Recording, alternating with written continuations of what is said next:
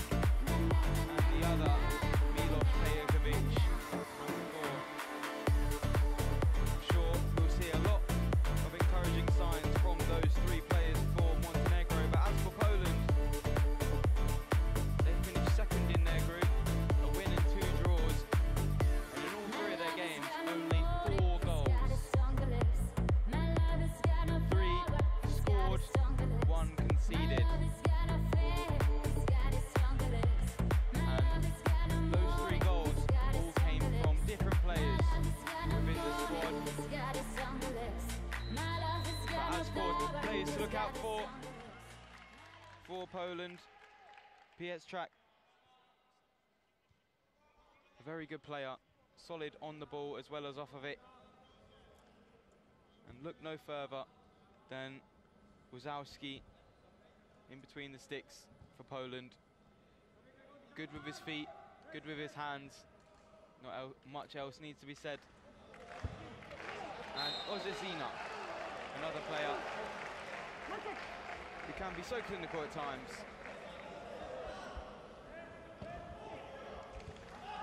That's just a list of a few of the players to keep an eye out on in this game. We've got Piotr Makowski, who's got the ball now for Poland. Montenegro apply very high pressure. Patrick Gondek, the captain, set up he run over the ball the other day for a lovely goal. Team move from Poland. Koshny, that's one of the goals for Poland, as does Makowski. Bartosz Borowiec as well, the number 15. We normally see Orsashina come on in the second rotation in the game. And for Montenegro, there are many more. This 5 that they've got out in the field is very, very strong. The goalkeeper, Chanin, very strong as well, goalkeeper. Montenegro probably the more physical of the two sides. Specialise from their set plays. See a number of opportunities for them today. Speaking of previous tournaments as well, Montenegro at Euro 2024 in Bosnia were knocked out in the quarter-finals by France, losing 3-2 to them. And then there's a chance Slavicevic comes off the bottom of his foot. There was a player at the back post, Milos Pijakovic back there. First chance for Montenegro. I think they would be most likely to be the favourites coming into this game, coming top of their group. 2 wins and a draw, unbeaten in the tournament, as are their opponents. And at the previous World Cup in the UAE, they were eliminated in the round of 16, losing 5-2 to Slovakia. Poland have their chance coming forward. The ball with Gondek now on the left side for them. Good football, really good interplay from the Polish players. Gondek brings the ball down, rolls down the line. Blocked away for a throw in the opposite way. Poland have reached the furthest stage in their last 4 major tournaments in 2022, 2023 and 2024. They didn't make it out of the group stages. So making it this far to the knockout stages is a step in the right direction for them. And they were good value for it as well. Like I said, they're unbeaten in the tournament. Only conceded 1 goal, so defensively strong, but unfortunately for them, not so fantastic going forwards. Only scoring 3 goals. It's won a game.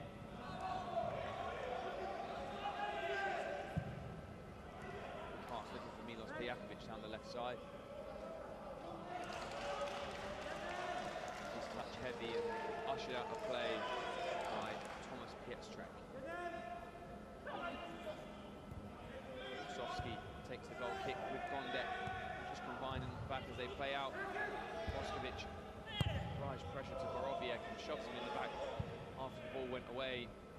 As I said, Montenegro, the more physical of the 2 sides. And this is where they get a lot of their success, I do believe.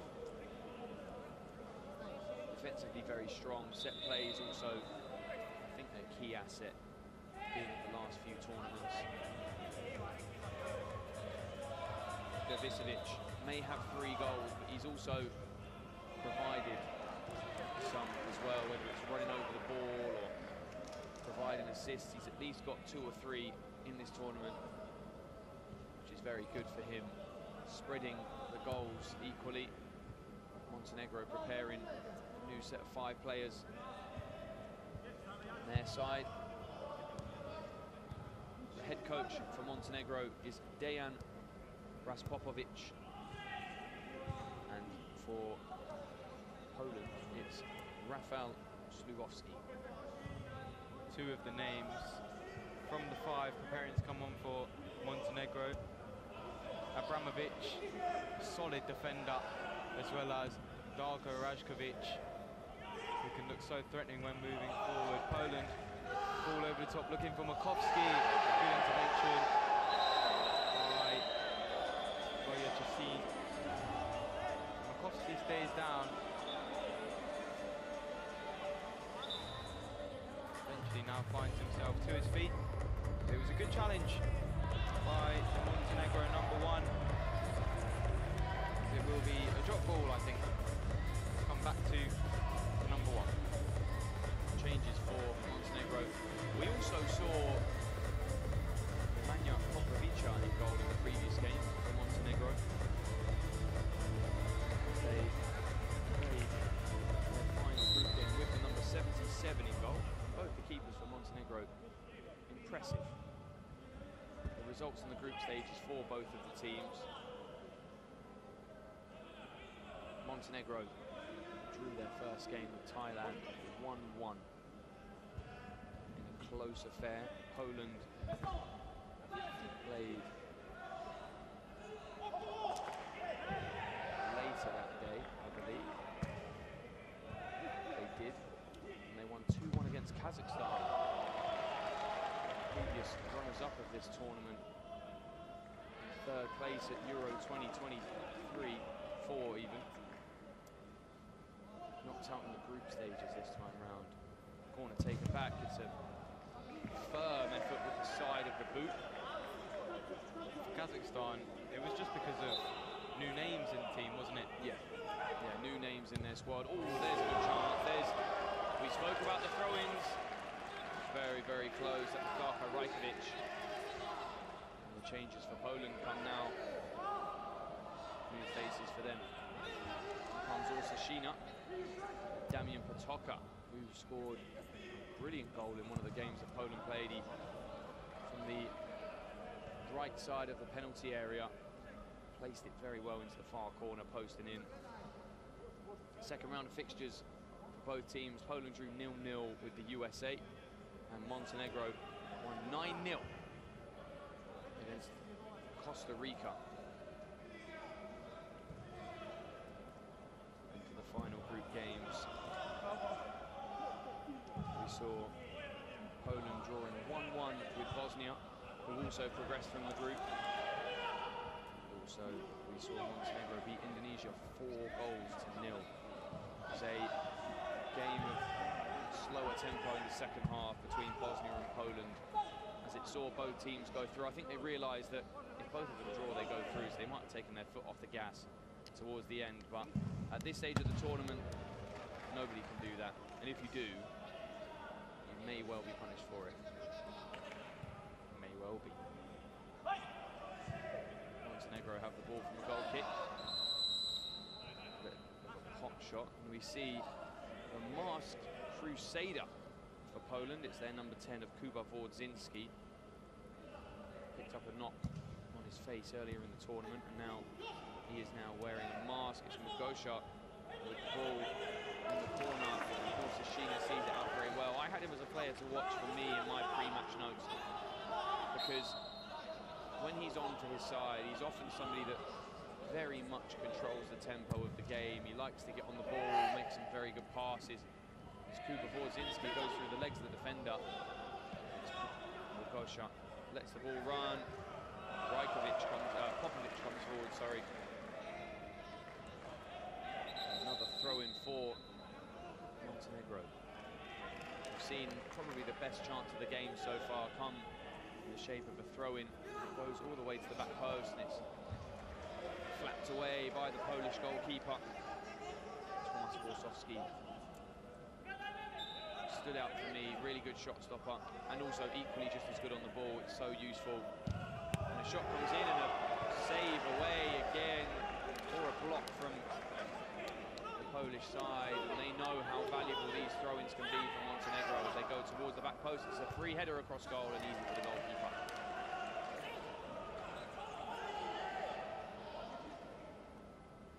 Launched forward, flicked by Potoka.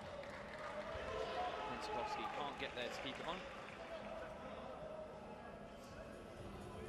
Poland not seeing maybe as much as the ball as they would have liked so far in the opening 10 minutes. Montenegro doing well to hold on to it.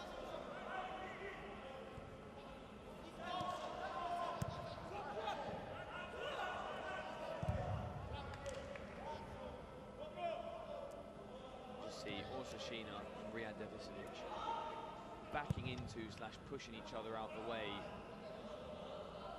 a lot. It's always an interesting affair because Riyad Devisovic, the 23-year-old, is always a handful to play against, running wherever he can to try and press the ball down. The guy just creates attacks as well. He holds the ball up very well. He's strong, he's quick, powerful, and also finishes well. He's had a shot so far in the game, as there he is. Just has the ball taken away, wants a foul, but not given. Fair tackle from Boskovic, and Pensakovsky has the ball on the right. Flicks the parallel pass to Patoka. Cross comes off his standing foot. And then the second touch goes, unfortunately, into the stands. Poor from Poland once again, moving forward with the ball. Almost a good press there, was a good press. Forced the long pass out of play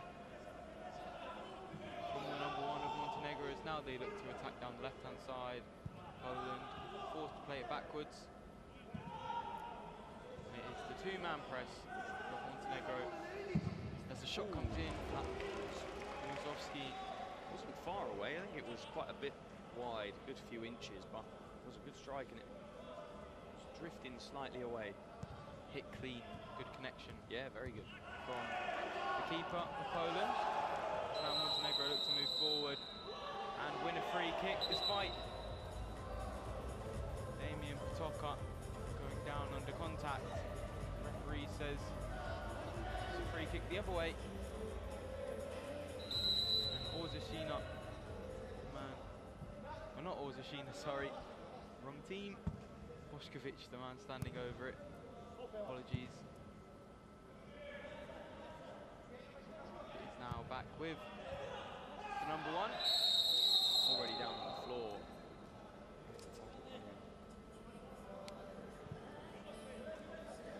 Wasn't smart though from the number 10.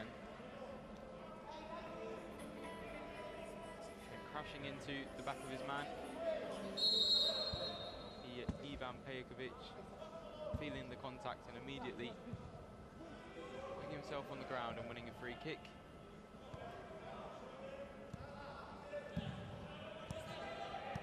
Good pressure from Poland.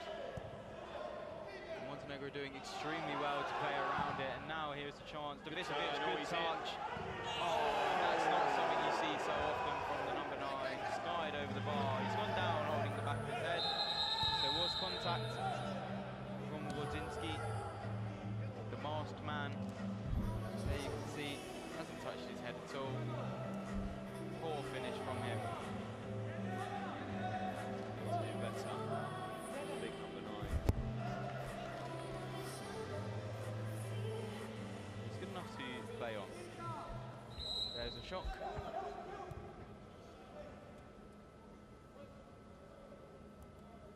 That effort really could have come to something for Montenegro and gave them an early advantage. Skied over the bar from the usually clinical Riyad Devisovic. Now Poland has the ball once again. The ball almost finds its way into the opposition box. Cleared away.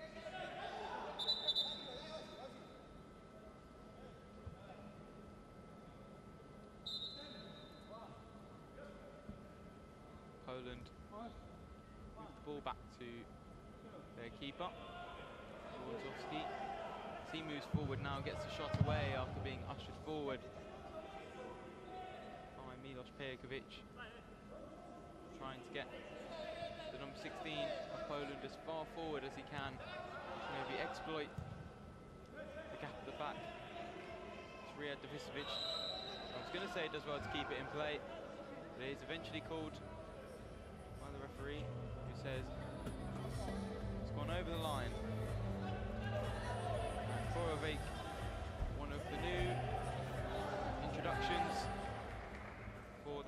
5 for both teams. One man for Montenegro as Abramovic couldn't find his way onto the field, so 9 out of 10 of the outfielders for both teams being replaced. It's Poland now with a corner on the far side. Maybe not as good as from set plays as Montenegro, as that was a teasing ball into the box. That direct pass wasn't finding the feet of anybody. Good feet from Koshny. Gets past his man, goes down under the contact and wins a free kick for his team. You can always tell when a team and a player wants a free kick because of the shouts that come from the bench and also the player that's on the floor. And the larger the shout, normally, the more serious the offence is. Scream was loud. Yeah. From Koshny, man who now stands over the free kick after winning it, runs over it. Makovsky now, left-footed effort, and it's blocked by Abramovic. It's hit him in his chest, possibly winded. He will definitely be winded. That was heavy, but a good block from the number 3, putting his body in the line of fire. He now will receive treatment. He's okay to play on.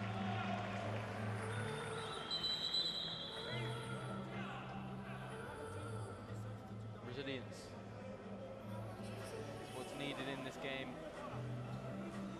Is being shown by the number 3. But I think he's being forced off the field by the referee due to concerns over his health. He stands immediately on the technical area with a bib. He, I'm sure, plans to come back onto the field soon. And oof, given away, and now Makovsky can move forward for Poland. Back to that man, and left-footed effort, wrapped, looking for the near post, top corner, wrong side of the net. Wrong side of the net, indeed. It's now Montenegro go long.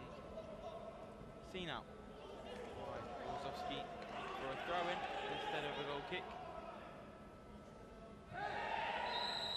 And there are the shouts from the Poland bench. As you said, something you hear so often when the team wants the free kick. And given by the referee, Michal Beresh of Slovakia. Makovsky takes the free kick back to Borzowski, gives back to Makovsky. It's a good pass from the goalkeeper. Goes across the penalty area, sets back. It's not great though. That was a good chance for Poland to try and generate a really good scoring opportunity for themselves. We've got 6.5 minutes left of the first half. It's gone by quite quickly for a 0-0. And a game of few chances as well. We like to see Poland playing the ball nice and high between the two, the goalkeeper and it's Pietrzak there, the 95. Keeper goes in towards Borowiec and the ball across the box. Tries to switch, and there is a 3v3. The player can't get the ball out of his legs, but Gosha pushes him to the ground, and much to the dismay of the bench of the appeals of the Montenegro bench. Thomas Sikora straight over there. There was about 5 or 6 Montenegro players that all stood up. And he was straight over there and said, "You need to sit down." I just saw the replay and it looked like a fair decision. It was a fair decision.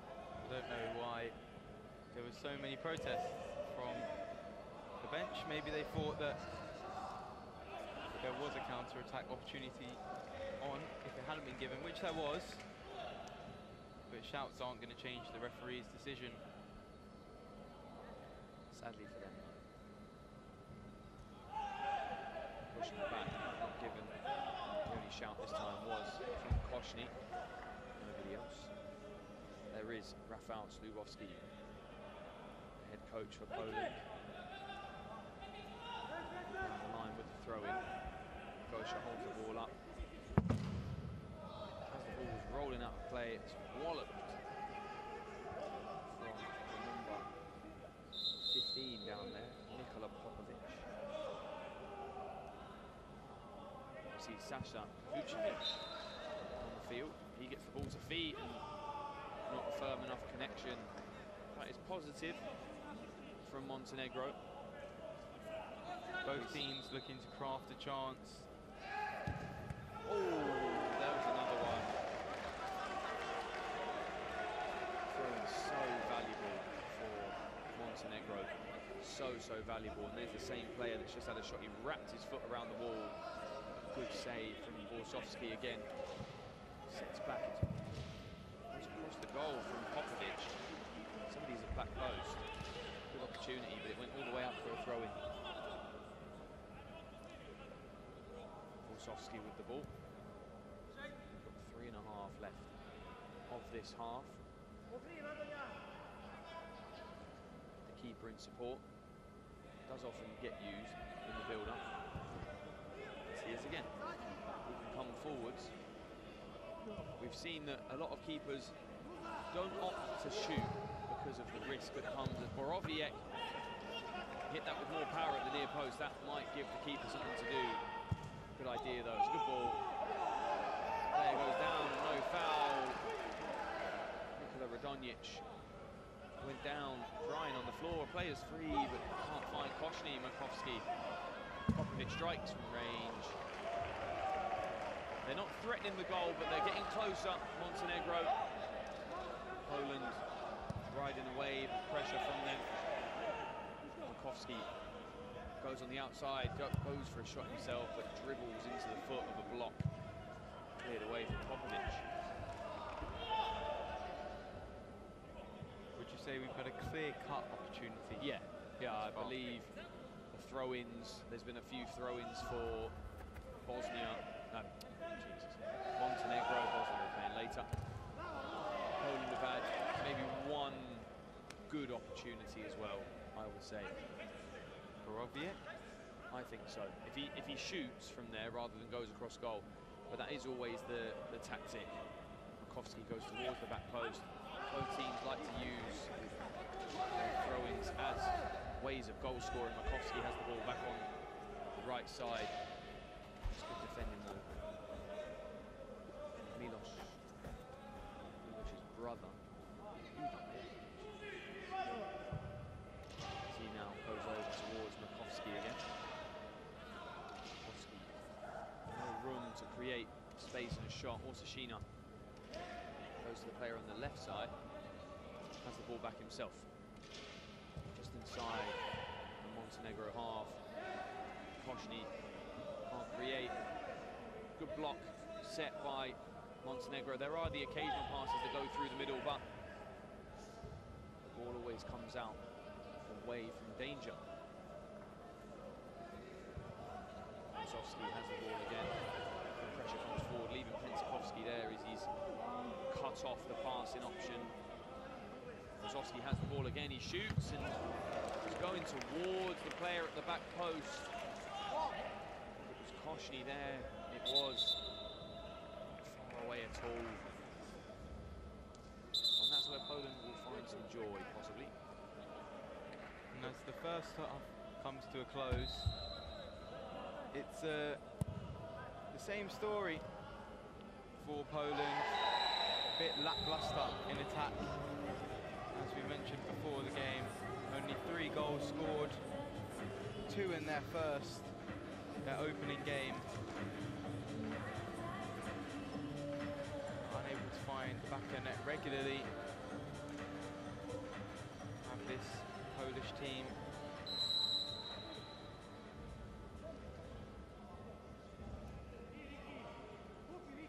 Borsovski moves forward through the centre of the pitch. Now into additional time. Additional time for the first half, 1 minute. 1 minute indicated by the announcer in this arena. Good block by the number 5 of Montenegro. Kovac, sorry. He's a captain as well. Now a chance to go forwards. That's a tactical foul. Orsashina just pushes him in down to the ground. A yellow card, rightly so.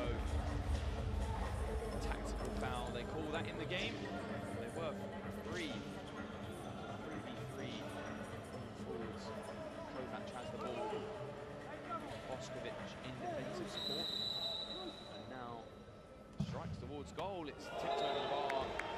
The keeper takes no risks. Probably a sensible decision. Maybe the last bit of play in this first half. I'm sure it will be. Corner gets taken, skips back, it's Boskovic and sees his effort blocked away, and there's the half-time whistle. It's 0-0. But not a boring 0-0. Choose the second half. Coming up. End of the first half, and the score, Montenegro nil, Poland nil.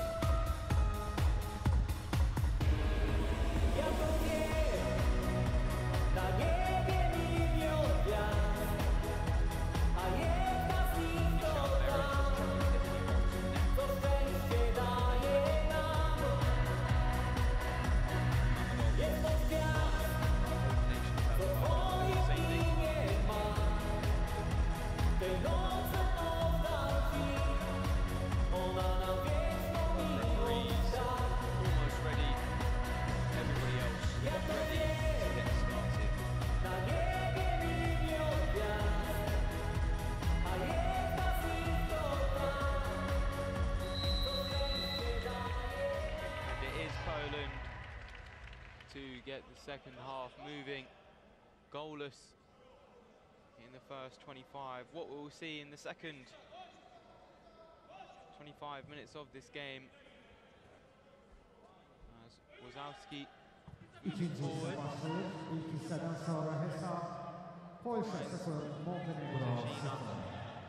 There he is once again. Right foot pass into the left-hand flank. There was Sheena. Good chance for Poland. Just 30 seconds into the game, or 30 seconds into the second half, sorry. It was a really good pass from Orsashina. The weight of it, perfect to try and get forwards, and Goja Chanin saves with his hands from the cross. Rolls the ball. Poland stepping higher, pressing the goalkeeper. Good turn. Pass not so good. It's cut out from Orsashina. Flops himself to the ground, and Makowski has the best chance going forwards of this second half so far. Throw-in was taken quickly, and it's all the way back with Worsowski, who's in the centre circle for Poland. He scoops towards Pietrzak. Good ball. I wonder who that free kick's going to go to. Was cleared away by the defender for Montenegro. The yellow card is out for Piotr Makowski. Poland number 94. I think that's harsh. He left his foot there. He's attempting for the ball. He's not going for the man. You can see why it's been given. So fair enough to the referee. That's why I'm not a qualified referee. For 6-a-side? For 6-a-side, yeah.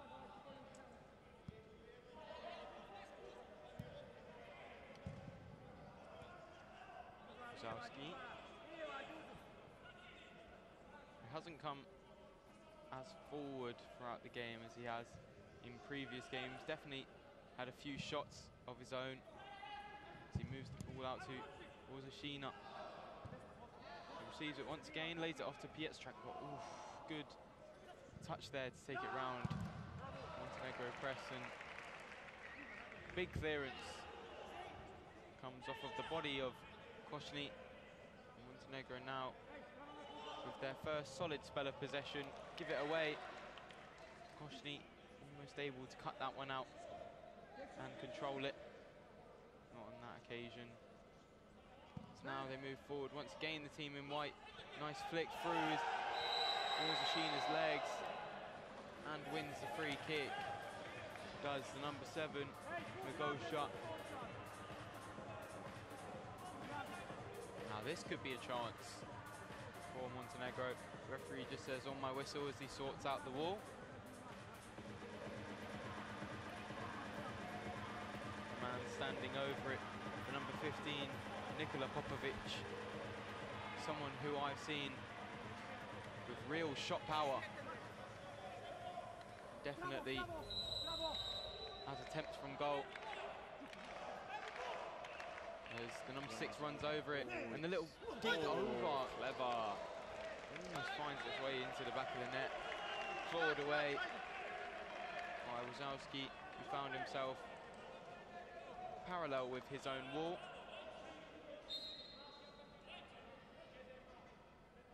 Corner.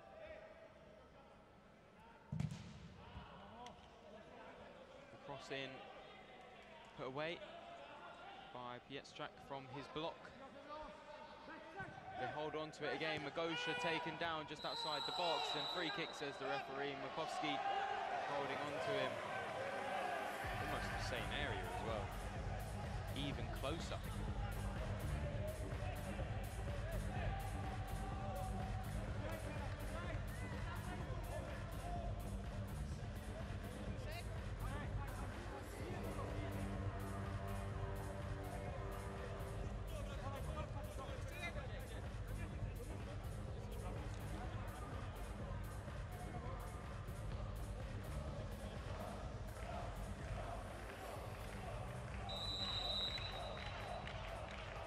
Standing over it once again, stands aside, and it's laid off now to the feet of Magosha, who has a left-footed effort, again slapped away by Wazowski in the Poland net. Magosha once again lays it off.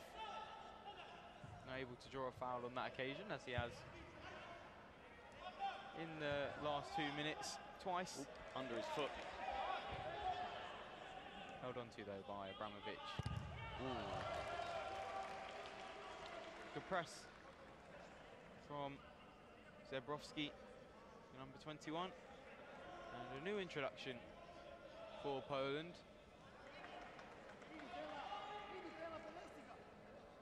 Montenegro, I believe, with a fresh 5, which includes the number 9, Riyad Davisovic. As I say, the top goal scorer, but nobody on the pitch so far able to hit the back of the net. But now here come Poland, holding on to it. Makowski, right-foot effort. Post. Still have it, Poland, as Zashino. Guya Chasin couldn't hold on to that one. But able to take most of the power out of it, so it was just laying next to his hands. And Davisovic, good hold-up play as he goes down. That was more a slip on the ball. Strong as he tackle. protests to the referee. Really strong tackle, Boskovic, but very fair. Is that Koshny down on the ground? It is. Number 96 for Poland, feeling the strength of that challenge. As there we can see it once more, a clash of knees. The left knee of Koshny colliding with the opposite. The number 22, Boskovic, he's feeling the impact as well. Not as bad as Koshny, as he sprays himself. Doesn't need the treatment from the physio.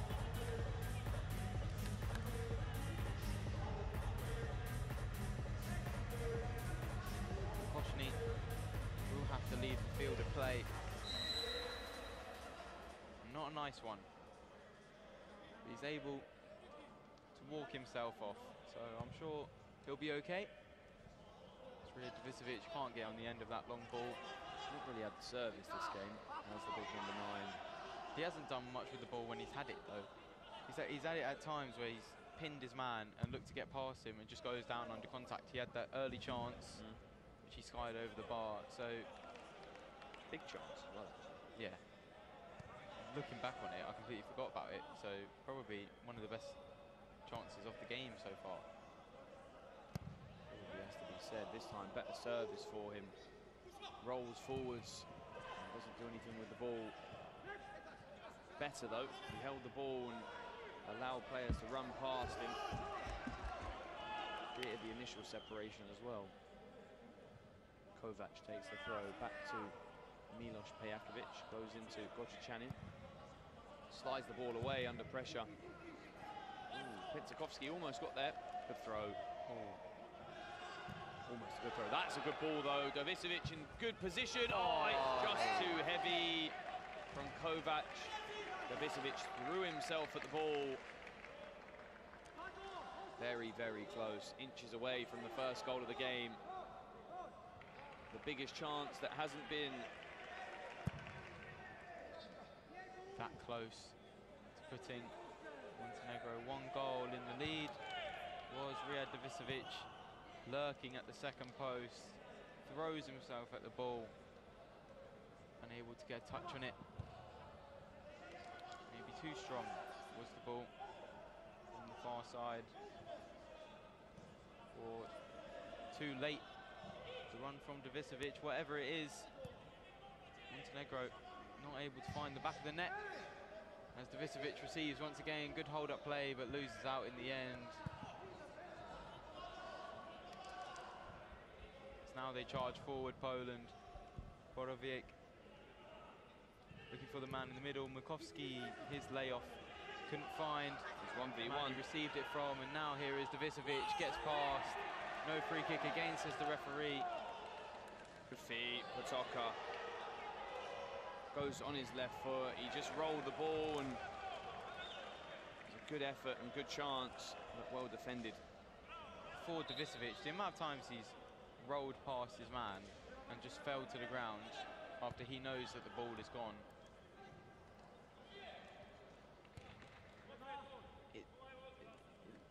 the referee's never going to give him those decisions. And he knows that. He's appealing for them anyway. Is good press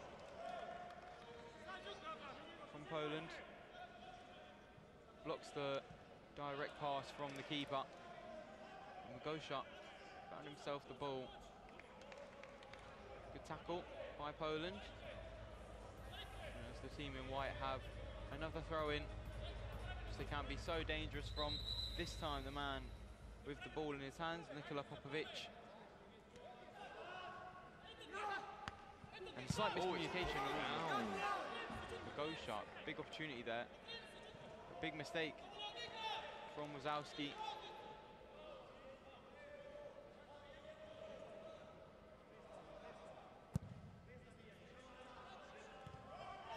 Good header.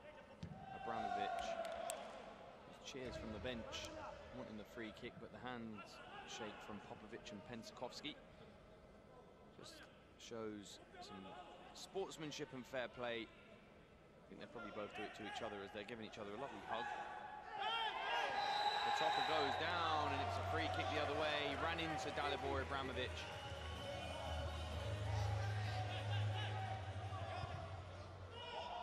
Now the long ball. This time the target. Darko Rajkovic cut out by Poland. Magosha can't control that, and now Patoka with a chance to move forward. Lays it off to Makovsky, who wins the throw, and he's not happy.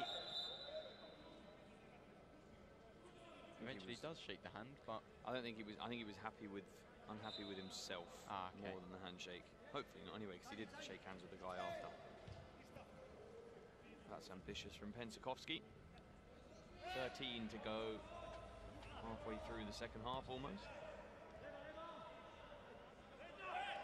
Poland with good press from Makovsky. 3 men forward, putting pressure on the back line, forces the ball along. And Poland, the ball is with their keeper's feet, moves out to the right-hand side. And I thought that was a foul. Given. It is eventually given. Not by the referee on the far side, but the one closest to us, the referee furthest from the incident. So Mamadov didn't give it.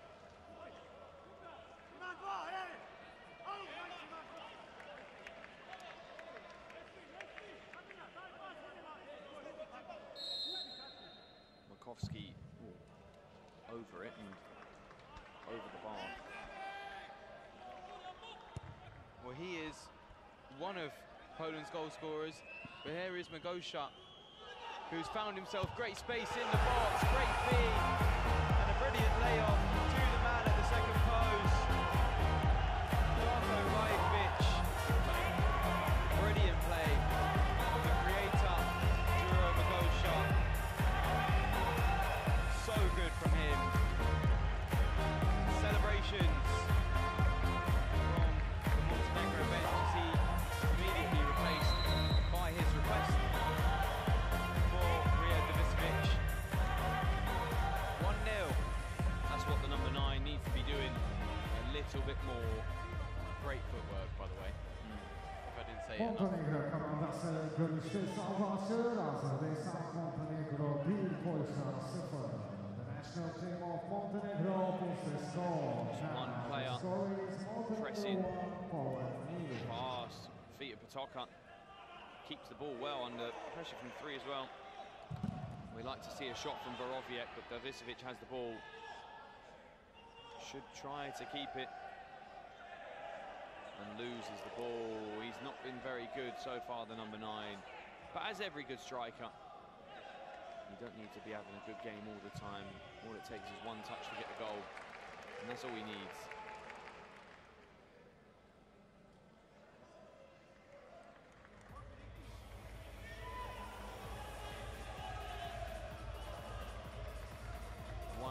Montenegro in the game. It probably has to be said that they have been a team that's created more and more quality chances, I probably would be fair to say. Nenesic chases the number 10 towards his own goal, Wardzinski.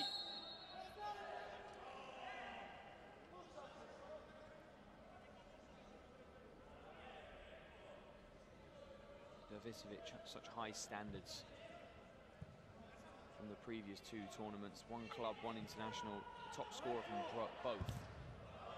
He's had a good tournament, I think, on the whole. He's created for his nation. He's their top goal scorer yet again, and he does well when he's got the ball. It's just this game, he's struggled a little bit, but as long as his team goes through, that's all that matters for him. Davisevic is now joint top goal scorer from Montenegro after that goal by Rajkovic, who also finds himself on 3 goals. Well, Gosha's got 2 as well. And could have easily taken that chance for himself. Bošković with the right-footed effort, not troubling the Polish goal. Always celebrating those efforts, though. The Montenegro staff, the fans in the crowd, the players that are on the field, because, like I said yesterday, if you didn't join us, efforts like that just keep a team out of a game, and it means they have to start from the back and they have to break down a press or a block, and this is why it's so valuable for them. Borzowski could pass the Pietrzak, but not as good. There's Kovac knocks the ball out of play. Now Borzowski moving forward with the ball, pretty much on the halfway line, as now he chips the ball forward, cut out well by Bošković. And Makovsky under some pressure. Montenegro, sorry, moved the ball forward, put behind by Poland.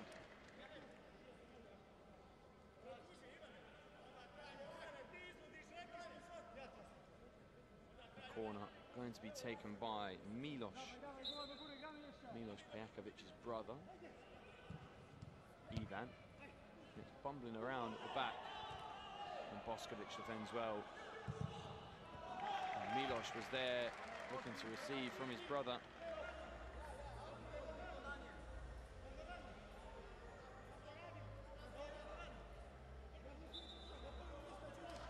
Bošković with the throw. Direct one, looking for the head of the number 8. Nenesic couldn't connect. Very valuable, their throws. I'd rather give him a corner. I'd honestly rather give him a corner than a throw-in, to be honest. Good play from Bošković to keep it on after that.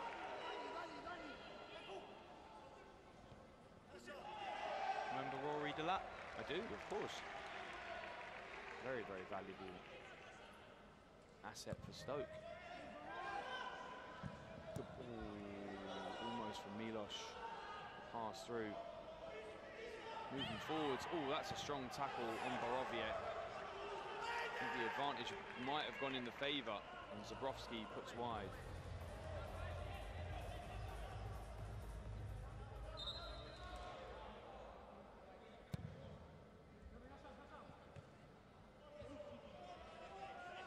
Direct ball, unable to be controlled by Pejakovic, the goal scorer, who puts his team 1 goal up against Poland. 6 minutes left to play before additional time. Desperately searching the goal. Oh, the team in red. As Boroviec goes down under contact, ushered to get up by Mammadov on the far side, who also gives Montenegro a throw. Popovic elects to give the ball back to his keeper, who looks for the ball long. Nenesic unable to get a foot onto it, and a free kick, says the referee, after the pressure from Nenesic on Borzowski, who looked to try and see the ball out, but taken down. Good defending again. Yeah, Nenesic. 5 to go in the game. Poland haven't created a massive amount. I've always said though, it doesn't take much. Koshny in the corner. Slide goes towards him, but not close enough, because Abramovic just stayed on the floor. Magosha's ready to come on. Man who's had such a good game so far. Ooh, poor touch, Koshny. Couldn't hit it first time. I thought that was what he would try to do. Not to be for the number 96. Not to be for Poland so far. Good ball from the goalkeeper, and defending though. Korsovski comes forwards again. He steps forwards, goes all the way, chance for him to score, and almost got there. He's desperate. Why is there nothing given? But he's given a yellow card for his strong protest. He's done so well to go all the way forwards, the goalkeeper. Very brave.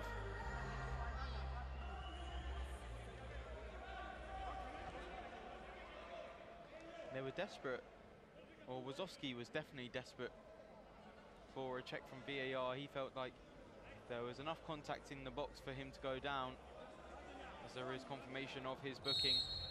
The play is told to continue by the referee. Poland still searching that goal, but great play from the number 16. Borowiec goes down under contact off the ball from contact of his opposite number. Nikola Popovic, the offender. Free kick for Poland. Big chance, especially given how long left there is in the game. Chance of Polska. Gonna ripple around this arena. And Mamedov, the referee, having to take control as Popovic again giving contact off the ball, as is the number 1 for Montenegro.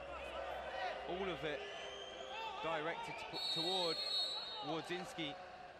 As the shot now comes in, Wardzinski, oh my God, rattled the woodwork, the frame of the goal. Big for Poland. Great effort from Wardzinski. Still no goal, as now Magosha with an opportunity to make it 2. Good save, and immediately look to counter. Almost the counter going forwards. Milos Pejakovic on the ground in a heap. Looks in real discomfort. Immediately the physios rush on.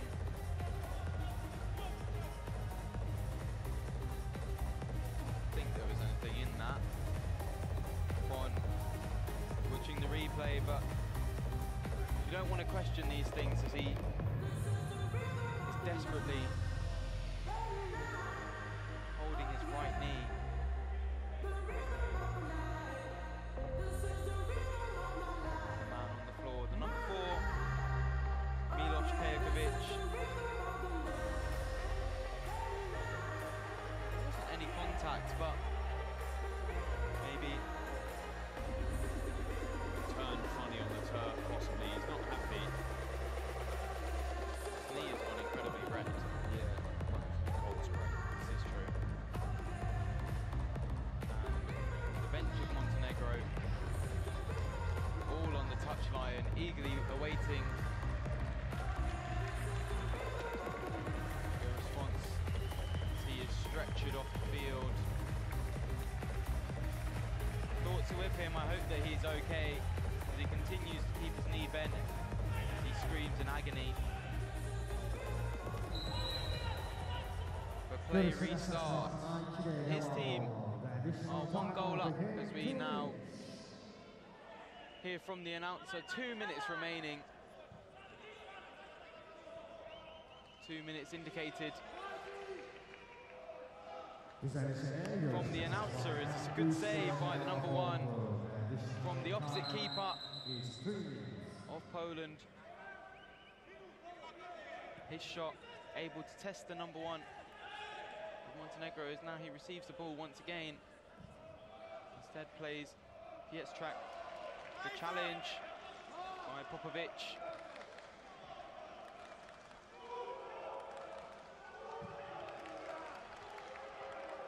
All in the corner.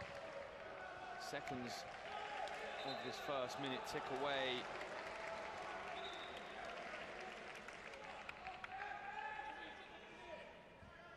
Magosha, just hold the ball, keep it, that man. Which they have done, not for that long, as Poland receive it once again. And the indicated 2 is now turned to 3 on your screens. I'm not sure that is official. Brilliant block. Blocked with a knee slide of Boskovic. And celebrated with a knee slide. Brilliant work from the back line of Montenegro. Once again, Popovic.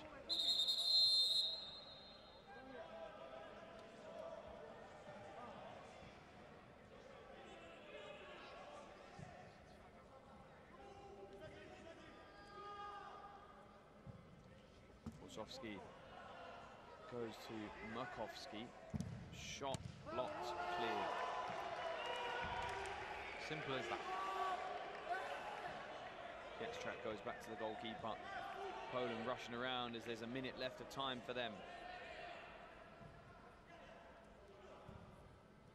Into the corner, goes across goal, but a heroic block. Very, very well done. It's good connection from Murkowski.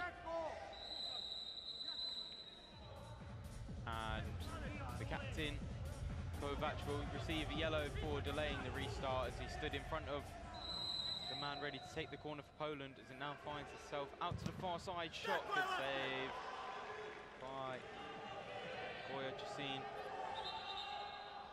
Now Wozowski, the goalkeeper, will find himself at the second post, ready for any opportunities. They've gone all out. Oh, it's gone down, yeah, rightfully a foul. Last opportunity.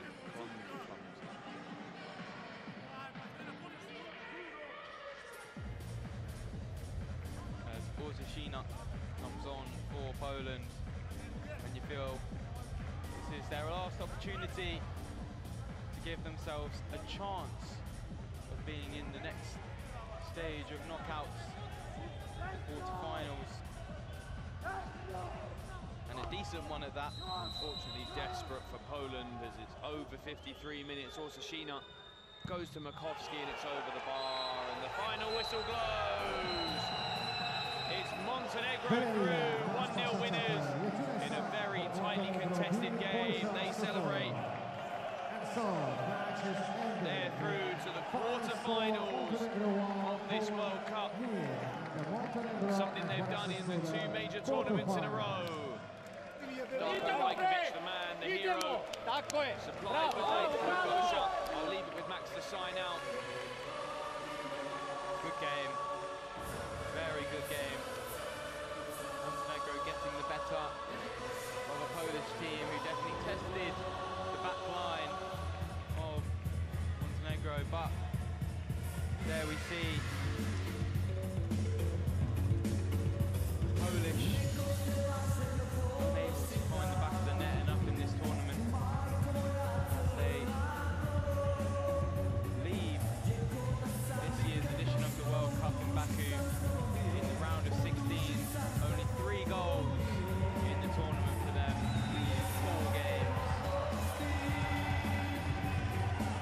Massive celebrations from Montenegro, and rightly so as they find themselves through to the quarterfinals.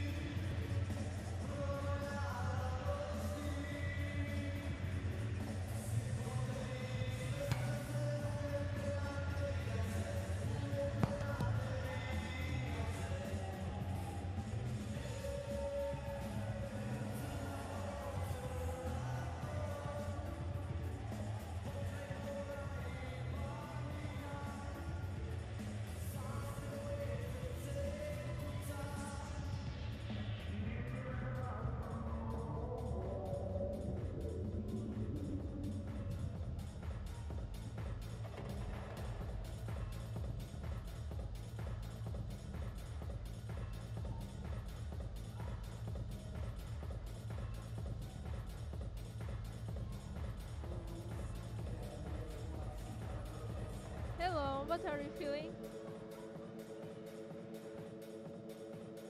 Hello, what are you feeling?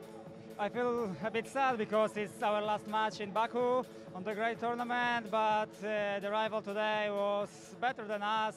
They had more shots on target, and I think that they play very well. That's why we are losing today. Did the team follow a game plan? We had the game plan to have a lot of possession, to try to shot a lot from distance, but today nothing was like we wanted to be, and that's it. We just go home. Thank you for interview. Good luck. Thank you.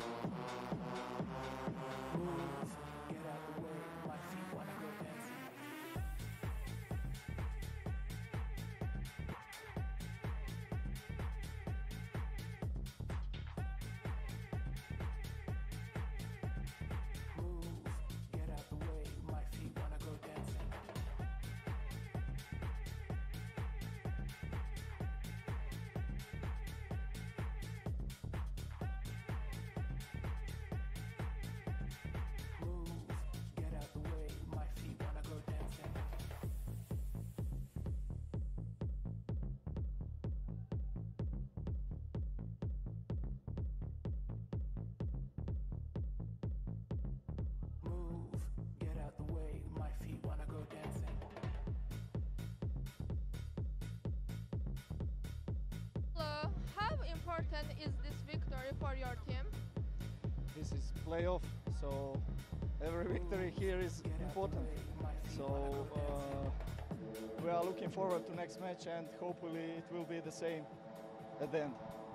What do you think about your team performance? It was great performance. It was a clean sheet today, and that's the most thing I like. Thank you. Good luck in next game. Thank you very much.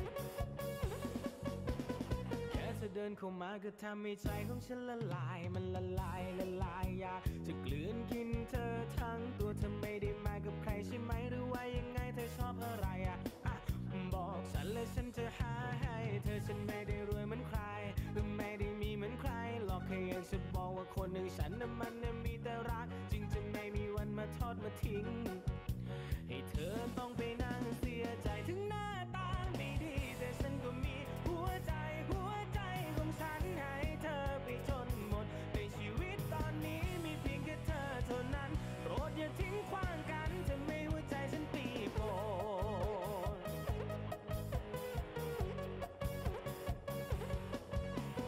ได้มาเจอกับเธอในวันที่ฉันไม่เหลืออะไรเธอจะรับได้ไหมในวันที่ฉันไม่มีอะไรเหลือเศรษฐกิจไม่ดีบ้านพี่นั้นอยู่ลำบากเปล่าอย่างมากแพงเงินทองไม่พอใช้จะมองกันที่ภายนอกหรือมองกันที่ภายในโปรดมองกันที่ใจมองให้ถึงข้างในถึงหน้าตาไม่ดีแต่ฉันก็มีหัวใจของฉันให้เธอไปจนหมดในชีวิตตอนนี้มีเพียงแค่เธอเท่านั้นโปรดอย่าทิ้งขว้างกันจะไม่หัวใจฉันปีโป้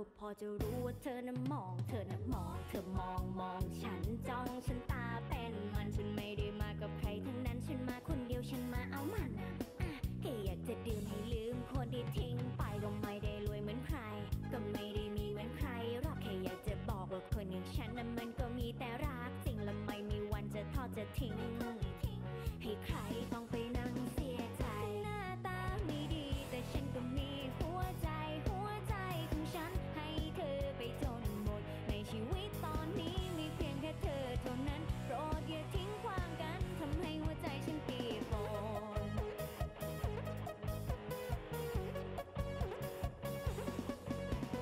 ได้มาเจอกับเธอในวันที่ฉันไม่เหลืออะไรเธอจะรับได้ไหมในวันที่ฉันไม่มีอะไรเหลือเศรษฐกิจไม่ดีบ้านพี่นั้นอยู่ลำบากข้าวยากมากแพงเงินทองไม่พอใช้จะมองกันที่ภายนอกหรือมองกันที่ภายในโปรดมองกันที่ใจมองให้ถึงข้างในถึงหน้าตาไม่ดีแต่ฉันก็มีหัวใจของฉันให้เธอไปจนหมดในชีวิตตอนนี้มีเพียงแค่เธอเท่านั้นโปรดอย่าทิ้งขว้างกันทำให้หัวใจฉันปีโป้ถึงหน้าตาไม่ดีแต่ฉันก็มีหัวใจของฉันให้เธอไปจนหมดในชีวิตตอนนี้มีเพียงแค่เธอเท่านั้นโปรดอย่าทิ้งขว้างกันทำให้หัวใจฉันปีโป้ดูเธอท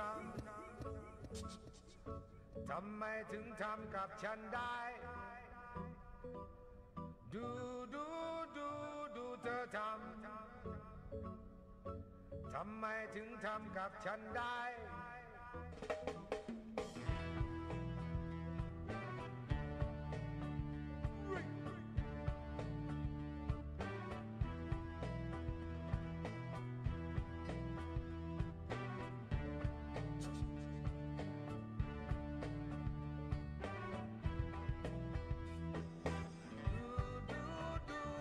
เธอทำไมถึงทำกับฉันได้ดู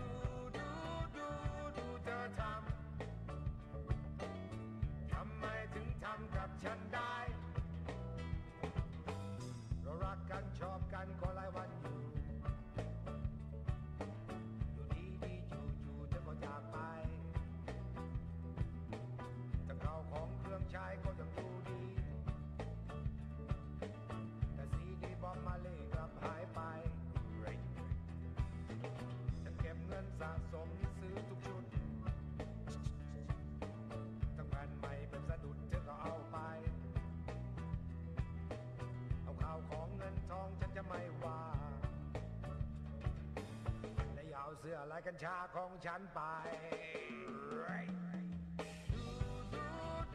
ดูเธอทำไมถึงทำกับฉันได้ดูเธอทำไมถึงทำกับฉันได้หลับมาเถิดคนดีฉันยังรออยู่ใครจะสวยใครจะรู้ช่างเขาอะไรฉันมีใจดวงเดียวเธอก็รู้ทั้งรู้ว่ารักเธอจนหมดใจหินก้อนเดียวที่ฉันให้คงไม่มีค่าโปรดจงเก็บไว้เถอะนะอย่าทำลายในเมื่อฉันมีเธอมีฉันเส้นทางสู่ฝันคงจะไม่ไกลดูเธอทำไมถึงทำกับฉันได้ดูเธอทำไมถึงทำกับ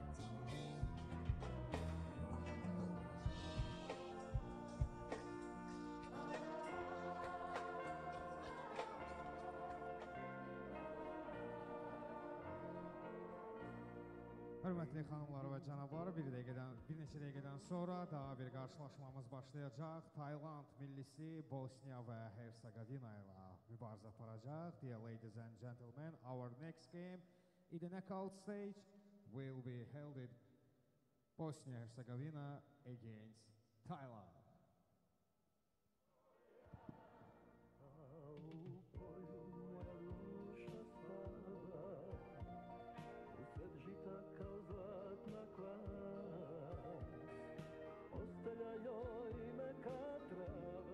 Heyətlərlə də sizi tanış edək. Let me introduce the lines-up of the both team. First, the squad of the Thailand. Number 1, Amarchani Jaipum. Number 2, Verayut Wonchiangrak. Number 3, Tanet Sangdong. Number 4, Isaravud Terkov. Number 5, Adisak Rumkaye. Number 6, Kraivit Suwongsa. Number 7, Kevin Keusparet. Number 8, Natabat Tempani. Number 9, Warakan Nuchalo. Number 10, Chengong Pirpong. Number 11, Vipusana Piumsawa. Number 12, Nuchtohan Jontwor. Number 14, Chaon Paibun. And the head coach of the national team Thailand is Pat Sridweed.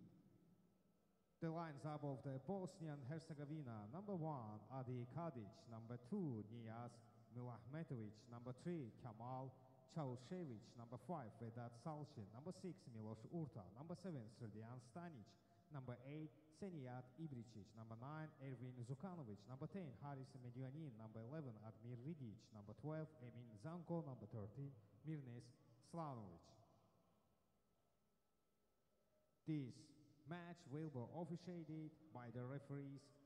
Referee 1 from Tunisia, Ilyes Chakrun. Referee 2 from Iraq, Mohammad Adnan. Number 3 from Montenegro, Marko Popovic. VAR referee from Slovakia, Mikal Bereš.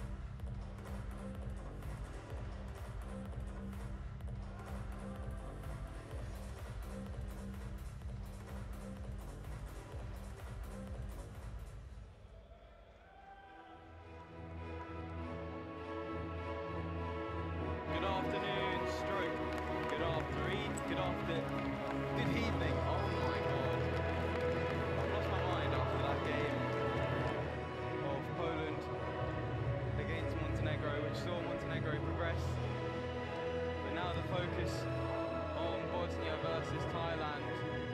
Thailand topping their group, and Bosnia finishing second in their own.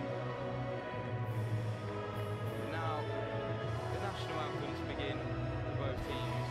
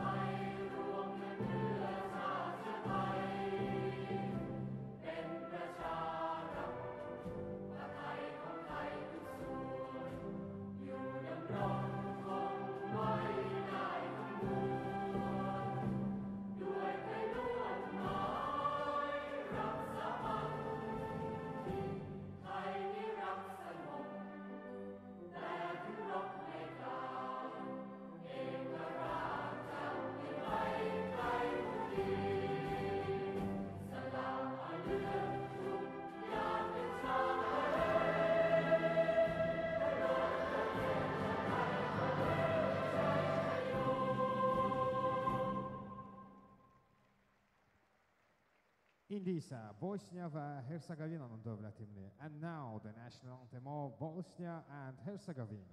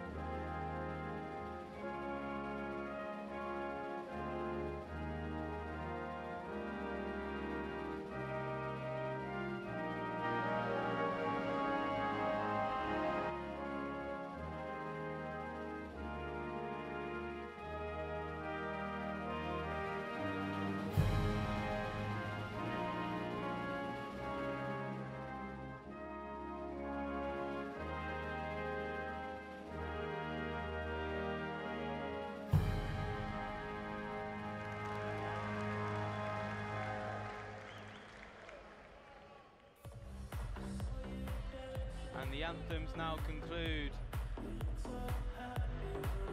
And I'm here to give you some stats ahead of this game. The second game of the night, the sixth of the round of 16 fixtures, and the team on your left on the screen in the white kit with blue accents, Bosnia, as I say, finished second in their group. 6 goals for them, 4 conceded. So movement up and down the pitch for them. Look no further. Haris Medunyanin, fresh off of a professional playing career which has now ended as he has recently retired. But an illustrious one which included 60 call-ups for his national team, Bosnia, in which he scored 9 goals for the national team. In terms of played for. I'm sure everybody at home will recognise them. More notably, Maccabi Tel Aviv, Philadelphia Union, Rakipbul La Polonya, only just recently ended his playing career and has shown such quality for Bosnia, almost ragging them despite their quality anyway. He's been the star of this Bosnian team. 3 goals for him sees him top goal scorer for his nation. In the last edition of the World Cup in 2023, held in the UAE, Bosnia, massively impressive in the Euros in 2024. They made the quarterfinals before being knocked out by the current #1 ranked Romania, 4-1. Romania were knocked out last night against Azerbaijan. If you weren't watching, you certainly missed out on a party here in Baku. And an amazing game at that. It was won by Azerbaijan, the hosts, on penalties. As for Thailand, some information for them as the game now kicks off. They finished first in their group. 9 goals for them, 2 conceded. Good record. They've almost gave the ball away at the back there as Jota Warren goes down under contact, number 12 and keeper. Under contact from Stanic. But I'll continue. Joint goal scorers, joint top goal scorers for them, sorry. Perpong and Thepmani. Productive players in their own right for the Asian nation. And another man I'll give a shout out to, Tenet Saengtong, the number 3. Despite maybe the assumptions of a number 3 being a defensive-minded player, he loves to find himself in the opposition half and has definitely popped up with a goal at some point for Thailand. In the last edition of the World Cup in 2023, Thailand were knocked out by Romania in the round of 16, similarly to Bosnia, who were knocked out in the quarterfinal, as I say, against Romania. In that was the Euros, not the World Cup. So Romania getting the better of these 2 teams here today in multiple major tournaments. Piomshawad looks for the layoff to Saengtong, but now an opportunity to counter for Bosnia. Takes it around his man well. There's the number 8, Ibricic, who now moves backwards to Medunjanin. Now found the feet of the number 9, lays it off. Ibricic, the captain, can't take it round. Wonchian Graken, now there is a 2v1. Saengtong at the far post, and it's put in through the legs of the Bosnian keeper. And as I say, Saengtong loves to find himself up the other end of the field. There is the goal to put Thailand 1 goal up and put himself in a 3-way tie for top goal scorer for Thailand on 2 goals. 10 goals for them now in the tournament. For Bosnia, massively disappointing start as Saengtong almost wins the ball back. Piomshawad in winning the ball, could have taken the touch, instead elects to hoof the ball out of play. Take some momentum out of Bosnia's attack there. But Medunjanin, the number 10, often finds himself at the back for Bosnia as there's a good opportunity. Free kick, says the referee. The number 3, Čaušević, was deemed to have been too physical when backing into his man. Good play there by Sengthong, releases Pairpong. Now back out to the number 3, the man who gave him the ball. Well seen out by the defender, the number 8 there, Ibricic. As I was saying, Medunjanin has looked so promising when he starts for Bosnia, as he now moves out onto the right-hand side, but eventually makes his way back, now on the ball. But when he's at the back, in his starting position, hasn't looked as influential as maybe he could, should he have started higher up the pitch. But Bosnia still elect to play him further back, and they've lost it once again. This time Sengthong finds Piom Shawad, and that's a great opportunity. I believe it did get a touch off of the keeper Kadic, and rolls out for a corner. Nushalau, the number 9, the man over there to take it. And as much as the number 3 Sengthong loves to get forward, Nushalau is no stranger to helping out the back line of Thailand. Finds himself there so often. Sengthong with the shot from the edge of the box, wide of the target. And now they move down the left-hand side. Finds the man at the back post, and maybe should have shot there instead of looking for the man who gave him the ball, the number 3, Chausevic. Should Stanic, the number 7, found himself free at the far post. Instead elected to play it across the face of goal. Looking for another shot.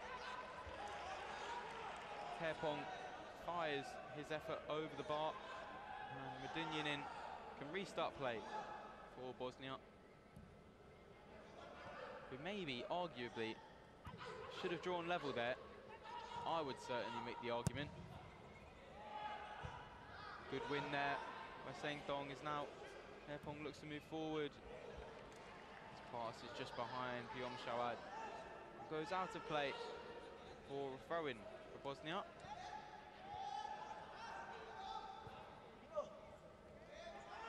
Ibricic,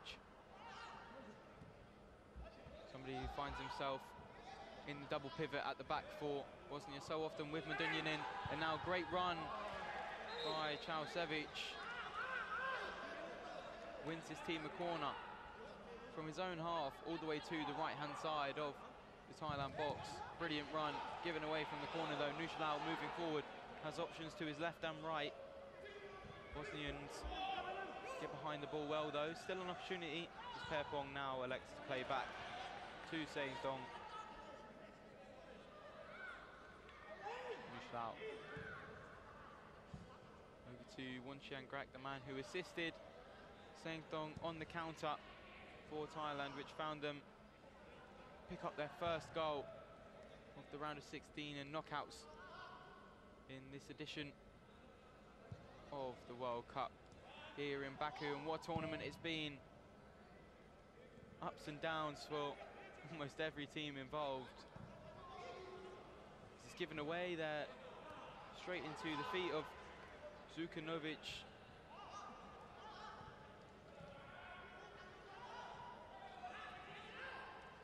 Ibricic with the ball now, slows down the play. Medunjanin in support.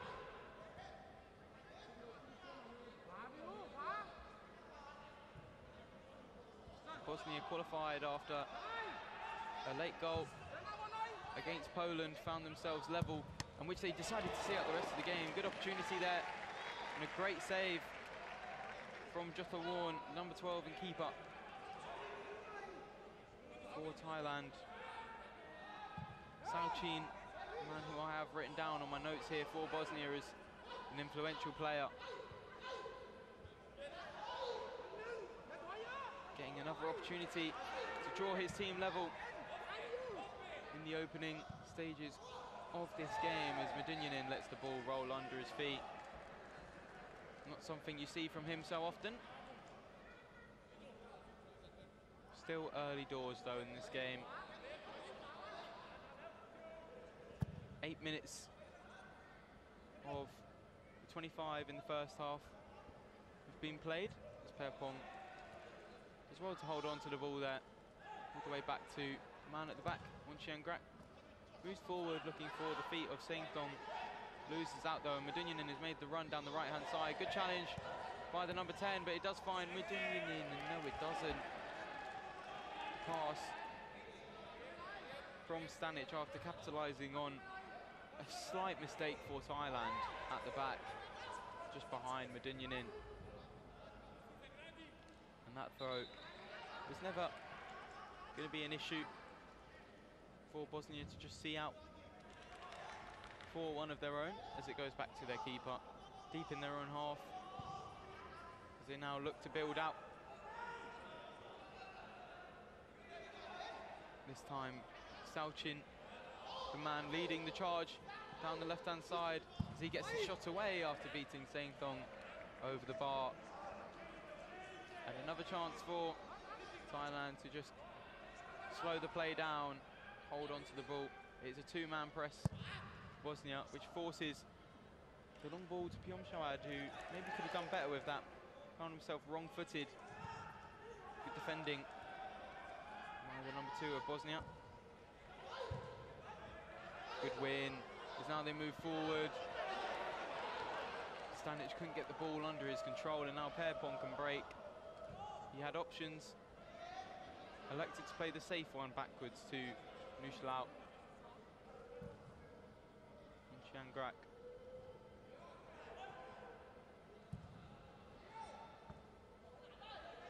Now move back out to the right-hand side. And Thailand, a very good and predominantly futsal nation, making a great account of themselves in this tournament. As Perpon moves once again, forced backwards, and that ball by Nuchlau all the way at the back, rolled out of play for a Bosnia throw. It was behind its intended target.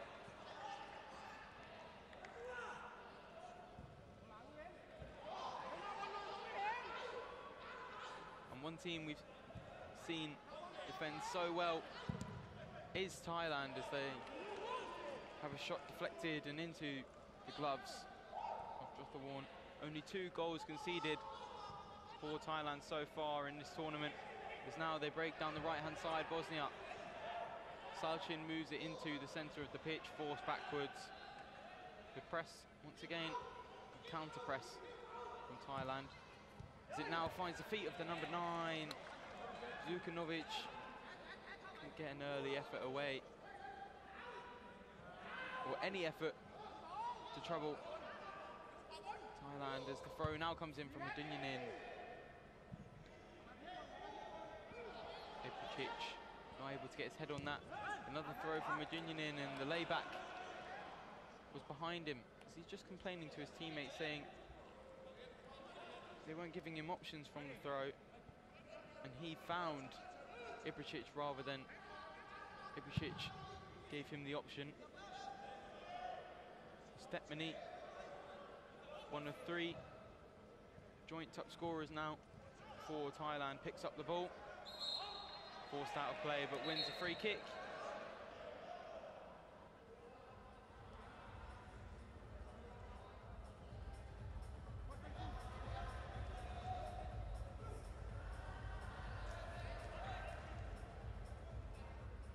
Nushlau, the man to take. The referee just saying, on my whistle. He sorts out the wall for Bosnia. Just the one man, Medunjanin, electing to get in the way of the shot. And Thailand with a throw. Just over halfway through the first half, Thailand find themselves 1 goal to Bosnia 0, as Perpon has a chance. The far post, apologies, it was Suwongsa who got the volley away, saved by Adi Kadic in the Bosnian net. Good opportunity for Thailand to take advantage of slight laziness at the back there for Bosnia, as there is now a corner. A 4-second violation. And I will explain the rule. If this is your first time watching mini football, from corners, throw-ins, and goal kicks, you have 4 seconds to take from the referee's discretion. Is now Medunjanin moving down the right-hand side. I'll finish my sentence after this Bosnian attack, which could find the back of the net, and it's hit the bar. A great opportunity for Bosnia. Salchin again with the chance to find the back of the net, and he's annoyed with himself, I'm sure. Poor touch from Saengdong, but he wins it back. And Pyomshawad moving through the middle. Saengdong, good opportunity. Great save by Kadic. Great play by Taylan. Good rotation by Saengdong to find himself at the second post, at the far post. Great play from Thailand. And as I was saying, the 4-second violation from the referee's count. If it reaches 4 seconds, the play will be turned over to the opposition through the form of a goal kick from corners and a throw-in for the other team if it is a throw-in for the takers, if you understand what I'm saying. It can be quite a complicated rule, but once you see it in practice, not too bad. Medunjanin lifts the ball long, headed away by Wonchiangrak. Good defending as the captain for Thailand, Adisak Romke, takes his bib off. He's just warming up, ready to come onto the pitch. Good work on the far side. Medunjanin looking for the feet of his number 9, Zukanovic. And the throw-in comes of it. Medunjanin the taker once again. Zukanovic can't get his head to that. Shoved the Thailand player out the way as Perpong loses out. They do have a throw in Thailand. Wonchiangrak shoved in the box there to create space for Zukanovic. Unable to find the back of the net though again as Suwongsa breaks down the right hand side. Good save by Kadic once again, being called upon more than they would have liked and planned, I'm sure, Bosnia. Thailand, a strong nation in their own right, as there is the captain Rumke over to take the throw all the way back to the keeper, the man in yellow for Thailand, Jotha Warren, as he now looks to get an effort into the net of Bosnia. Down goes the man who blocked it. I believe it is the number 11, Ridjic. He got his head to it and immediately went down holding it. And the referees check on him. And he's okay to carry on. Thailand now look for the long ball. Jokawan out of play.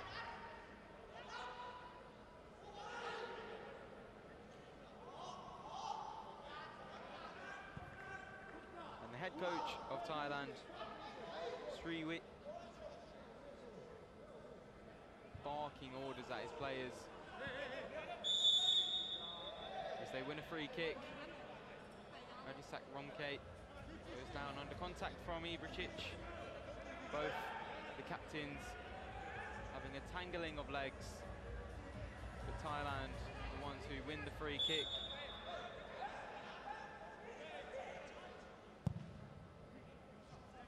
And it goes direct, looking for the feet of Pyomshawad. Can't find him. Can be a target man for Thailand, despite not being blessed in height, must be said. His control of the football is good enough for them to try and drive the ball into his feet from deep positions.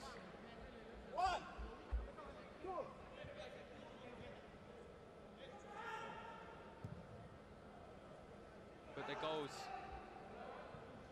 mainly coming from behind the front line. Saengdong, Perpong and Setmini, all players who operate in the middle of the park as the shot comes in. This time, Salchin once again can't find target. An earlier shot from him rattled the bar, great opportunity, and another one, I believe, saved by Jothaworn. Great opportunities for Bosnia. But Thailand more clinical as Perpong moves away, and that's surely a trip from Ibricic. Yes, says the referee on the far side, Mohammed Adnan of Iraq.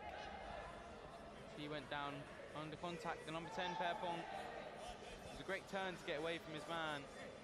Ibricic just left the leg there and made sure that he wasn't able to get the opportunity away, but good position for a free kick for Thailand. As Jothaworn is holding his foot, I didn't even see anything down that right-hand side. I wasn't looking. I believe he's saying somebody kicked him on his ankle. The physio, Narintorn of Thailand, now on to treat him.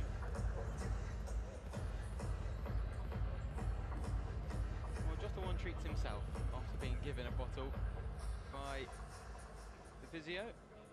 He now makes his way off the field of play. The physio, of course, not Jothaworn. Your screens just cut out as I said that. So I thought I'd make it clear. He's good to carry on. Here's the keeper for Thailand, is now Wonchiangrak, the man standing over the free kick. Lengths his shot in, it's tipped over the bar by Adi Kadic, who, without his saves, this game could have already escaped the grasp of Bosnia. And Thailand could have found more as another one from Adi Kadic. This time, the corner looking for the near post, blocked with his foot, and back out for a corner for the team in blue. It's a lovely kit, I must say, for Thailand. Moves the ball down the line, and Saengdong gets his effort off. I believe the target for that pass was the number 8, Thepmani.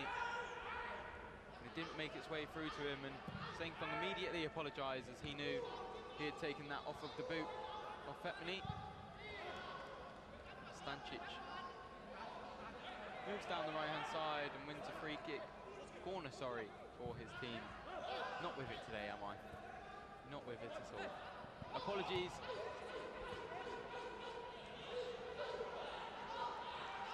Good pressure from Thepmani.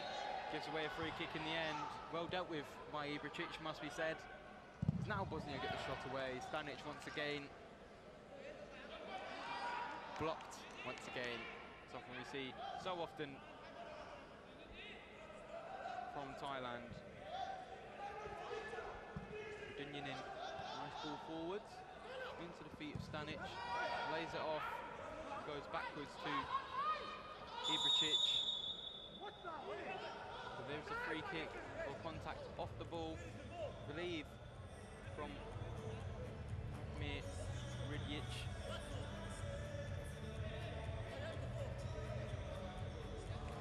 The referee just wanting a word.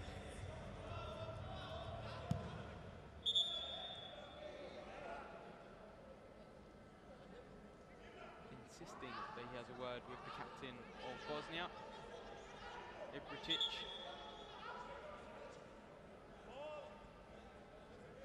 Play now can restart once Jothaworn receives the ball after he took it before the referee was ready to get the play restarted. As I say, wanted that word with Ibricic. Now Jothaworn goes long. Guillaume Chouad does well to keep it in play. No, he doesn't. Late call by Ilya Shakurun of Tunisia. Probably the correct one though. As I've said all throughout this tournament, the referees have been so good as the opportunity, and it's kills me there. But Perpong down the other end of the field, good challenge. Sliding challenge, says the referee.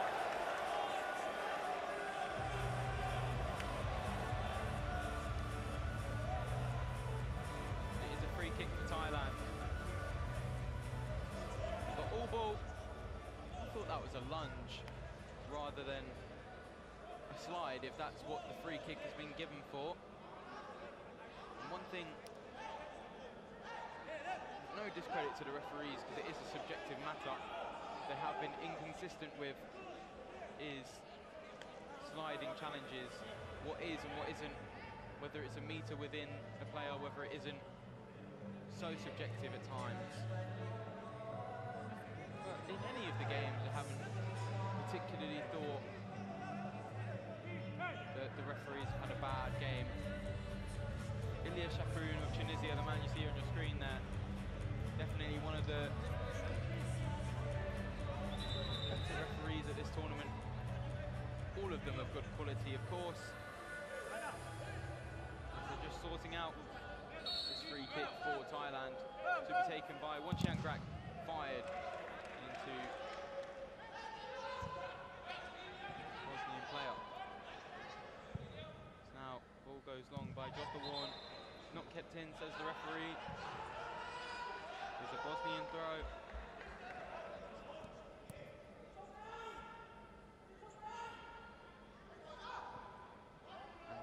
Get a last response. Either team actually.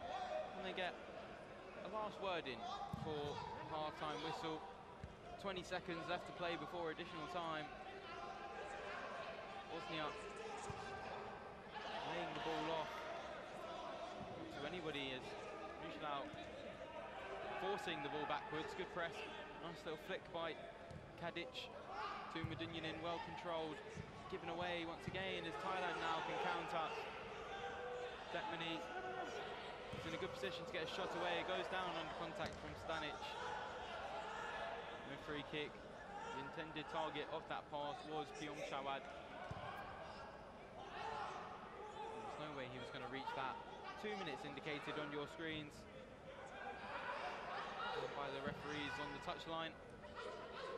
For additional time as nice reverse pass there by Medunjanin.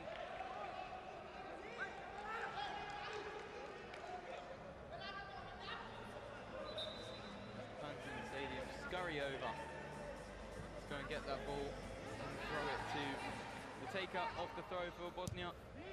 Cleared away by Nuslau, the number 9 of Thailand. As I say, so effective in defence. Is the number 9 for Thailand. Made off to Stanic, moves down the line, Perpong as well, and wins a goal kick.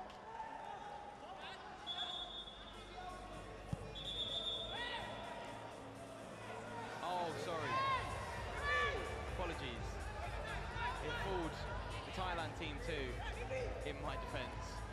The referee gave a free kick. And in reflection, again, probably the right decision. As the run by Stanic was halted and he fell to the ground.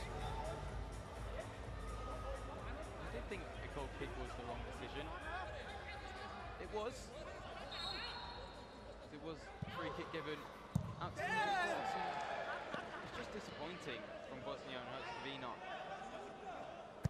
As Ibricic, his effort was poor there as now Thailand can counter, good defending. Milos Erta wins his team a throw, and the 2 minutes have been played. And there is the half-time whistle. Great defensive performance from Thailand following their goal through Saeng Dong in the 3rd minute. Big early goal to put his nation in the lead. And there were opportunities for Thailand, which followed, but not as common as they were for Bosnia, who were just unable to put the ball in the back of the net. Strong from both teams, but Thailand find themselves in front at the break, 1-0.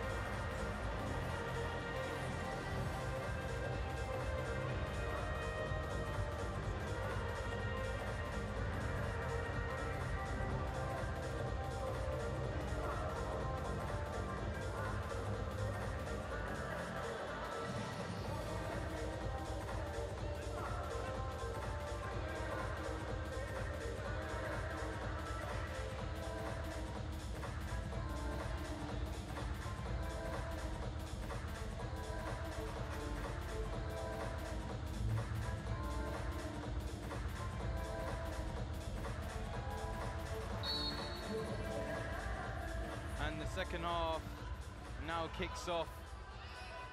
Ibricic immediately with the ball out to Medunjanin, and they will look to be playing with more intent.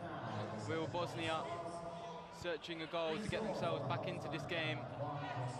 And I have just seen the Israeli team arrive down to my right. They will be playing Czechia in the next game as the shot comes in from Salchin, a man who's had so many opportunities for Bosnia, not able to hit the back of the net just yet.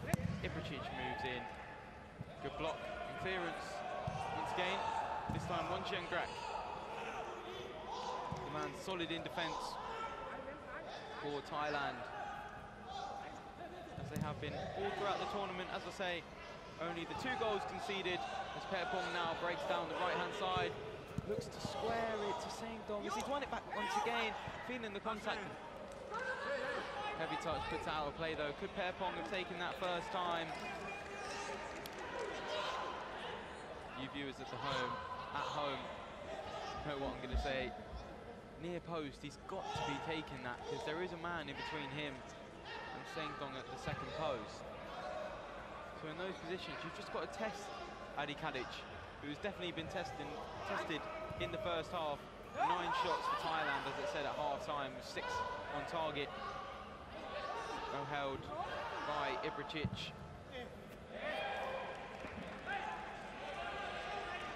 That effort from Bosnia, never troubling. Number 12, Jotha Warren, in between the sticks. All time as that ball goes long. Forward, the ball back into the middle was Nushlau. Couldn't find a man. And this 5 out on the pitch plays so many minutes, or this 6, because Jotha Warren plays the majority. I think Jakub only played maybe not even a half for Thailand in the group stage. Don't take my word for it. He definitely didn't play nearly as much as Jotha Warren did. Soft from the referee, as Zukanovic was backing into Wonchengrak, I believe it was.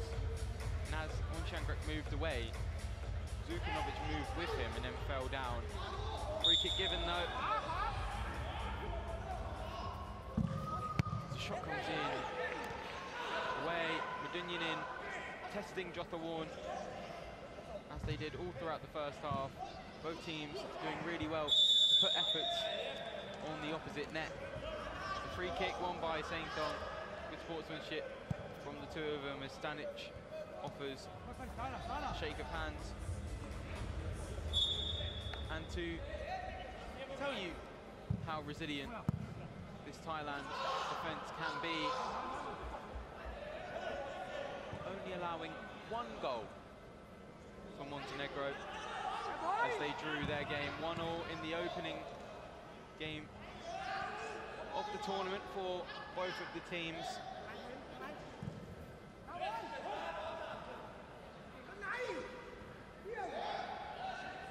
Montenegro finishing their group second, with 2 wins and a draw. The draw obviously coming against Thailand, who also went undefeated in their group stage campaign, both picking up 7 points. Montenegro did finish top, after an astounding 9-0 win against Costa Rica. So 14 goals to them in the group stage, only 1 of them against the Thailand backline. What more proof do you need that they can hold on to a lead? Saint-Dong looking for man at the second post, but there is a good touch from Zukanovic. Winning a free for Bosnia. Dangerous position for them. Comes to the far post, Zukanovic. Headed away by Wonchengrak. Vital. If he hadn't got that touch, number 9 was lurking for Bosnia.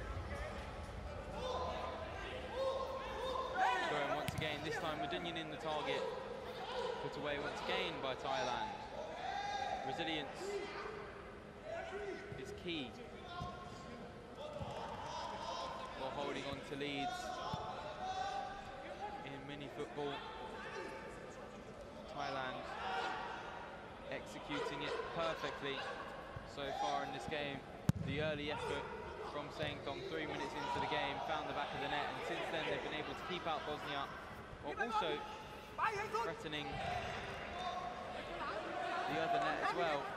Like we said, they're not just backing off and allowing Bosnia to come at them, they are threatening the goal. Good work from Ibricic, I believe it was, to cut out the play.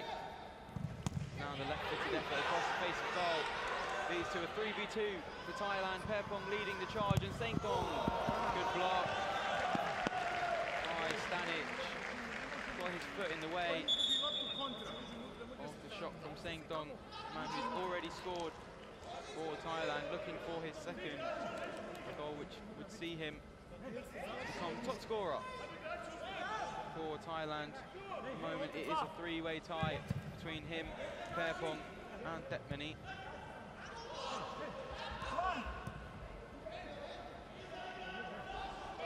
But I'm not sure they'll care who finishes the tournament on the most goals, as long as they can get as far as they can, they'll be happy. Certainly challenging for the quarterfinals as Biom Shawad shot away and the wrong side of the net.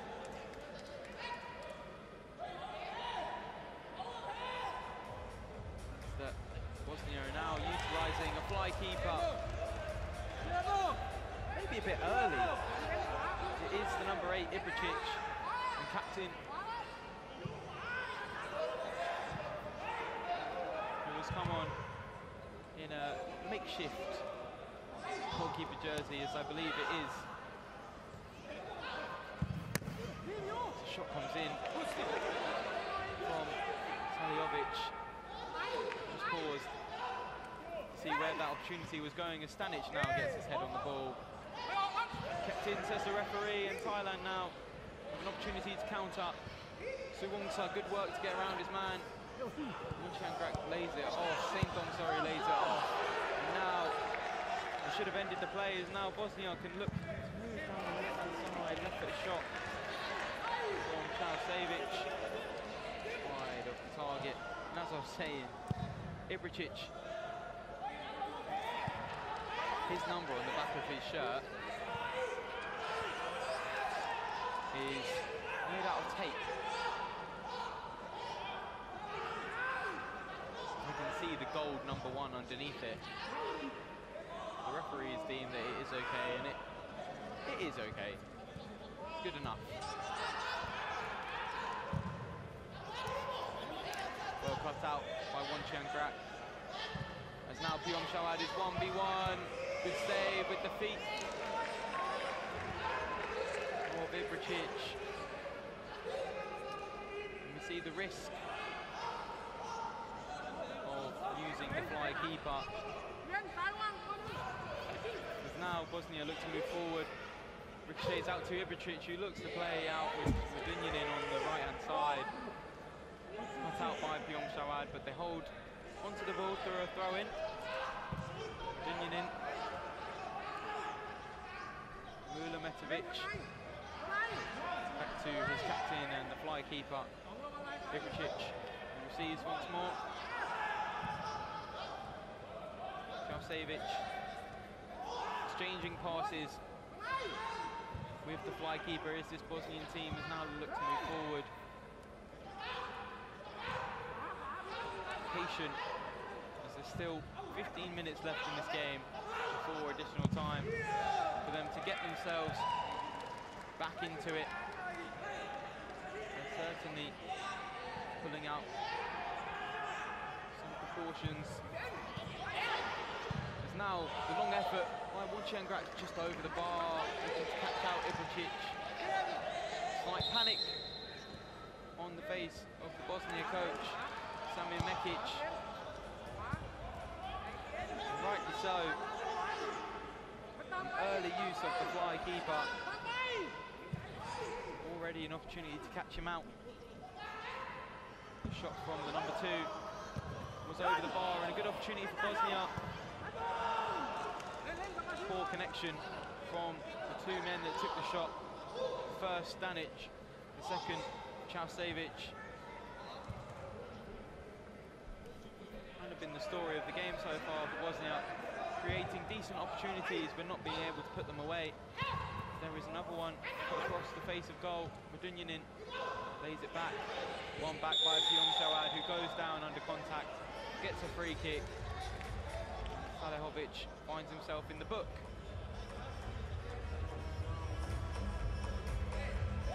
They just look impossible to break down at the moment, Thailand.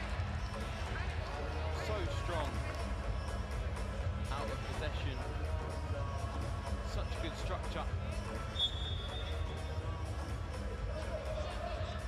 Have enough threat on the counter to not drag the fly keeper Ibricic too far out of his goal.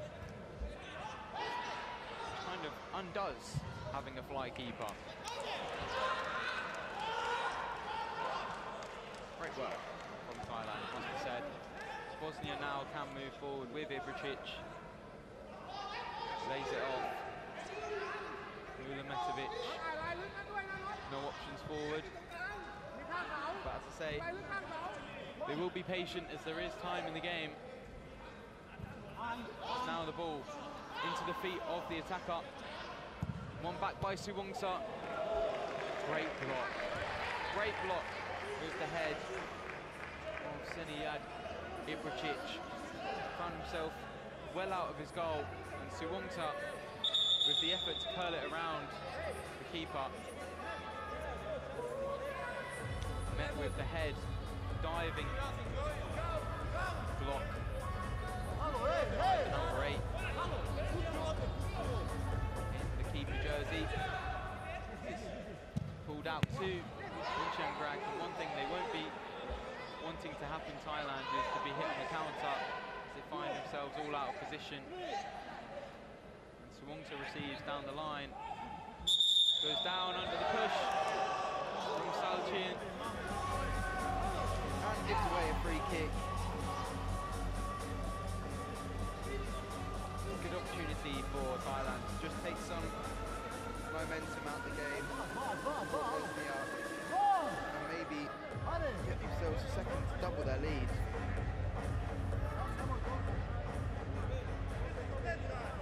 And there's definitely panic on the face of Samu Mekic now.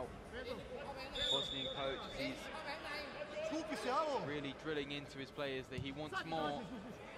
Stepmani, oh, rattles the bar. And there's 3 attackers for Bosnia. Good decision to just end the play. But Medunjanin was ready to take the throw.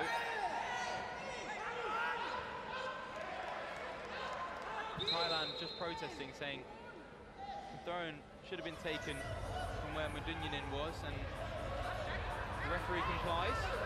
Medunjanin, to take the throw, moves back anyway.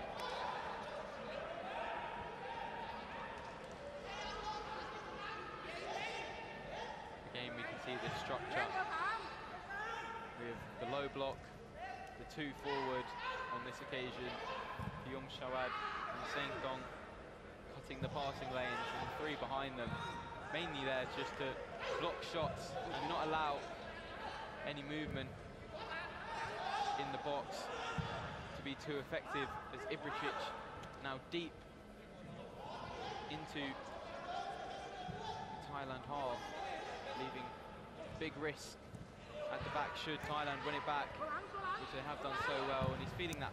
Ooh, good touch by the attacker, as just the one looks to catch out Ibricic and just end the play. The pitch side microphone is hit, and it will be a throw-in. And I believe it was the number 9, Zukanovic, who got a touch on the effort. Almost took it past Jota Warren, but done well to hold on to the ball.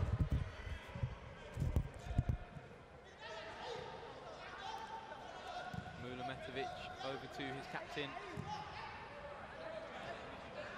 Now Salcin, who's missed a fair few opportunities for Bosnia, it must be said. He had that better end product so far in this game. They could find themselves in the lead as that is so close. I didn't think that was anywhere near the goal. Ibricic almost caught out once again after Thailand won the ball back. A looping effort just wide of the post. They've done well to hold on to it. Bosnia now down the right hand side, moving into the box. Great opportunity, great block. Grad puts his right boot in the way of the shot. Bosnia, maybe they could have done the other man further across the face of goal. We would have had a better opportunity at the Thailand net. As now there is Medunjanin with the header, great save by Juffa1, another one blocked this time by Nuslau. Bosnia getting all of their efforts on the goal as Zukanovic can't take that one down. Will be a throw-in for Bosnia. Wow, what a spell of opportunities there for Bosnia to hit the back of the net. Zukanovic understandably frustrated. Must have been three at least in the last 2 or so minutes where Bosnia should have hit the back of the net. It's a block off the line. Second block off the line as there is the shot. There is the goal for Bosnia. Number 3 finds himself free in the box. Čaušević. Right-footed effort. Thailand finally broken down. The last couple of minutes, 4 amazing opportunities for Bosnia to take the equaliser, and they now do. Thailand have their lead stripped from them. The game was almost 40 minutes without a goal. But there is the second of the game and the equaliser for Bosnia as now they look to counter. Moving forward, the ball is eventually pulled back for a free kick to Bosnia, committed by Piomshawad, who also went down under contact. There is confirmation of the goal scorer, number 3. Just feeling the contact from Piomshawad. Still the use of the fly keeper for Bosnia. They're not done, as neither is Čaušević as he gets the shot away. Juffa1 looking to catch out Ibricic in goal. Wide of the mark. Big opportunities though in transition for Thailand.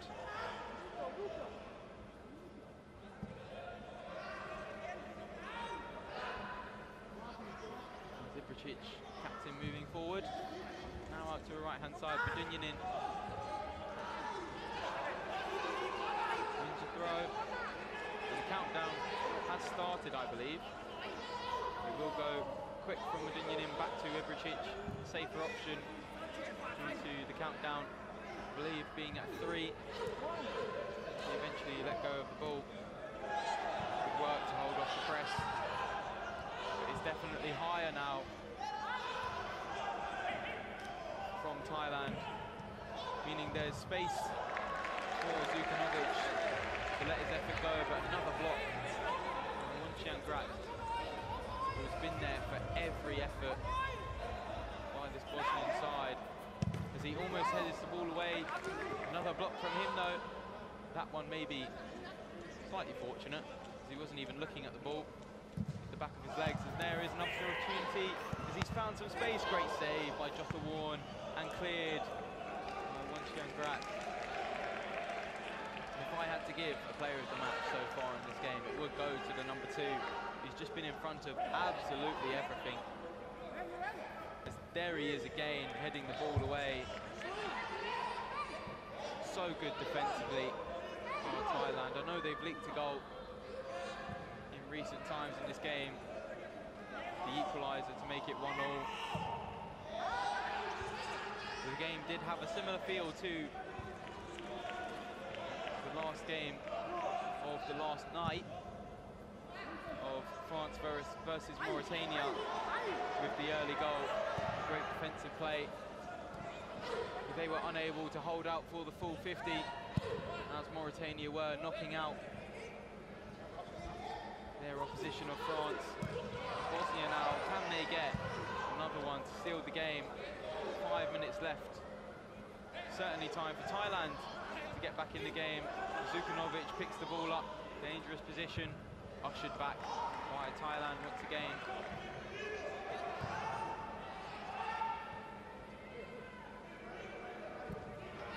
Ibricic, still the use of the fly keeper from Bosnia. Cleared once again by Wonchiangrat.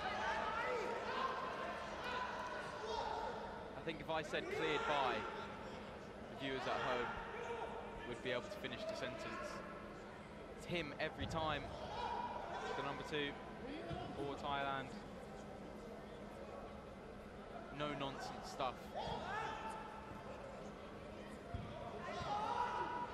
Keeping his team in the game. Medunyanin.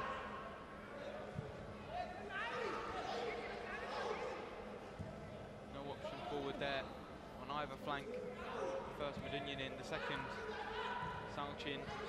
They're just exchanging passes with their keeper Ibricic, and now the shot comes in. The second one, the first one blocked by Wonchiangrat once again. The second one saved by Jothawarn. 2 sentences I've said so many times in this game is another one from Salchin. Another sentence I've said so much in this game. Salchin having a number of opportunities, but once again blocked, this time not by the number 2 of Thailand. Shot.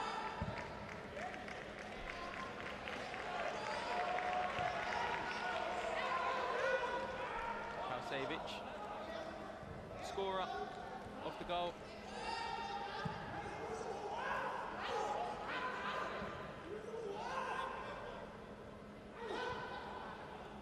Lays it out to the left-hand side.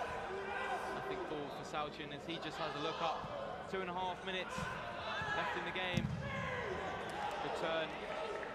The shot blocked once again. This time Stanic found himself in some space to get the shot away. Immediately closed down by Thailand. They block once more. I'm sure we'll try and see out the rest of the half. Play for penalties as Zukanovic has found himself some space. Great opportunity and he hits the back of the net. What's a goal for Bosnia. Catching out Thailand on the counter. And one thing I said earlier is Thailand won't want to be caught in transition as they have there. 2 goals in recent times for Bosnia. 2 goals for the number 3, Kausevic. And it's a game of goals from the number 3. As his opposite number also found the net early for Thailand. But his 2 efforts put his team in front, and now can they put some late pressure on Thailand? Down goes the man with the brace for Bosnia. No free kick, says the referee, as Nushlau now moves forward down the left-hand side. Options forward. Good block by Stanic to win the ball back. Dunyanin. Still the fly keeper for Bosnia. As the ball rolls out of play. And there is another fly goalkeeper, Kiom Shawad, the number 11 for Thailand, entering the field of play. Do or die for Thailand. Finding themselves in such a good position. Effort almost testing Ibricic. Did test Ibricic. He looked for the long effort. That one was always going to be controlled by Detmani. Was goalwards though.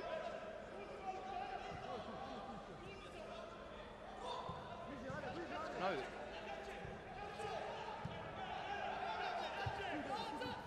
Herpong in the box, goes down under contact. Handball, says the referee. Applause from the Bosnian bench. And they look to try and catch out. And it's back in the goal. Number 1, Jai Poom. Poor substitution. At the wrong time for Thailand.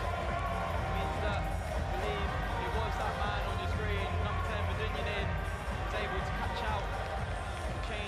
goalkeepers, finds the back of their net, and that's surely seen Bosnia through to the quarterfinals. Disappointing for Thailand. I do feel slightly bad, as they've done so well to hold on to the 1-0 lead, and within 10 minutes, conceded 3 and just let the game completely slip. Shawad takes the shot away, but 40 seconds into additional time, surely the game is gone for the team in blue.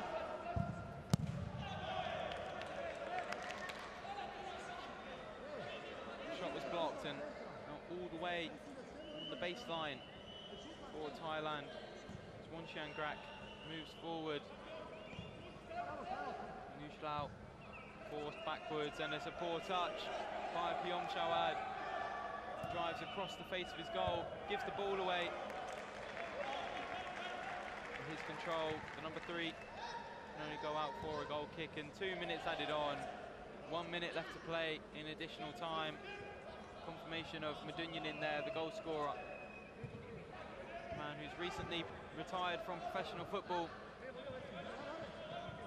Having a great tournament so far in mini football. As now Kevusha looks to send his effort into the box, and that surely won't change the result of the game. Stepmani now giving everything. Thailand desperately finding a goal to get themselves back into the game. But the whistle will be blown now by Ilya Shakrun, and Bosnia see themselves through to the quarterfinals. Brilliant performance from them. I'm not sure why they elected to keep Ibricic, the fly keeper, in between the 6 after they found themselves 2-1 up. But it's worked out. 3-1 the result. And goals in the 42nd, 49th and 50th undo all of the hard work Thailand have done. Defensively so good throughout the tournament. But Bosnia, in the late stage, is able to break down the structural defence of Thailand. And they've won the game 3-1 to see themselves through to the quarterfinals. Stay tuned for a big game. The penultimate round of 16 fixture, Czechia versus Israel, to kick off next.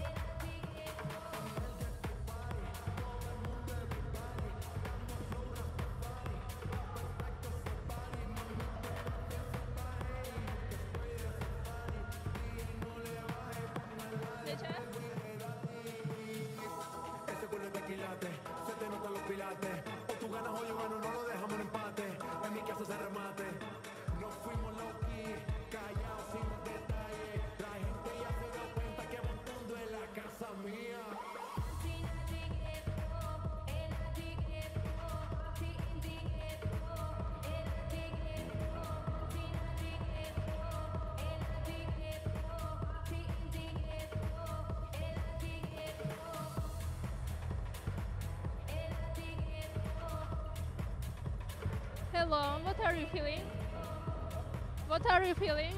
รู้สึกยังไงบ้าง ก็เรารู้สึกดีใจอยู่แล้วที่เราเข้ารอบ16ทีมถือว่าเรามาทำตามเป้าหมายของทีมเราครับ We very happy for the go to second round but for the today we lose in the unlucky we so sad too and next time we come back again What lessons could the team take from this loss?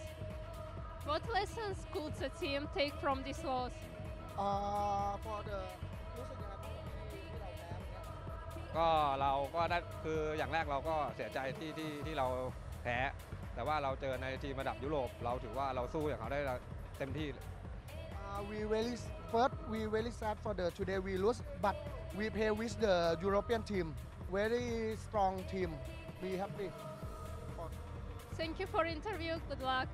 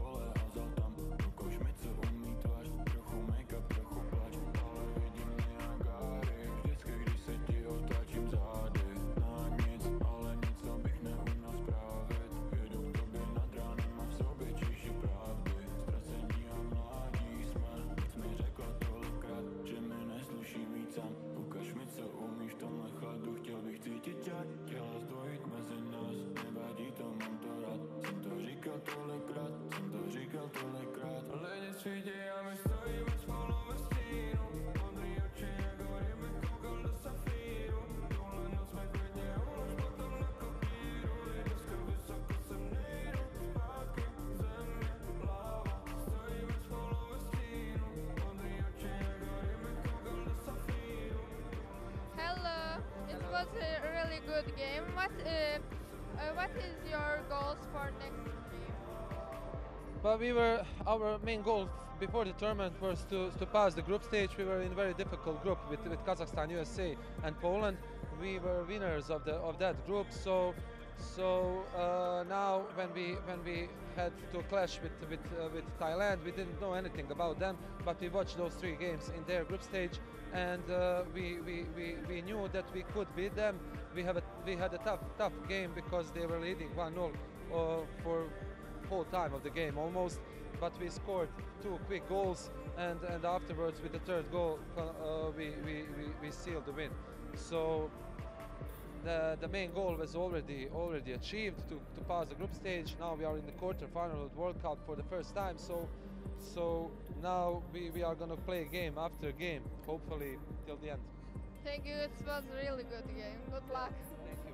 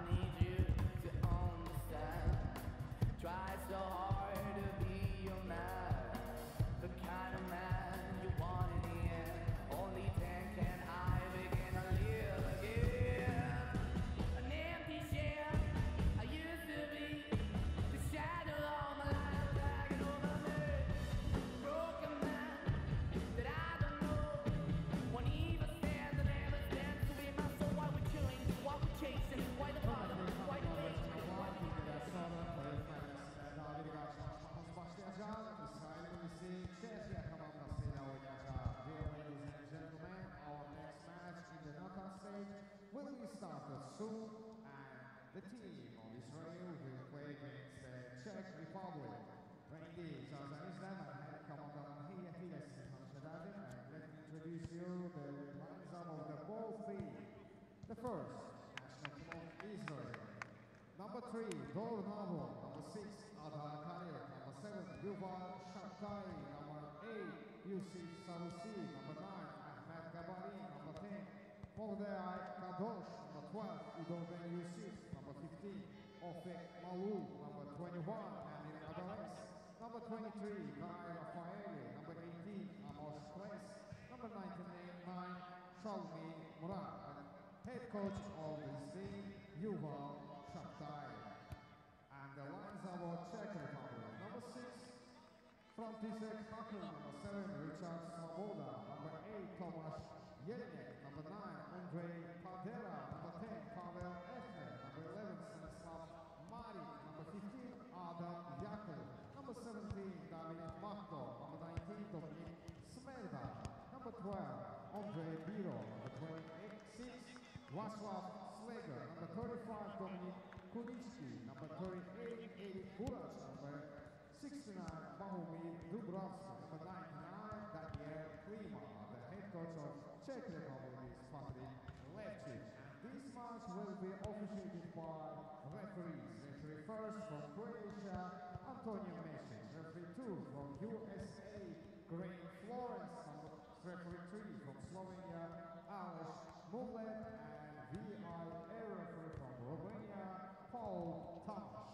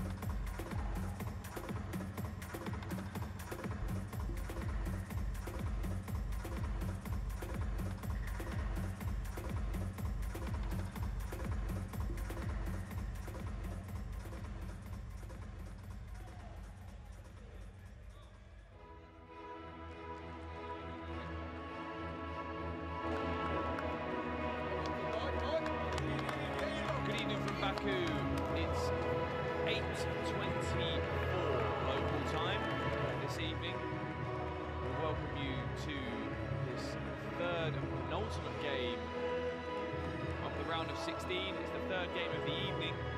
It's between Israel and Czechia, the two teams. Pause for the national anthem, so we'll be back to the game as it's live.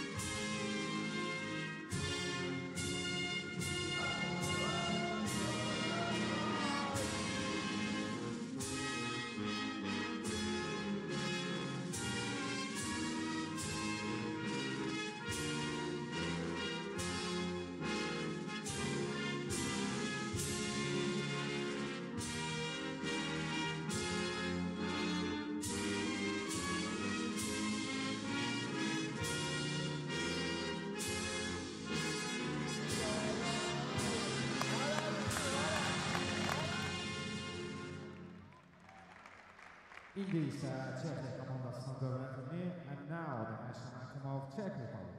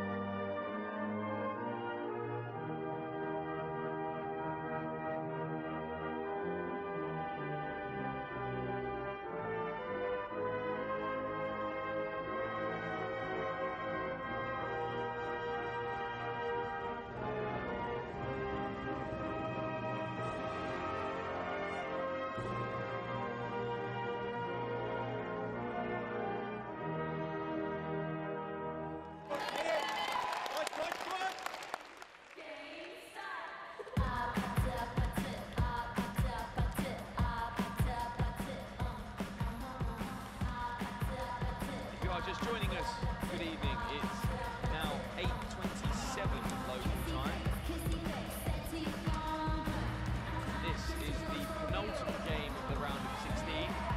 One more to go after this one. It's Czechia against Israel, third on day number 8 here in Baku from World Cup 2025.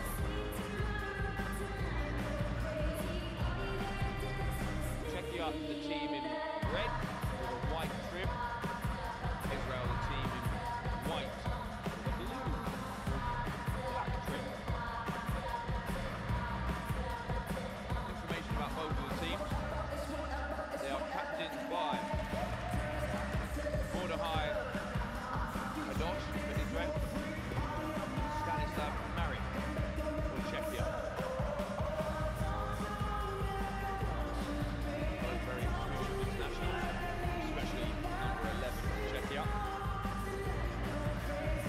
Israel was second in their group. Czechia emerged first from theirs.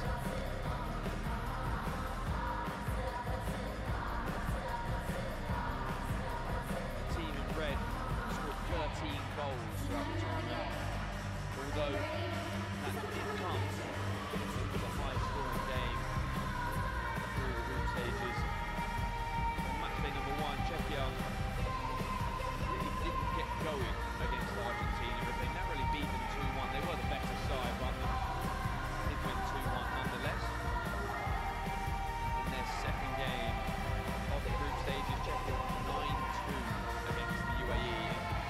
What is probably the most exciting game of mini football that I've ever witnessed, with 5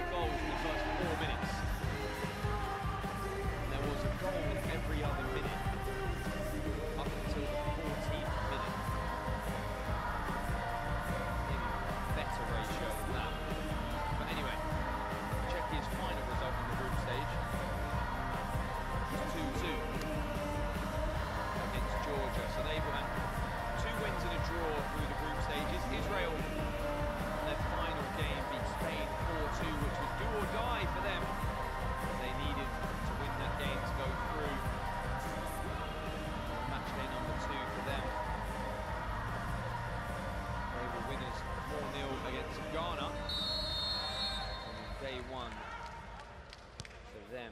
They lost 3-0 to Serbia, who emerged top of their group. So the Czechs in previous tournaments as well, world champions in 2017, European champions in 2018. And at the last major tournament for them, they knocked out in the round of 16 on penalties by Bosnia. And in the UAE, the last edition of the World Cup, they were quarter-finalists but knocked out on penalties again by Azerbaijan after a 3-3 draw. Azerbaijan, fourth place finishers at that tournament. Players to look out for them, as well as their top goal scorer, Andre Pedera. For me, look no further than Jelinek, number 8, Thomas Jelinek. Instrumental player for them in the build-up. Pedera, obviously the top goal scorer. And the other one for me, Svoboda, number 7, Richard Svoboda.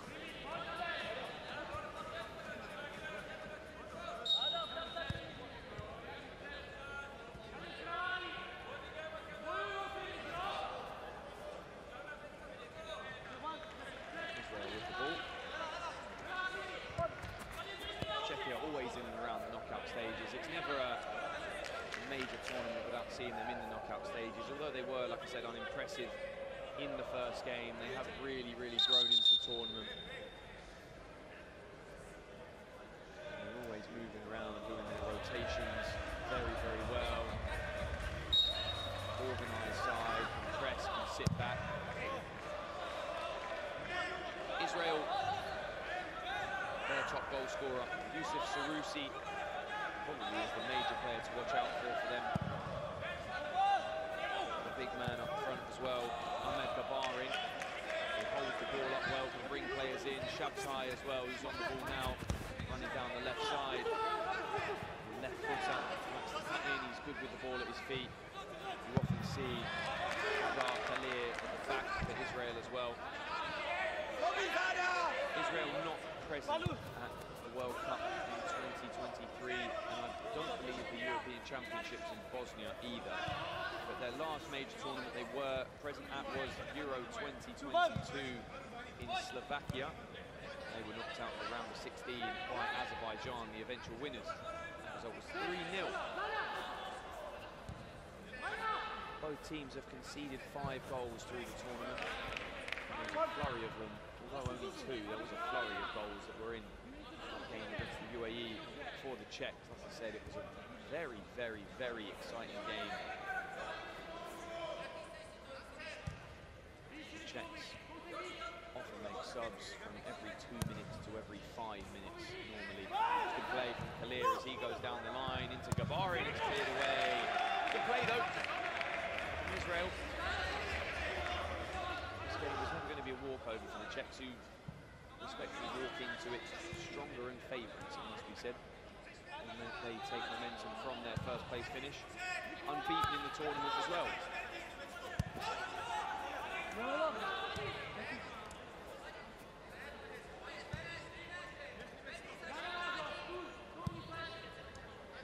Kalir has the ball again for Israel. Often picks up possession nice and deep off the goalkeeper. Ofek Malul, the goalkeeper, number 15, and the mainstay for them.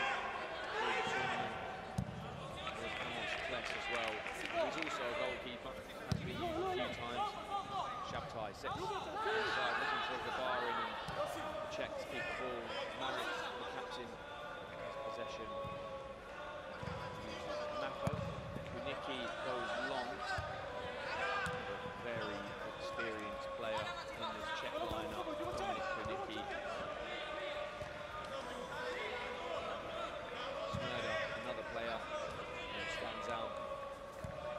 The Czech team littered with talent. Bravsky, good player with the ball at his feet.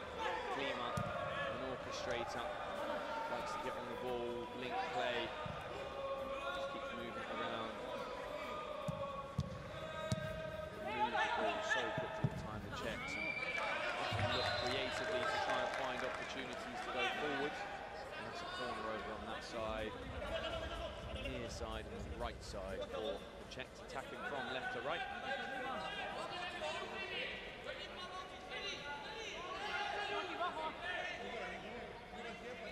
Yelling it. There's the first goal. It's Andre Pedera.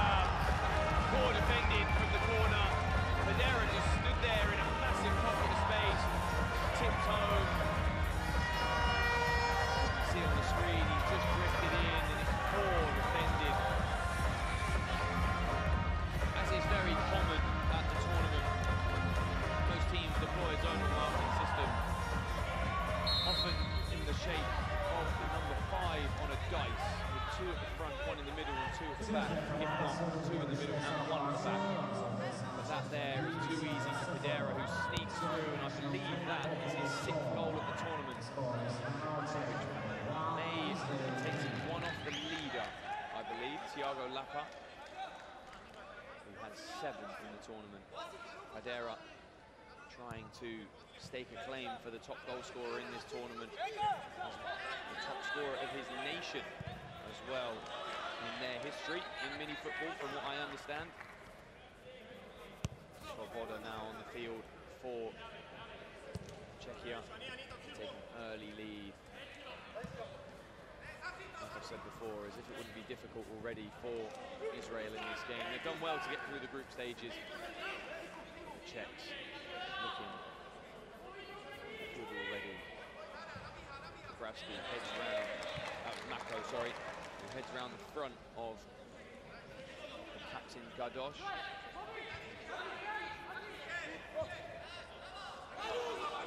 Ball goes down the line on the left side to Amea Velez.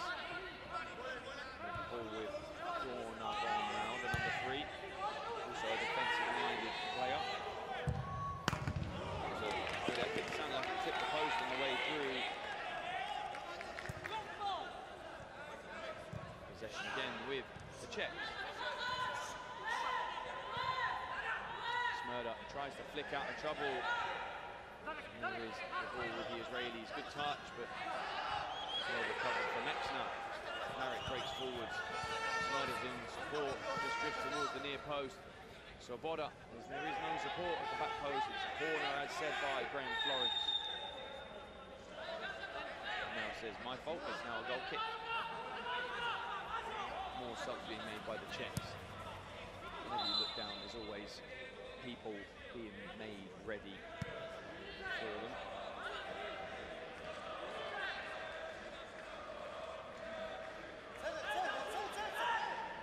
A little bit of support for the Czechs over on the far side of the field. I'm sure I have seen an Israeli flag somewhere in the stands as well. If not some support for them somewhere or other.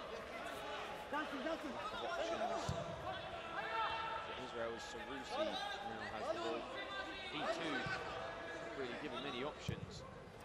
Czechs pressing well, but the ball now down in the attacking half of them. Nimble by Raffaelli. Bench it forward. Shifts on the outside, it's good defending. Klima will chase and it's cleared by the keeper. He didn't fancy the 1v1 against Klima. He's had his arm bandaged up the entire tournament. 2 players in pockets of spaces as Bravsky just has his boot clipped. And Velez, he did that. Just comes off the field of play at the moment. Gadosh comes on, as does Izo Ben Yusuf. Press the goalkeeper. Czechs doing well early in this game to press Israel.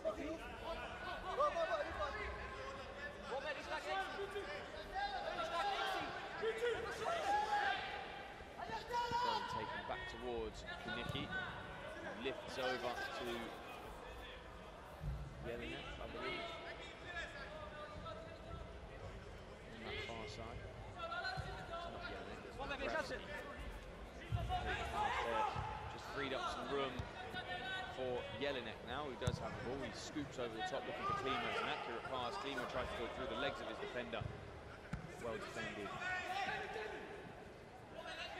by the man on the ball now.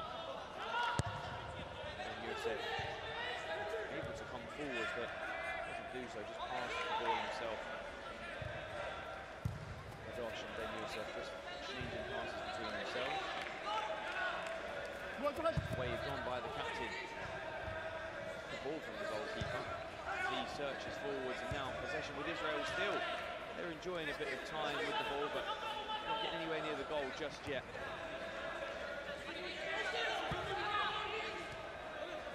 Like I said previously, the Czechs more than happy to give up the ball if it means them staying in the game, which they are, leading a goal to nil from Andre Pedera's goal about 5 or so minutes ago. Poor defending from the corner, allowed him to sneak in, just stand in the pocket for even when the corner was being rehearsed. Really good defending over on the side. Tackle comes in and deflects the effort away. Then taken all the way back to Malou. Goalkeeper for Israel. Then Yusuf goes to Kadosh. He's double teamed. If he cuts to the side, pushes up to the right side. Velez defending Bobrovsky. Czechs sitting well in their own half.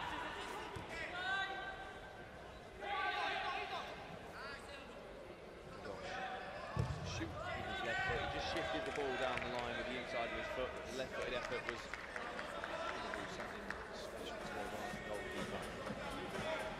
Fresh 5. The Czechs. Nikki goes long, looking force for Wada. It's a good touch. Pedera has the ball now with him. Went all the way back. Good pass forwards from Nikki, who at times struggles in possession. When under pressure, maybe a lack of thought sometimes, or needs a bit more time to play with the ball. But Kuniki, he wouldn't be in the squad if he wasn't one of the nation's best goalkeepers. Very good shot stopper, and as you've seen there, very good long-range distribution. Expect a goalkeeper to be perfect, as many are under pressure. Perfect all the time.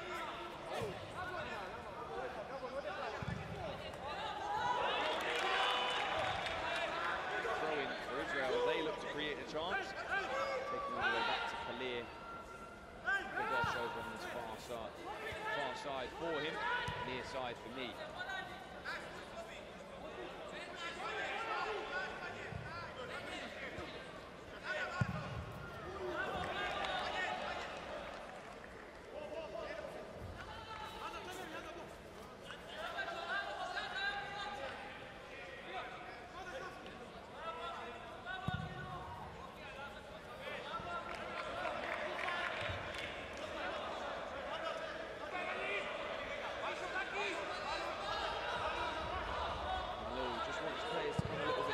To free up a strong Kalir, who's held up well, has support either side.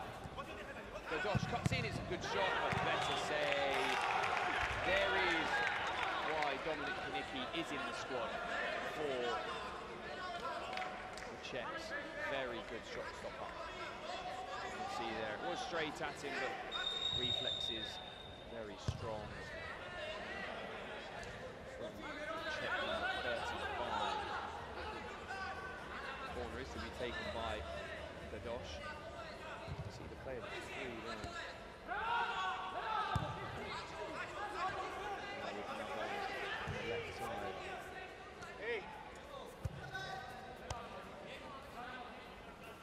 Kalir. Full to hold the ball. He does nicely there. Excellent. Turned his body. He could have gone forward a little bit more. Kalir. He's possibly a little bit. goes forwards. This time he shoots across goal. Better from Israel. 15 minutes in.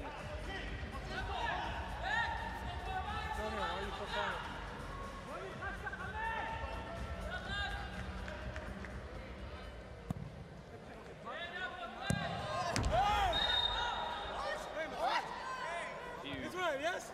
Hey. I know. Throw in the Czechs though.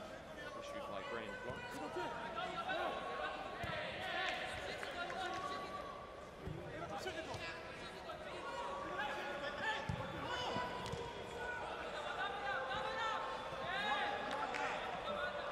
Pressure from the Czechs is loaded around the ball, and Hackle heads in to clean up. Now there's a player that's on the ground. Throwing to the Czechs. Yelling tries to go into Padera. It's almost flipped goalwards. Corner given. Final touch off a defender.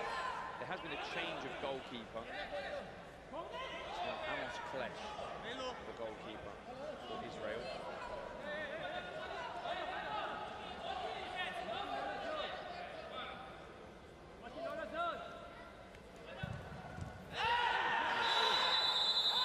Indirect free kick. Seconds. What happened there?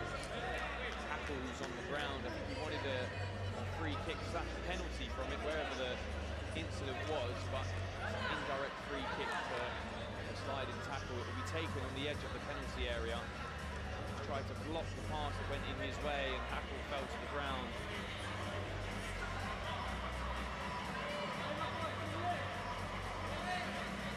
Free kick in a really promising area for the Czechs. Lima over it at the moment. Right footed. Yelling it, closest play out to the left, Hackle on the right.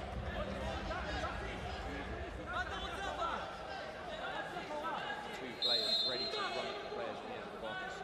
On the screen set. It's indirect. Lima was going towards goal, but Czechs unable to be too imaginative with that free kick.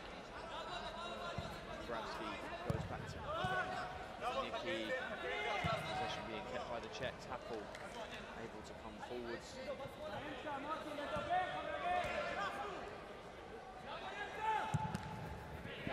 looking for Hackle, we wanted the ball to feet going through that pocket of space. It's pulled away, yelling it just sets to Padera. He goes all the way back to the goalkeeper. Hackle can turn. Almost loses the ball under the pressure from the middle. Pass through into Jelinek. Toe pokes towards the goal, but save by Klesh. Good move by the Czechs as they make some changes.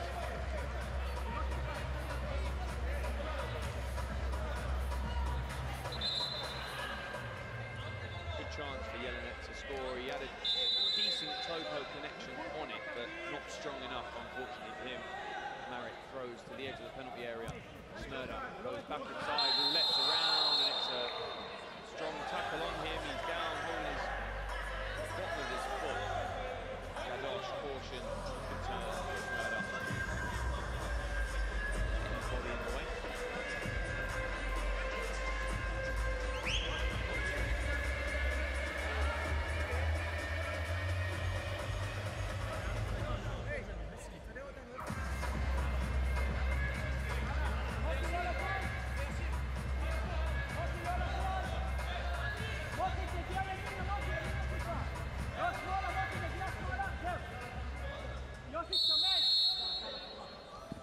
Direct free kick is taken, good save by the goalkeeper.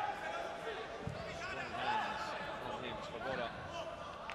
Ball out for a corner, I think he was looking for Nicky, holds his hand up to acknowledge a mistake.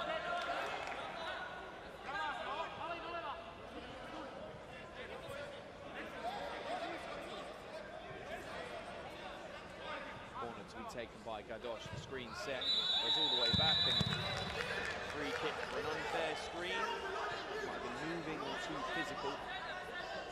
Blocking the car, Marek takes the kick back to Nicky, and Marek brings the ball forwards. Goes back to Mako, now over to Svoboda. like to move the ball around like this in their own half. So they're trying to encourage pressure. The rotation, free kick given away. A foul on Sarusi by Smerda. Israel yet to really challenge the goal of Kunicki. Maybe a couple of stinging palms for him. In the field now. Big Gabarin can do so. They did have a good chance. From about 10 to 12 yards out. Kunicki, it was straight at him. Kalir has the ball. Sizes up Hexner. Goes down the line, the left-footed shot. The wrong side of the post for him, it's the near post.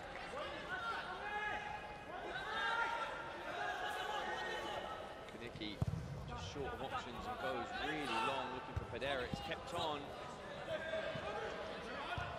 Murad gives to Gadosh. Tries to go through the legs of Smerda, but it's defended well.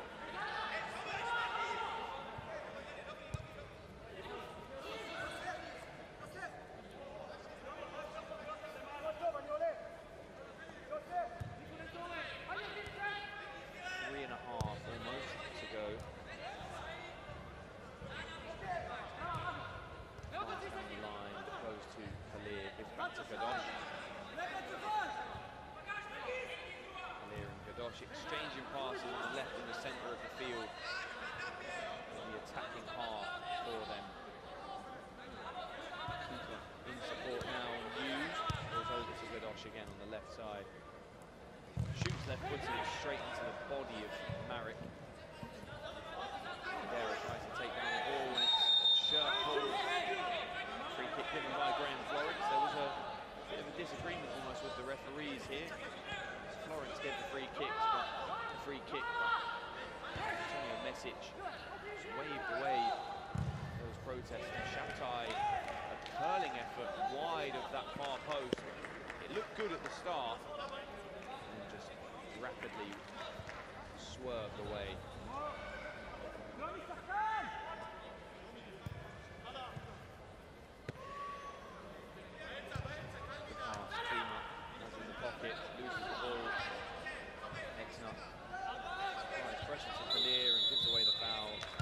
Physical from him. I've had a look down the team sheet. Big shout out to top goal scorer for the Czechs.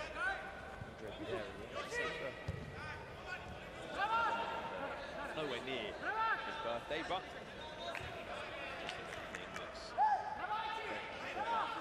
Andre and I have a conversation. I'll say, hey, we share the same birthday. Quite possibly never going to happen unless we meet each other on our birthdays and we share a mutual birthday handshake.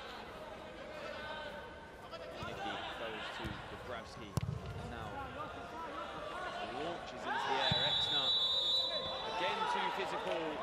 This time it was on Sarusi. And free kicks taken quickly. There's a minute and a half left of added time. There's not been too many stoppages, so I imagine that we'll see a massive amount of time added to the end of this game. Kalir has the ball, inviting the goalkeeper forwards, but the ball goes to Murad into Gabarin, but it goes on the bottom of his foot. Keeper himself ready to come on. A little bit of coaching on the sideline. We've seen Shabtai and Malul take the lead in coaching. There are some staff on the bench for Israel. Both of those seem to be the experienced player coaches among the group. Bless, no options, just holds his hands up saying, where can I pass the ball there? Patrick Levchik, head coach for Czechia. Just saying, well done, well done. Smerda allowed the header to be won by Sarusi, and probably rightly so, as he's headed it out of play.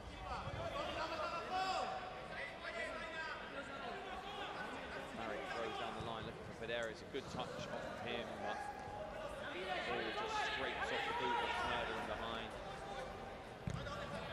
Trying to taken the bar in chest touches over the small Schneider. Rusi comes forwards. Shabtai might shoot, does. Blocked by number 17. The whistle is blown for half-time. The Czechs go 1 goal ahead. Haven't really had a fantastic lot of chances since the corner. Israel taking shots, but really testing the goalkeeper. They've had a couple on target. But the Czechs, a goal to good at the half-time whistle. It's Andre Pedera, difference maker so far.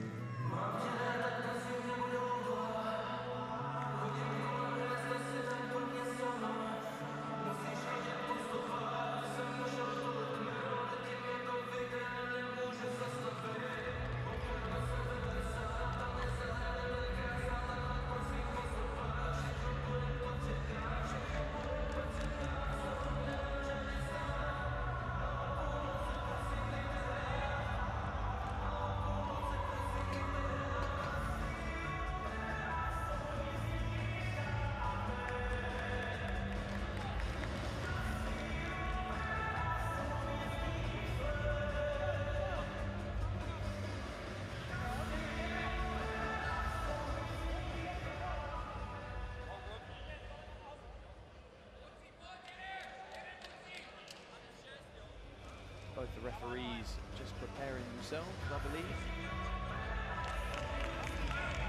Graham Florence and Antonio Mesic.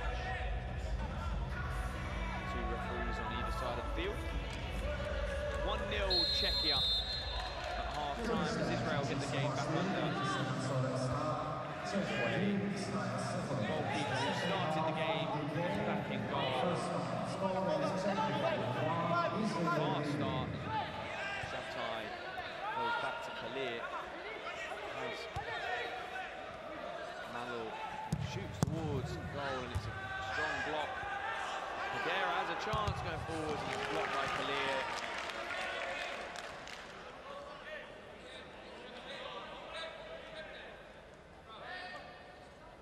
Hackle takes the throw in with his back foot in the air. Possible foul throw. Jelinek touches forwards, goes inside to Klima, time to turn, turns again, goes back to Jelinek, shoots, and it's a sliding block, but it's too close to his opponent.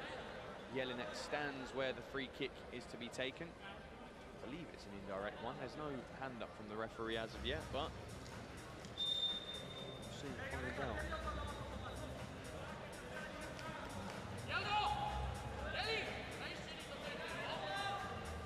Klima, we've seen take a number of free kicks this evening for his side, with Hackle in support of him, but I think Hackle will go away towards the corner of the penalty area, or set the ball to Klima.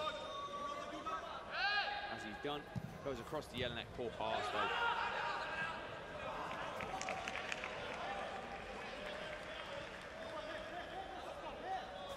Some subs being readied again by the Czechs. Throwing towards Padera, touch back to Dubravsky.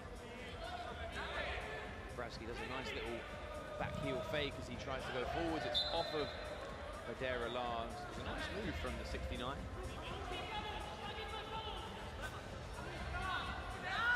Malo goes to Kalir. Has the ball again.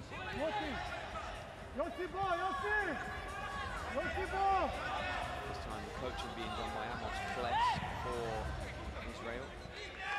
And now the subs allowed to be made for the Czechs.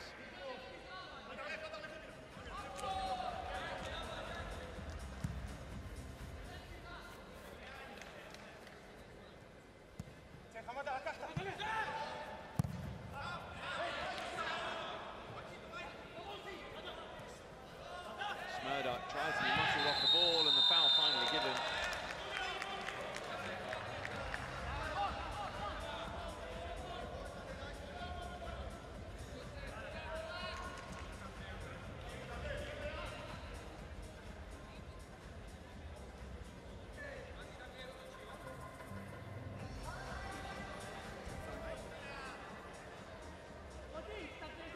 Marek has the free kick from where the original offence was taking place. He steps over the ball with his right foot. Exner right in front of the ball. Very high over the bar from Stanislav Marek.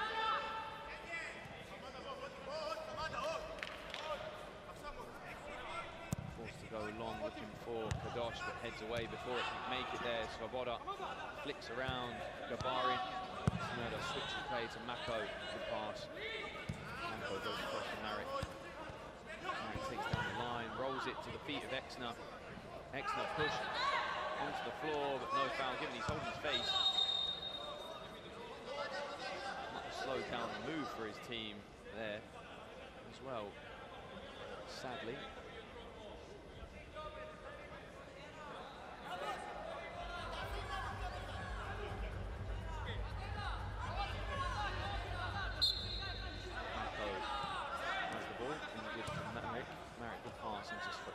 Svoboda rushed off the ball by the Israeli defender.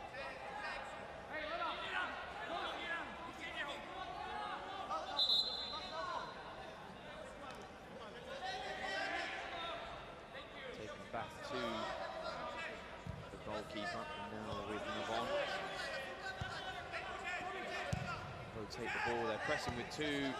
Svoboda can't cut the passing angle. Better pass, and he's away. Abeles down the right side.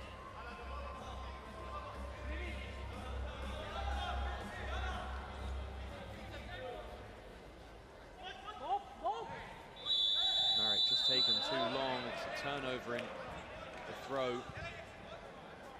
Federa comes on for Exner, as Marek also left the field of play. So Rusi throws back to Kalir. 5 gone. Kalir with the ball again. Goes to Raffaelli.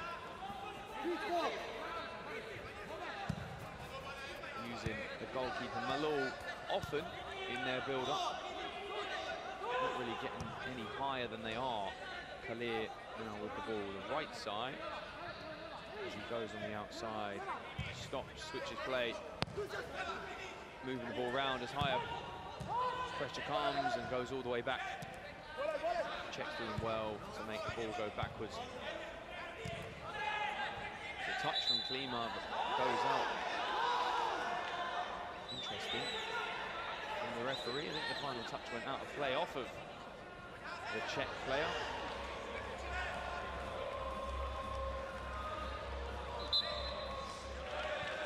Taken back to Jelinek. He has the ball again, lets it run. Now an indirect free kick.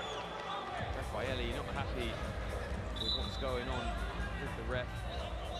And the play to be restarted by Dubravsky. More Czech changes.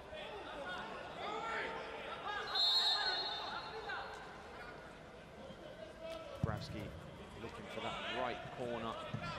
Overhit though. Right idea. He saw Snyder running forwards. Still cagey until the Czechs grab another goal if they can. They're rotating the same 10 players on and off the field. They've got a squad of 15 players, included with 3 goalkeepers. Kiniki, Andre Biro, who hasn't been. He's been on the team sheet, but been scribbled out a lot of the time for me. He's also one of the coaching staff for the Czechs. He's now actually got his goalkeeping jersey on this evening, but the other one is Vaclav Schleger, who has played some minutes in this tournament for Czechia. Excellent applies pressure to the keeper. Good idea to go forward that way. Looking for Gadosh. It was just overhit by Malou. Clever pass though from the Israeli goalkeeper. They are trying to get through and forwards. Unable to break down the block of the Czechs. Dubravsky, Kiniki goes long. Kiniki, that's where I was going with it. Exner on the floor again. Has a throw in.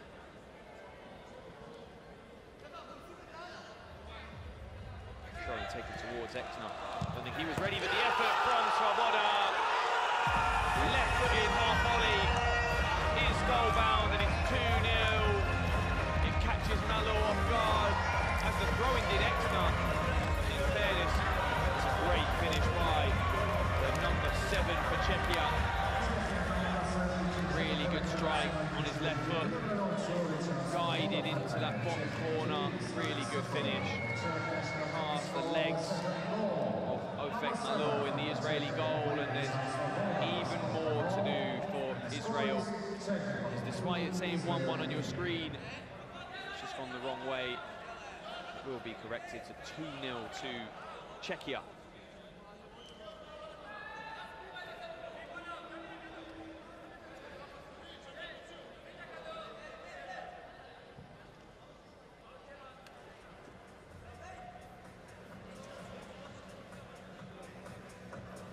Stop for the goalkeeper's laces.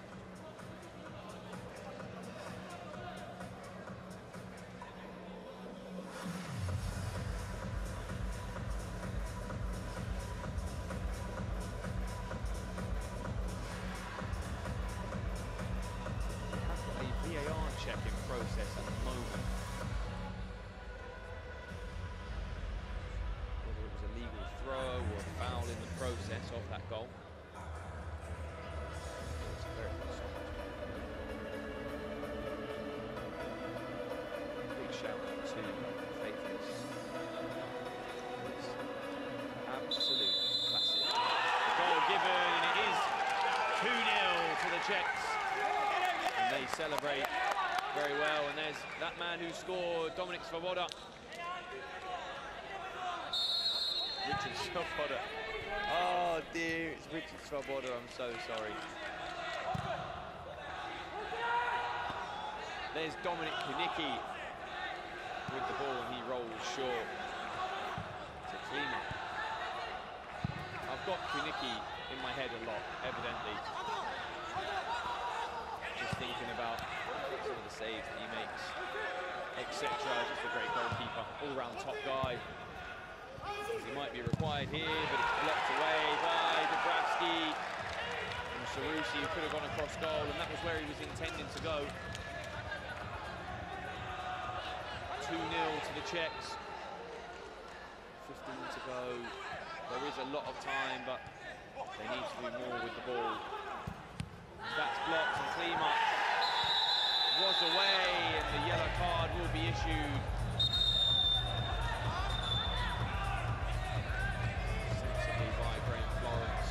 Bavarin leaving the field now.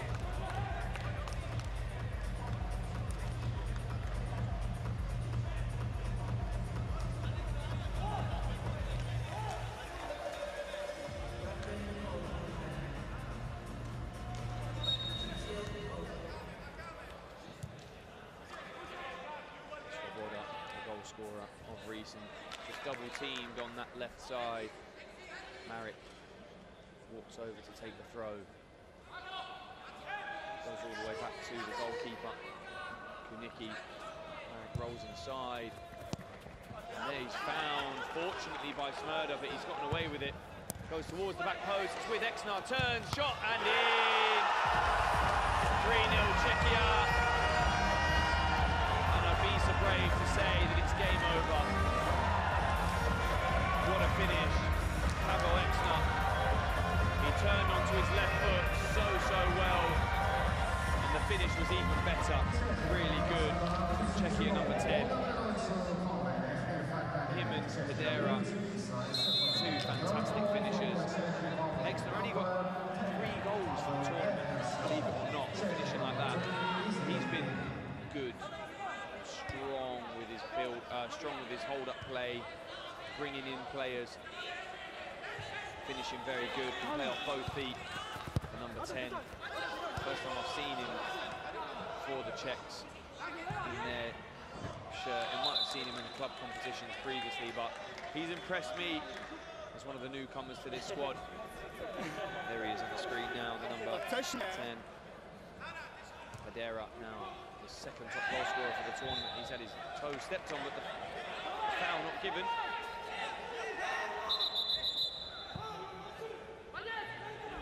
Throwing just ordered to be taken further back.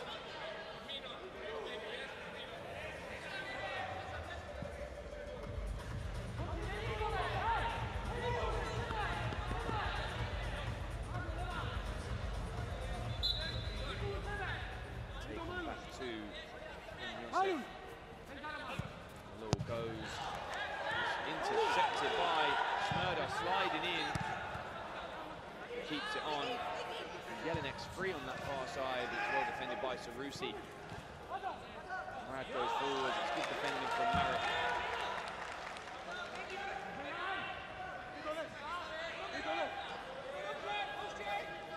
Sarusi with the ball, just goes over to Kadosh.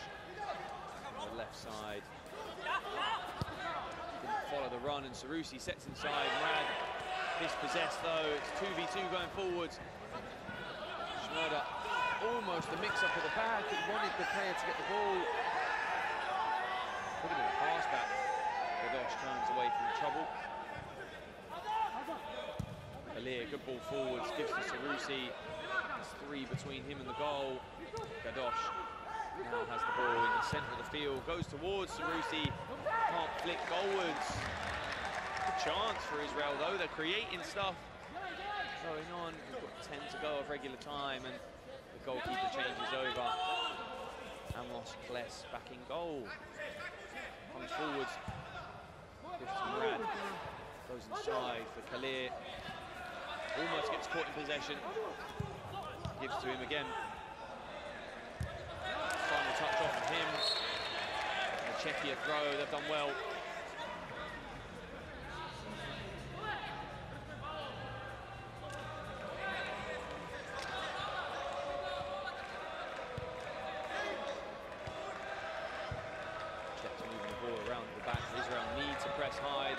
Sooner rather than later if they want to get themselves back into the fixture. Otherwise they'll be leaving at this tournament at this current state as Hackle shoots towards the near post. With that left foot, not goal bound, goes wide of the near post. He pressures the goalkeeper now. Hedera, good pass inside, Sarusi.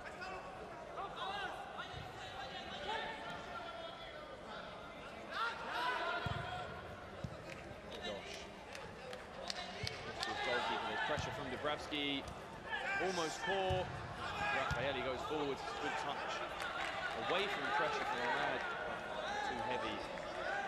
Goes out of play.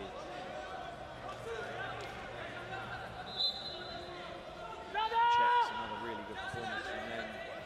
Said they've been that first game, they really were very effective going forwards with their build-up, and they struggled to break Argentina down at times, but now they're in 3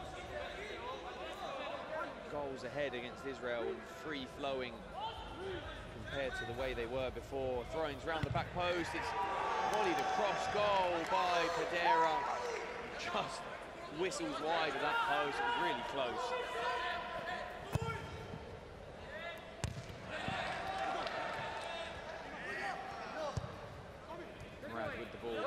To his captain.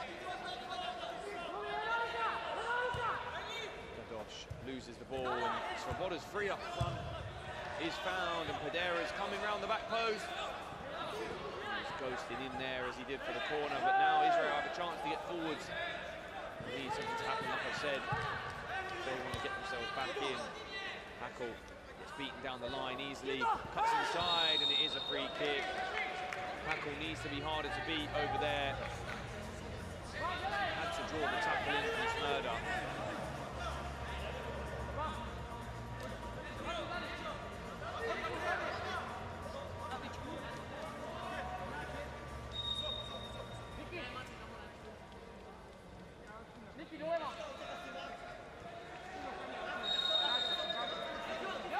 Gabarin shoots towards goal, blocked by the wall at the near post.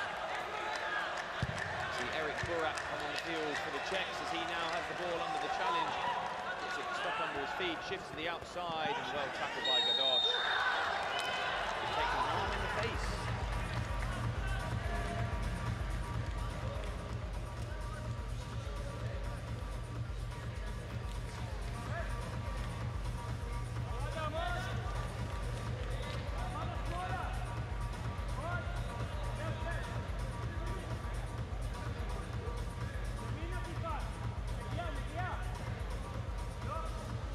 Kick has 2 players over it. It's Marek and Klima, 11 and 99. It will be Klima who drifts away, and Marek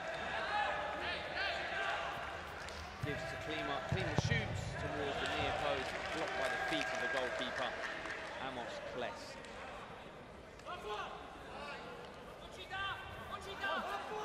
Goes back to Marek, who will give back to the goalkeeper. Always here when Raphaeli is pressing. Naive from young Eric Burak, who tried to get his body in the way, but clever play from the crafty defender. It's a poor effort from Burak. Just wanted the contact. Big player, tall guy, wants the contact where possible. He escapes pressure well, in fairness to him. Sometimes just outwitted. Flex goes to Kalir, will shoot, does. Straight at the goalkeeper. Burak clears, looking for Klima. Heading home. Line up on. He has the ball again from the goalkeeper. 5 to go at normal time. A few smaller stoppages in this second half. We've got one final game left this evening.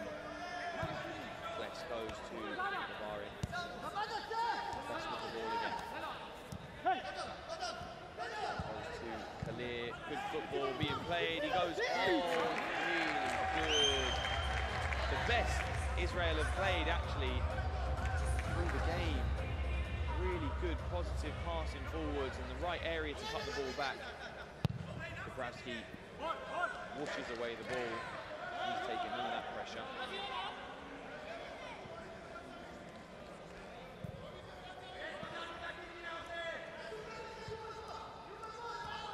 West forwards with 4 minutes to go. Shabtai cuts back. Goes across the field. Possession moving around with Israel in a familiar area for them. They've often kept the ball in this part of the field. Poor pass from Kless. He beats himself up. Poor pass to Navon. Hackle takes the throw into Kadera. He lifts the ball back to Hackle. Smurda, strong tackle. Rolling around on the floor is Smurda. Velez. I think it was as hard as he played out to be. More often than not, the players that roll around on the floor after they get given a yellow card are always okay. The referees don't need the extra little bits. Smurda takes down the line with his pace and it's hit the post at the back post. Hackle goes towards the opposite back post. Positive play from Smurda. Svoboda just let the ball run instead of getting a touch on the end of it. And his decision sees it hit the outside of the post. Kanicki goes long looking for Svoboda to hit. Looking for the number 7 who scored for his side in the game. The goalkeeper comes off the field again.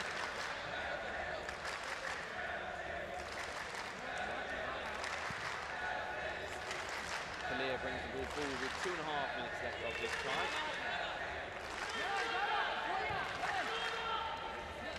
Malou gives to Gadosh.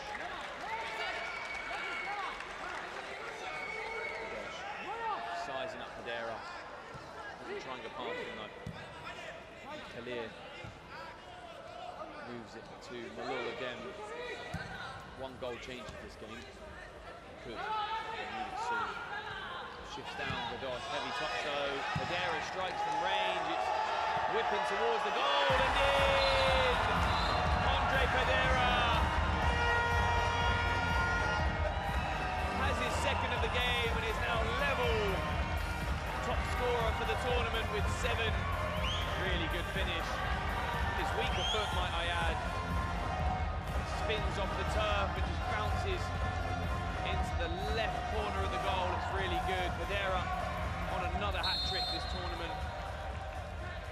4-0 to the Czechs. Dominant performance. They've been really good. Really good for their money.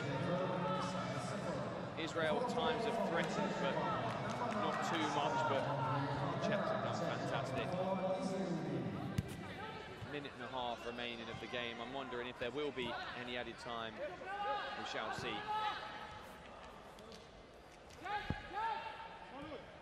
Gives to Malou. Now to Gabarin.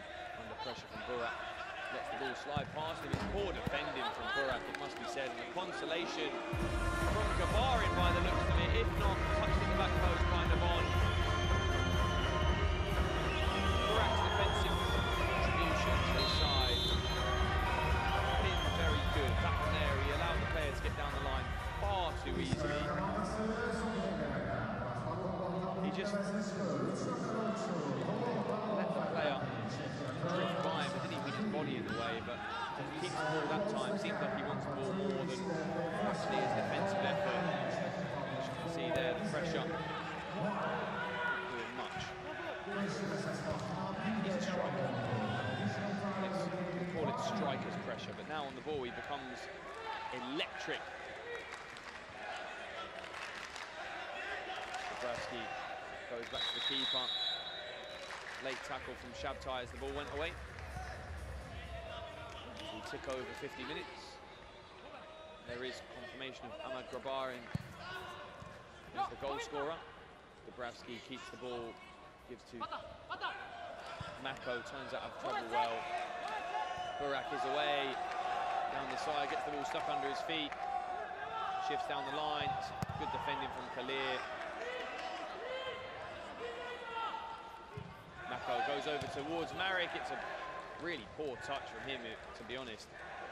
Bounced it into the ground and a free kick given away. Indirect for an obstruction from him as he kept the ball under his leg. Marek really should have set the ball across more firm. He's bounced it into the ground, he's come off the underside of his foot. Malou comes forwards, gives to Kalir. Watched closely by Dubravsky. And Klima has the ball. Runs forward, accelerates past Shabtai and not really anybody else forward, and shoots across the goal ambitiously. And there's the final whistle.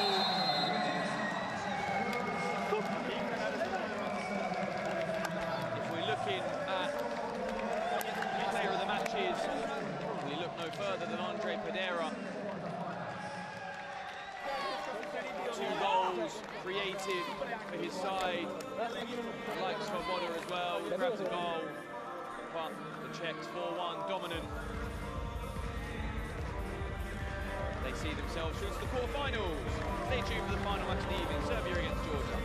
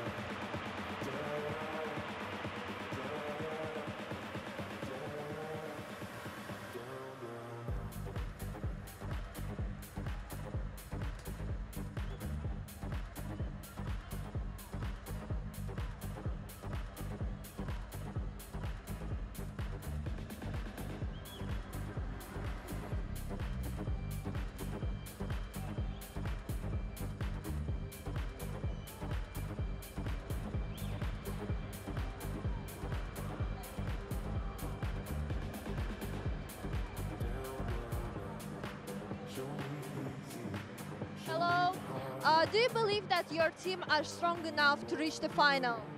Hello, thank you very much for your question. Yes, I believe because our defensive is very good. We concentrate for every match to defensive and that's it. Thank you.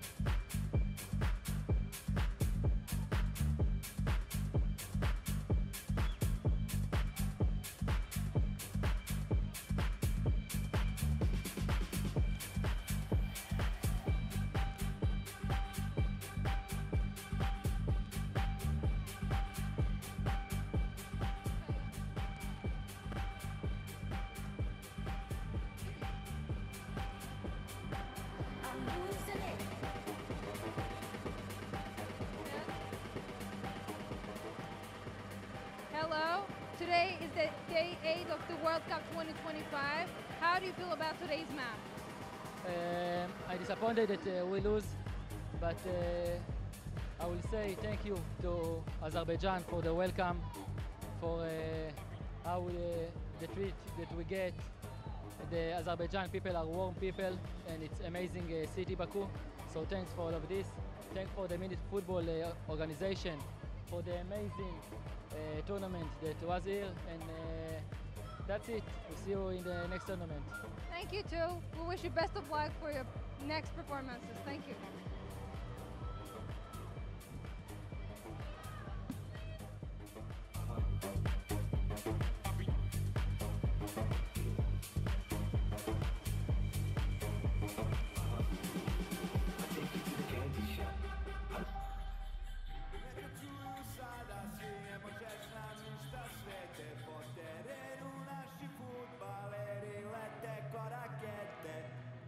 Još jedna prepreka, a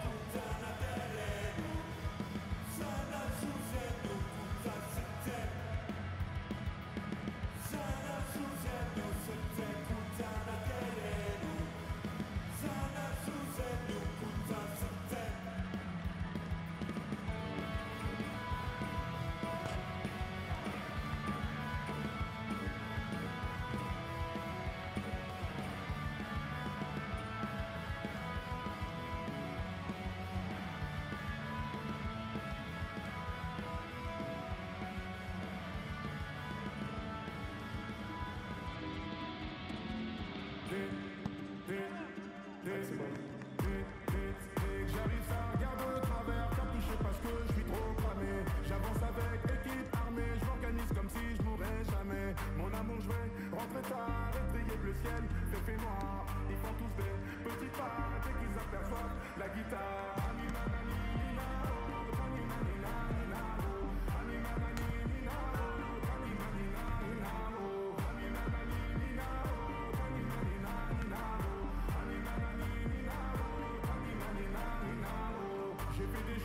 Regrettable, c'est ça d'être toujours en pétard. T'es mal l'équipe, redoutable, je connais la nuit comme des guettards. Passe la bonne, y'a rien à regarder, de toute façon je suis bouqué sur toute l'année. On s'est vu le temps d'une soirée, encore un petit cœur à réparer. Mon amour, je vais rentrer tard, étrier le ciel, fait noir. Ils font tous des petits pas dès qu'ils aperçoivent la guitare.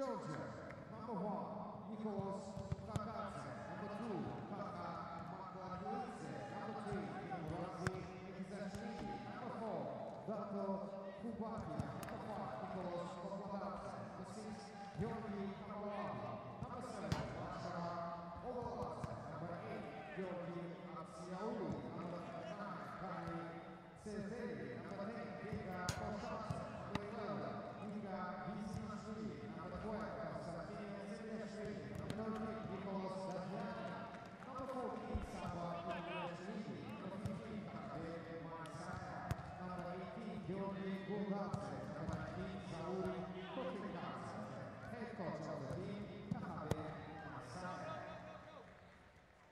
The national team of Serbia, number 1, Vladimir Bajic, number 2, Čedomir Kojic, number 3, Alexei Barac, number 4, Marko Zikic, number 5, Davor Popovic, number 6, Nikola Tomic, number 7, Zariže Gojkovic, number 9, Zarko Matic, number 10, Veselin Gubinovic, number 11, Marko Novakovic, number 12, Nemanja Buzancija, number 13, Stefan Goshic, number 14, Marko Vujovic, number 15, Milan Čičić, number 16, Jovan Boban, the head coach of the team, Nebojša Deškića.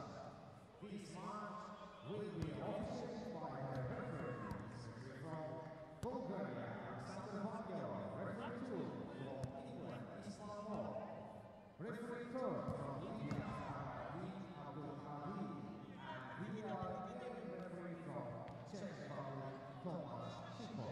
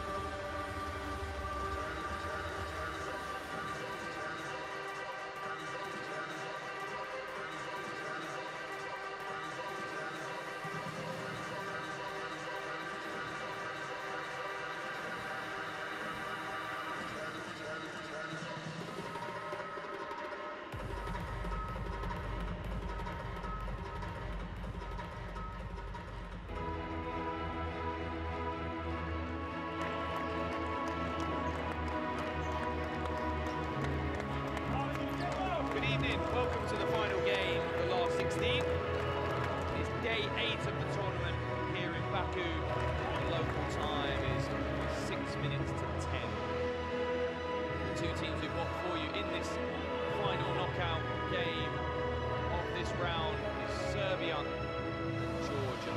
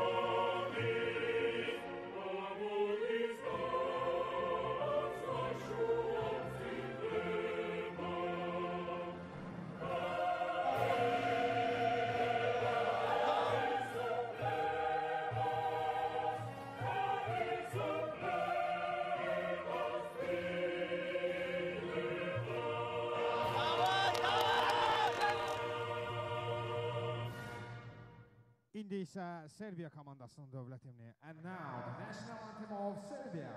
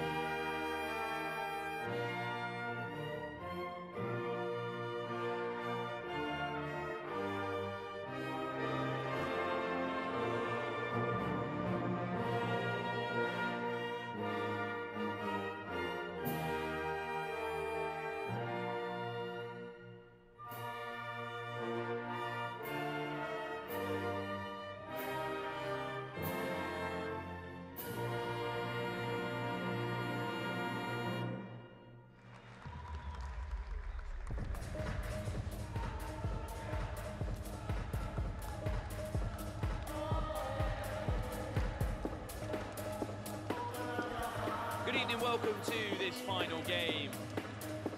As we kick off, it will be 10 p.m. local time in Baku, the capital of Azerbaijan. It's the final game of the last 16 before tomorrow, when we reach the quarter-finals. The final 8, joined by my brother and co-commentator Max Parkhouse next to me. Max, your thoughts on the round of 16 altogether, then my follow-up on today's games, and then in this one. That's a big question. The round of 16 so far, I think the second day hasn't been as exciting as the first, but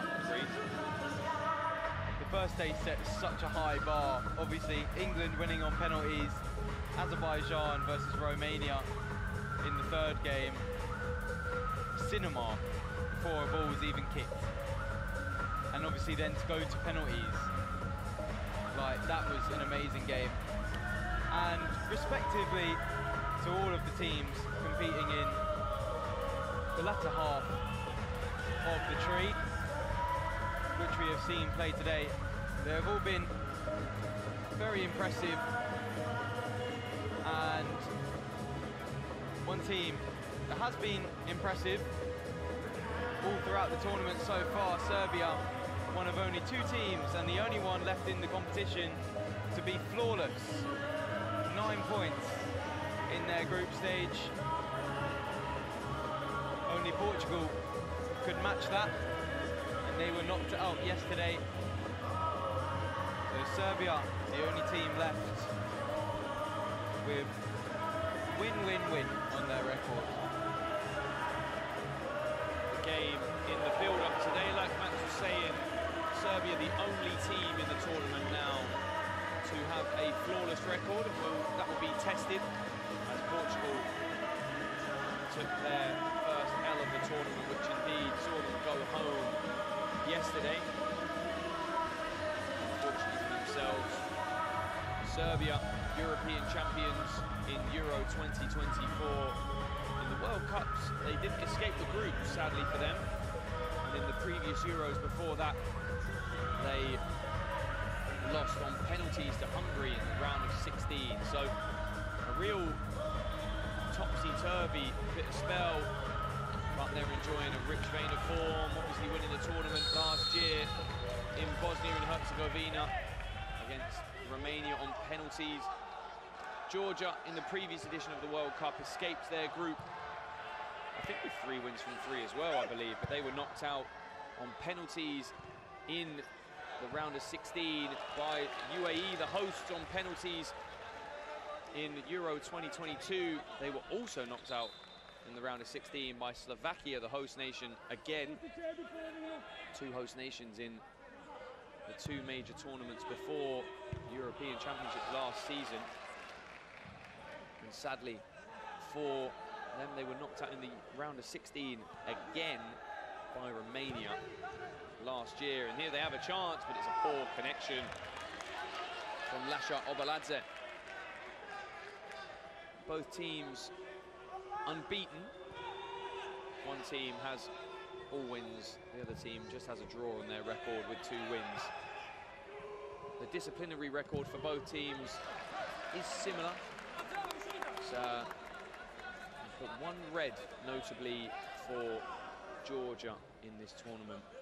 Both teams have scored a similar amount of goals as well. Serbia have 9 goals through the group stages, an average of 3 per game. And Georgia have scored 10, with 3 against for Georgia and 2 against for Serbia. And that's a big chance for Obaladze again. It's toe poked, it was a 3v3 going forwards. Goes wide of the goal of Vladimir Bajic. Goal scorers for both the teams. Jovan Bobar has 3 for Serbia. And also Hopra Tadza, the number 5 for Georgia, also has 3 for his team. Players to look out for. I will hand you over to my fine co-commentator to pass that on to you. In terms of the team in dark red, as it's listed here on the piece of paper in front of me, I think the man who's had 2 shots so far in the game, Obaladze, 2 big opportunities for him. The number 7 isn't shy of taking a shot or taking his man on a direct wing up, as is the number 11, Nashvili, another man who loves to run at the back line. Sports a hairband and the number 11 on the back of his shirt. It's now Serbia attack down the right-hand side, put into the box. Tomčić was there, and now Nashvili, the man I highlighted, runs at the back line, loses out that time. Vujovic celebrates his challenge. Could have been a big opportunity for Nashvili. And one more name I will highlight is the keeper, the man on the ball, Sefiashvili, the number 12 for Georgia. Only letting in 3 goals in the 3 games, despite end-to-end action in all 3. As Istvan Mod, the man on the far side, indicates free kick thanks to the sliding challenge of Kabalevi, who himself, to be fair, this tournament hasn't been bad. Gives away a free kick though. Sliding challenges, something that the referees haven't been as consistent with, but that is just due to subjectivity. That's the word I was looking for. Thank you very much. But Istvan Mod, probably the best referee here. Tough competition. Good block by Obaladze. And as for Serbia, a number of good names. The captain, Tomčić, the number 2, who just leaves the field of play. It says it on the team sheet, sorry to cut you off. It does say that Chedomir Tomčić is the captain, but it's the number 10, Gubinic.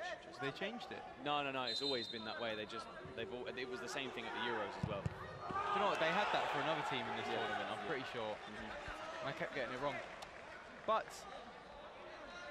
doesn't take away from the number 2's quality, Tomčić. Because there was a good opportunity there for Serbia. They've won themselves a corner. Slightly wasteful from the set play. But Gubinic, the man you just said, another name listed on the notes as a player to watch out for. Man wearing the armband. Likes to operate on the left-hand side. Often keeps the ball, but also has the ability to cut in or go down the line. A strong runner with the ball when needed. It's all bouncy and bobbly in the midfield and hoiked up in the air, but time to bring the ball down by Matic. To talk about the group games for either of these sides as well. On the opening day of the tournament, for both these sides, it's a great ball forwards, there's a chance, and it's in! It's Nikola Tomic. An outstanding bit of play from Serbia. They move the ball so well.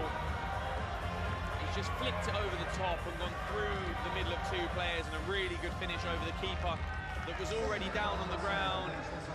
He let the ball bounce twice and took the ball on that second bounce. A right foot finish from Nikola Tomic.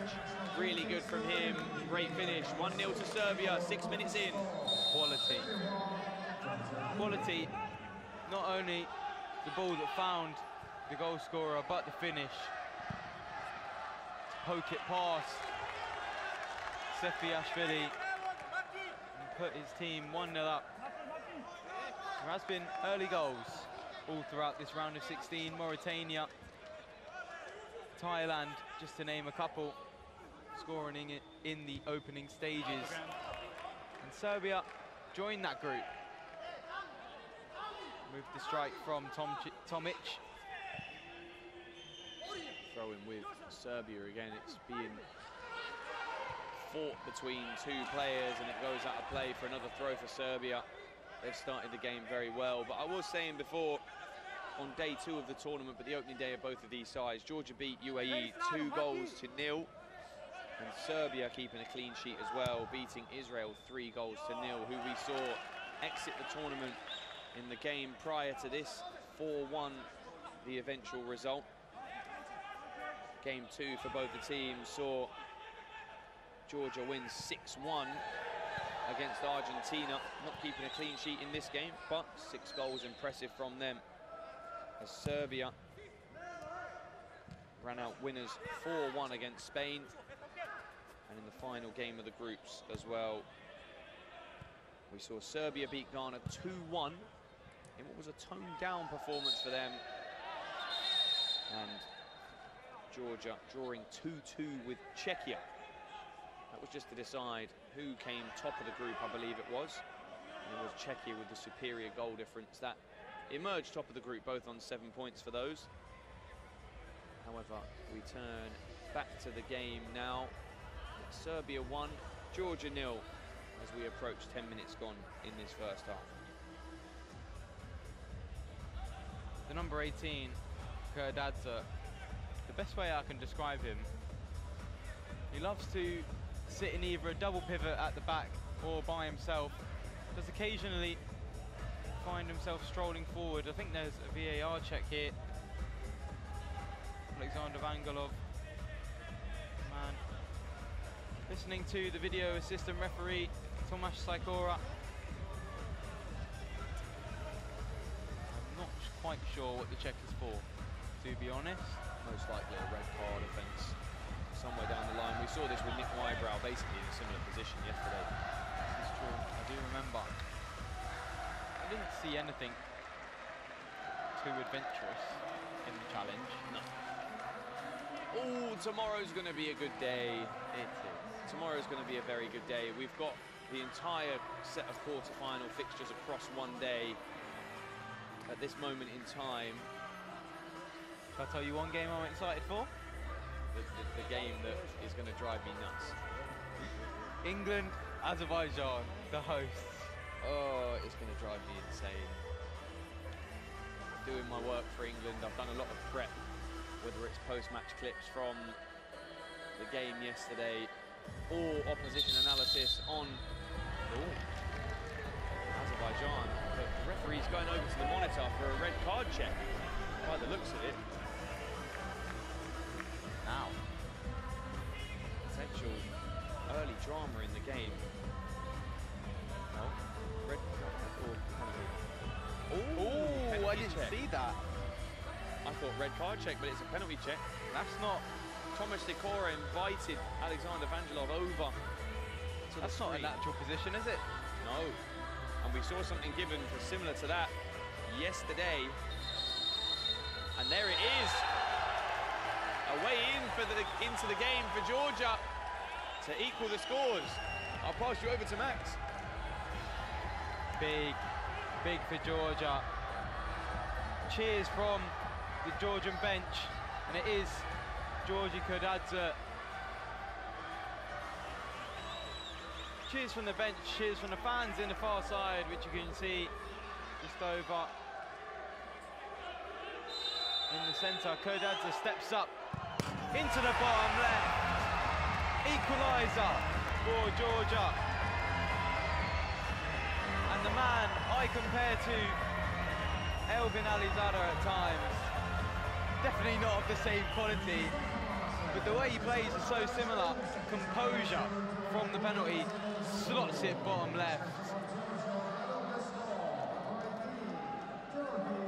So, tomorrow, we'll focus on this game in a brief minute, but tomorrow, the first game of the evening is at 5:30 local time. Hungary versus Mauritania. The second quarter-final, Montenegro versus Czechia. Both teams very good today. Good chance again for Georgia, attacking down the right, goes across goal, but it's too high from Ekizashvili. The third game, main event, has to be said, from both of us. Slight bias to England, but also the hosts in action as well. And the final one is going to be Serbia versus the winner. Serbia versus the winner of this game. Bosnia. Really? Serbia against Bosnia. Yeah, you can see that they're, because they won earlier today against Taylan. Okay. On my fixtures. Apologies. Serbia versus Bosnia. Although the winner of this game. Apologies. I'm making my early prediction. The winner of this game plays Bosnia. I was going to say. I'm making my prediction earlier. I did call Serbia to win this game earlier, but that's unprofessional. That will be the last game of tomorrow evening. Serbia and Georgia have been some of the later games in the day. As the tournament has progressed, we're halfway through this first half and it's 1-1. We've seen yesterday was a game of very equal affairs. 2-2, 3-2, 1-1 and 1-0, all in ordinary time. Today, we've seen a 1-0, a 3-1 and a 4-1. This game, I think, will be the most tightly contested of the four. As Bajic claims and throws, much in the sake of a throw-in. Tomčić, oh my gosh, what a turn and effort from Chedimir Tomčić.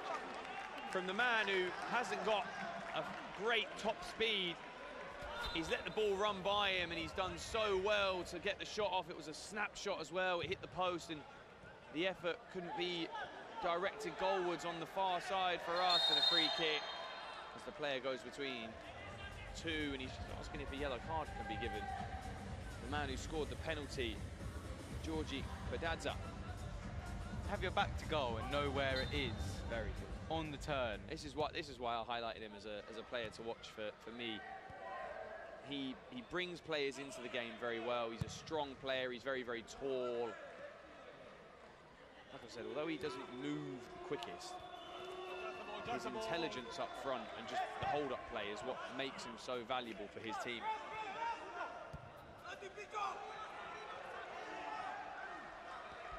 Misplaced pass there for Georgia. Because there is the mascot. I'm sure we'll see plenty of him for the Azerbaijan game tomorrow. Again, all focus on here, obviously. Yes. This game's going to be a close one, I think. Already? Yeah, you've seen both teams attacking quite openly. Tomčić had the latest chance there as we have 10 minutes of the half left. The good thing about these games, compared to some of the games in the group stages, is that a lot of them are far more competitive. And as a commentator, you always want a more competitive game. Even if there's one that there's, like we saw the 15-0 with Slovakia and India. The game, when a team looks like they give up, it's never fun. But this is do or die, life or death for both teams. You win, you stay in the tournament, and if you lose, you're eliminated. And there's only 3 more games of football after you win this. 150 minutes of normal time, separating a team and a trophy. Look, I hate to drop names, but Costa Rica and India are 2 good examples of that, where they just give up in games. I think India, after the first game, took a valuable lesson from it because they were harder to beat. They sat deeper in a block in the games, the latter group stage games, although I think they lost 6-0 in one, and then maybe 4 in another. I think it was 9 then. Yeah, but they looked a lot better. Costa Rica, at times, it was just in the transition later in the games, there just people wasn't coming back. But there were moments for both teams where, though we sound rather disrespectful talking about them now, there were times where they did just give up in transition and they just let things happen in front of them sometimes and they didn't follow markers. But going forwards on the ball, they were trying to be adventurous. India especially were trying to play out from the back. There were players there was individuals that sometimes let the team down. It might have been the same for Costa Rica, and unfortunately that is the case. Whereas Serbia, for example, one of the main reasons why they won the tournament last year, albeit on penalties against Romania, and Romania another fine example, despite leaving the tournament on penalties yesterday against Azerbaijan. A really good team. This Serbia side celebrate blocks. They are always helping each other with things. They're never screaming and shouting at each other. They're productive. They're really positive with things. And this is the thing with the teams that win tournaments. When you've got very good players, like Romania, like Serbia, the best players, you might have one of the best players in the entire group, but then a team of players that are above average, and that's a good pass there. Good save by it. But you've got all the players just lift each other up. They might be 7, their ability and performance might be 7 out of 10, but the way they are as a team lifts it that extra 1 point or 2, and Stefan Bosnic is in and he's hit the outside of the post. It was a difficult chance, I think, a big chance, it has to be said, yes, but a difficult chance because he was pressured from behind and had the keeper right in front of him, hit the outside of the post. Both posts being hit now by Serbia as Bitanashvili goes down under contact from the goal scorer, Nikola Tomic. And one team that proves their point, despite going out in the group stage, Chad and Mauritania actually, who are in the quarterfinals, who aren't as bad, are higher ranked. But the morale of the dressing room, Ghana as well. Ghana, yeah, despite not picking up a point, their morale was too high. I love it. If you can, it's a real professional. When you think of somebody that's professional, you think of just getting the job done and everything like that. Ghana were strike free kick. Ghana were unserious, but still gave their all on the pitch. Although the quality wasn't there for them, unfortunately, they're always positive, and that's what you need in a team like that.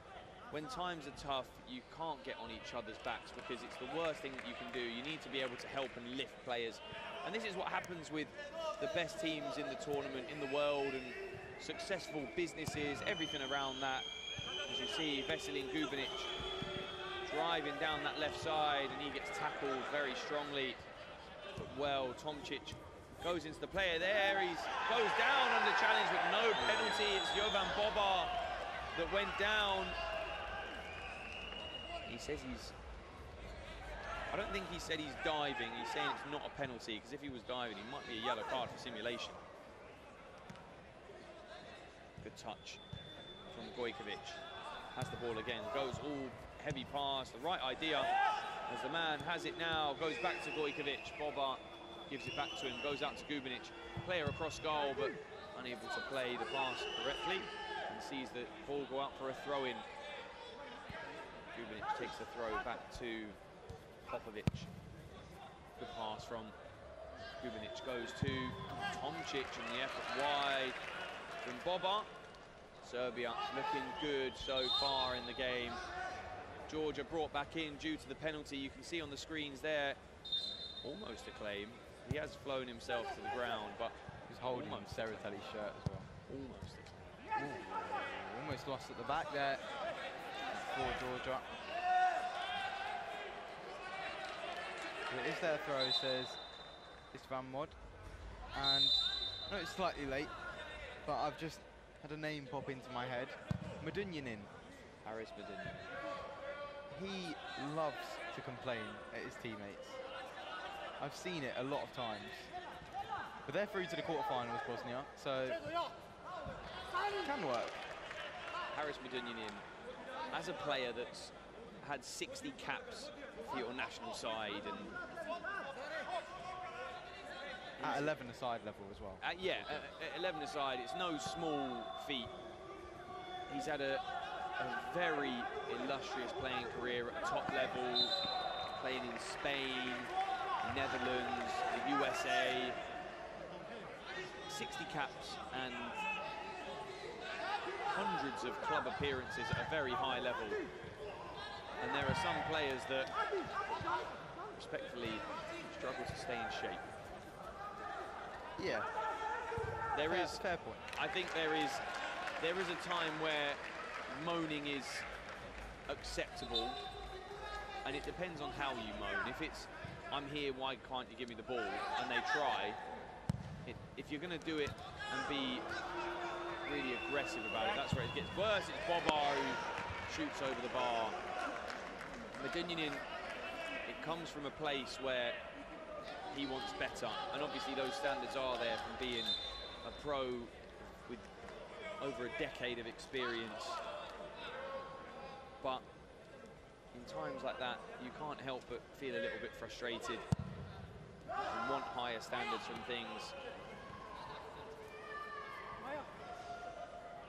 But yeah, the criticism for his teammates is often constructive. He's never aggressive and personal with the players. It's always from a good place. Bajic goes long.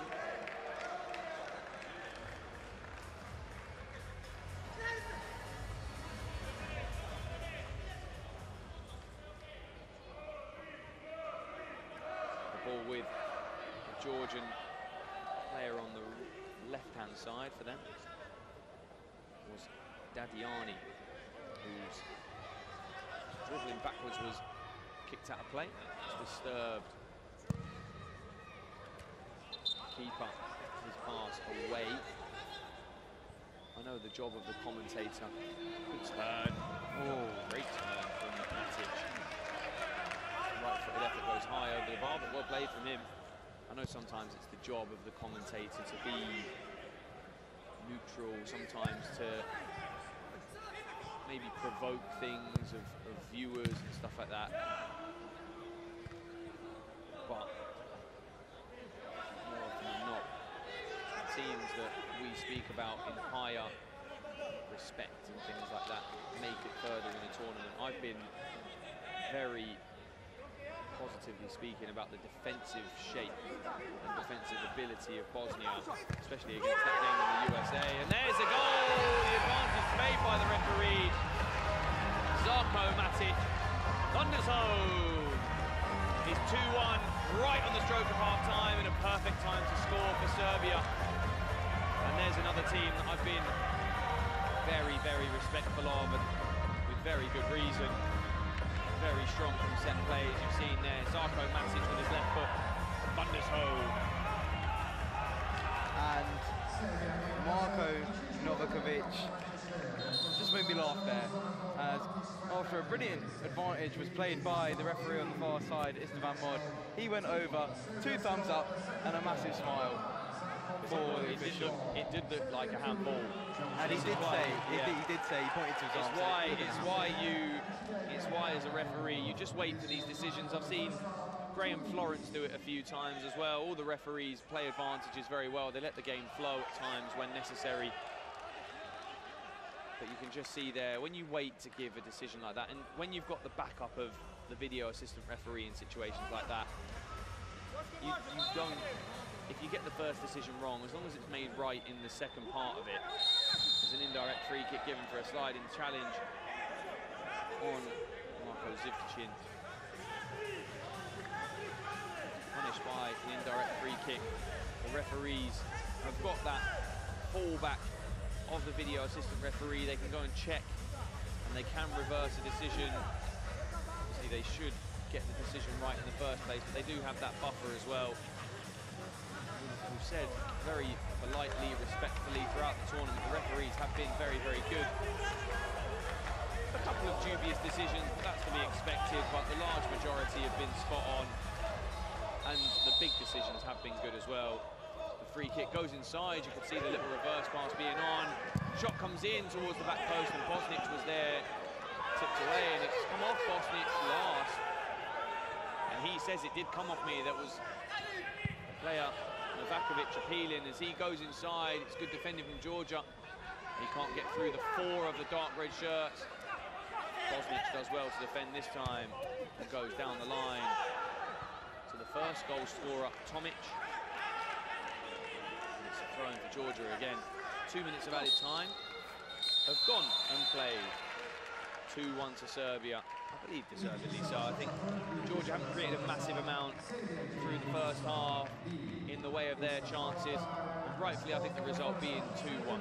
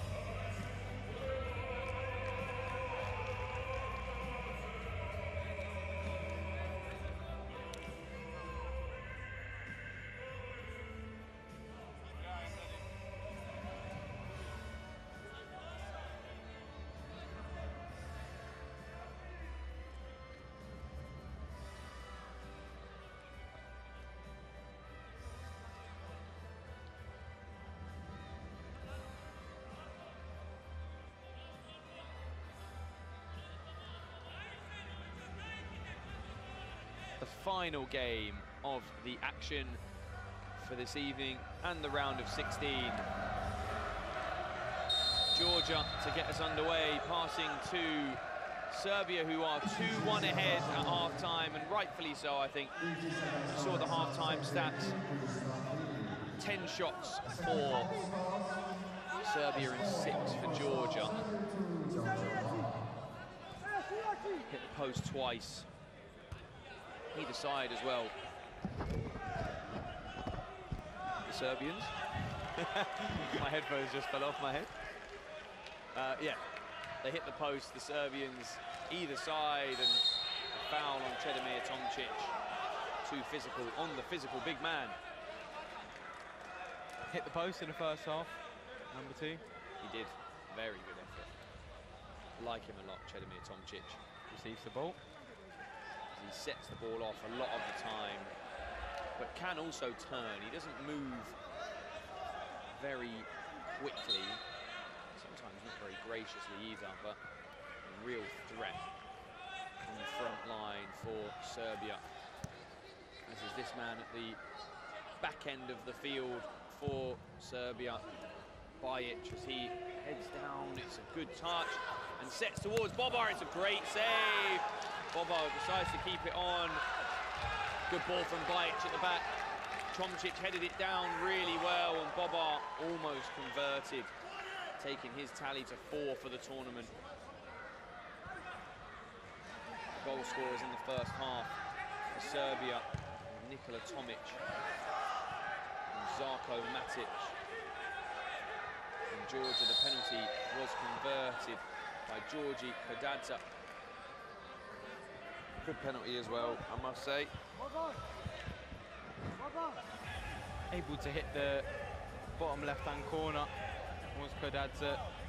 Brilliant effort, and took it past the number 1 for Serbia to level the game up. Before Serbia shortly got their response in the 25th minute to put themselves 2-1 up and in the lead once again. As now Tomčić moves. Oh, what a pass! Oh, that's out of the line. Has to be up. No, says Alexander Vangelov. Interesting. I actually didn't think it was over the line. We saw a goal like that earlier. Never. As it says on the replay, it wasn't over the line, but what a touch backwards as well into Gubinic, I believe it was. Just, again, the unselfish stuff that the Serbians do. That could have been a shot from the person, I don't know who it was that set the ball back. I think it was Bobar that set the ball back for Gubinic. So unselfish, but it was the perfect set for Gubinic. And it's almost the perfect goal. Indeed. Just the bar. They've now hit the left post, the right post, and the bar. And the back of the net twice. Of course. Good touch, Matic rolls back. Keeps the ball now. Matic tries to go through the legs of the defender, keeps it, cutbacks on, and oh my God, tipped into the post again. Zarija Gojkovic this time, the latest player to hit the paintwork. Tomčić goes down the line, but it's a good bit of defensive work.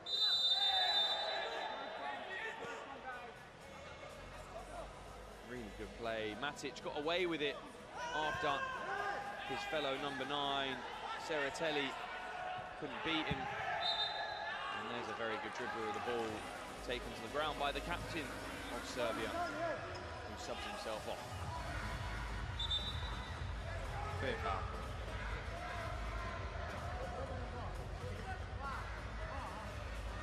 Good work from Nashvili to get it past his man.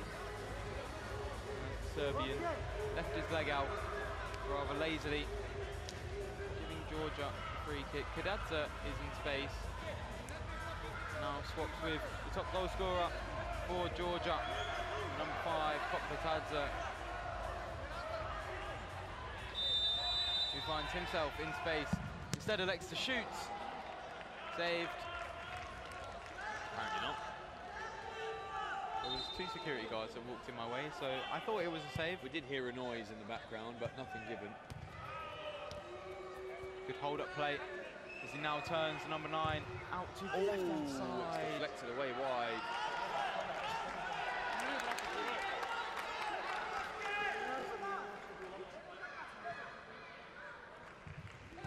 Corner comes in, it's ricocheting around, but goes all the way back to the goalkeeper. We've had 5 in this second half, as Bajic looks for Matic with the goalkeeper. Kept at the back with Kopatadze, the top goal scorer for Georgia. They're number 5. Ooh, that's a high foot. Fair decision. Definitely a fair decision. Maybe slightly lazy from Obaladze to put his foot there. Could have got in front of his man and Just touched it down. Yeah. Serbia won't really mind though. They receive the ball once again. Now Georgia can counter Obaladze. Gets his shot away, blocked. Out for a corner. Kopatadze, the man to take. As I say, the top goal scorer for Georgia. 3 goals for him. As the countdown now starts, slightly rushing the corner. Out to Seratelli.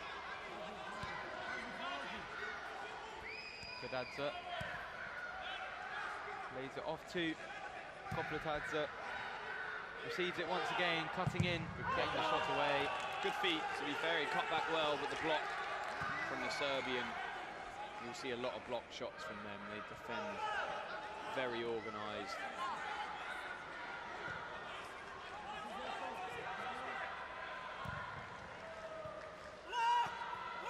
One team that have done that extremely well and have found themselves through to the quarterfinals, Mauritania. Defensively so resolute. Superb last night. They don't score many and don't concede many. Mauritania was their 1-0 win against France yesterday. A goal after 30 seconds put them in the lead, and they were able to hold on for 50 minutes to just a 1-goal lead, see themselves through. Well held by Sefiashvili from a direct attempt. As I believe Ekizashvili is holding his hand. Not sure what happened there. He looks to be in some discomfort. Will receive treatment, of course, by the physios.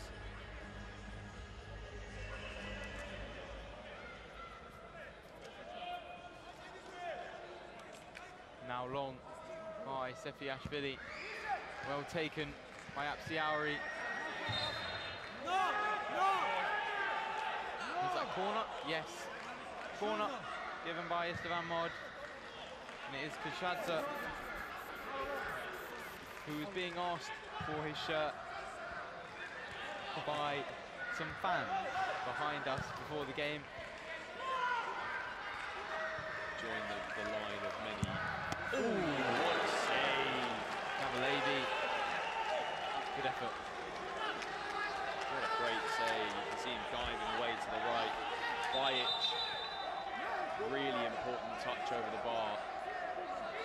We get caught in these moments. Some good things happen and we just go, ooh.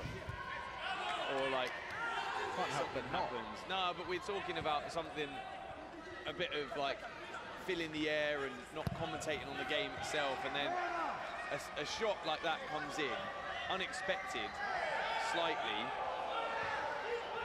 This one won't be. Good shot and good block by the goal scorer of the first for Serbia. Very confrontational Evangelov there. I can understand he wasn't very happy with being spoken to in a negative way, but he's gone right in the face. The Serbian coach, that's not one way to maintain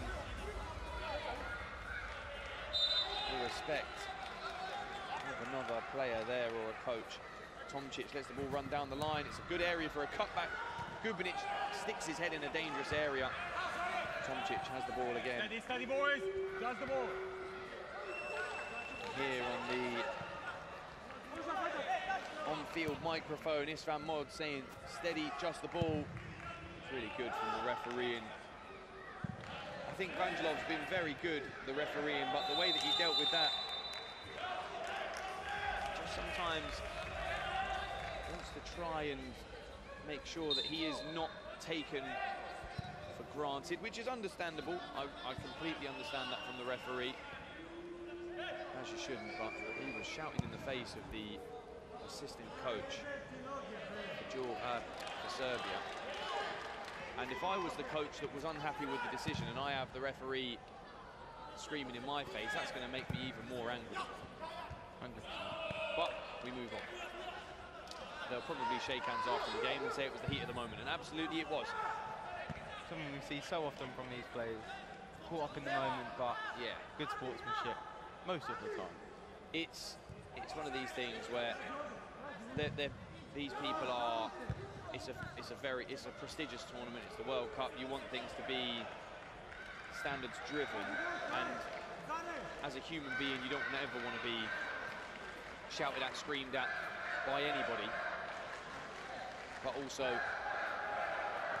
it's about the response that you give as well. Firm and assertive. And just make sure that you aren't taken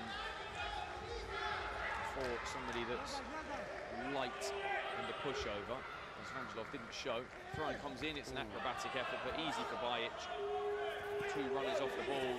Matic looks to receive, he's playing physically, but he has the ball now. Shot left foot, it goes wide at the left post. It was Marko Vujovic that set the ball to Matic, and he almost doubled his tally for the game. Close from Serbia. We are approaching the halfway stage of this half. Nashvili can't find a way forwards. Has another go though. Good defending again. Max, you've watched Georgia the most through this tournament out of the two of us. Yeah.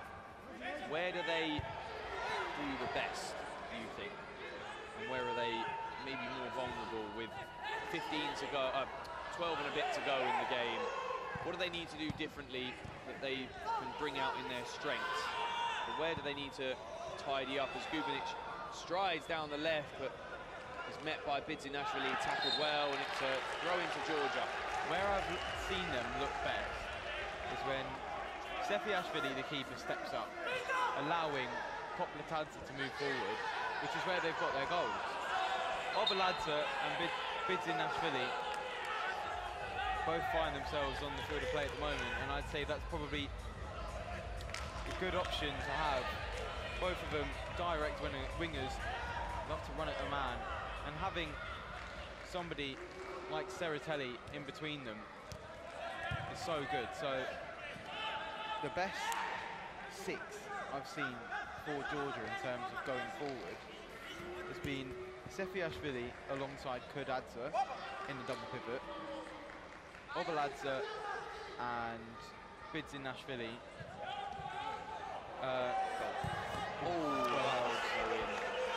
Jovan Bobo with a big chance again for his side. And they're only 2 goals ahead, but they've had a very good number of chances. The head coach is probably saying to him down there, you've got to take those chances. They're good high pressure, and it's got to be won. Got to be scored from there. Boba isolated again up top. Holds the ball well, goes inside. Zivkacin goes for the far post. It just goes wide. Good effort though. Boba does well to bring in his number 4. Zivkacin just curls the ball wide of that far post. But Poplatadze has to find himself on the field if Georgia are in need of a goal. The top goal scorer for Georgia, as I say so many times. Good throw again. His distribution. Oh, what a finish! Jovan Boba.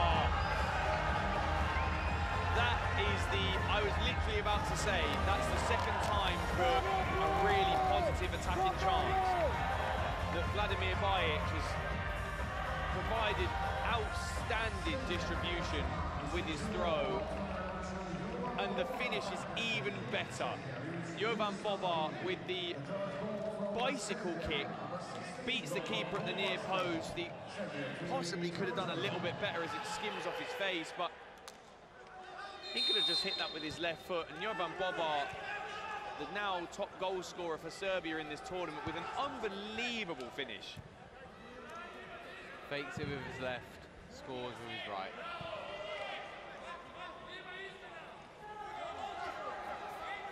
Not much more needs to be said. Bajic goes long again. The throw was perfect again. There was the throw down the same side. He did a javelin throw instead, the goalkeeper, and then the ball was squared over to the far side through the legs of the defender. As Bosnic comes forward, shoots, and it's tame for the goalkeeper. But it was inch per... Oh, what a touch! It's showtime! Oh, my God! What a goal! Now is the game being flipped on its head. Oh my word! Apsiauri, my word. Watch this back, I won't say anything. Oh my goodness gracious me. Oh my God. One brilliant goal down that end. It's the same finish, just without the scissor kick. What a touch! Oh my God, what a touch! Even the knockdown with his head. Perfect. And Tomčić, turning like a double-decker bus, wins the foul. And Karadağ sees yellow. What a goal for Apsiauri.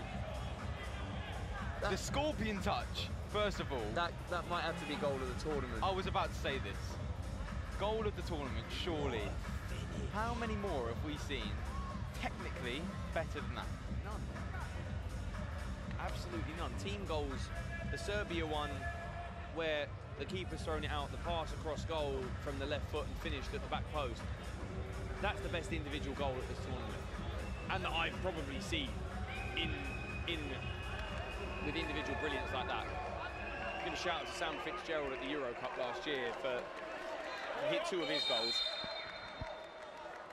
Oh my goodness, what a goal! He has that flip the tide. Can Georgia now go and search for big momentum maker? A goal by itself would have done enough for them to try and get back into the game.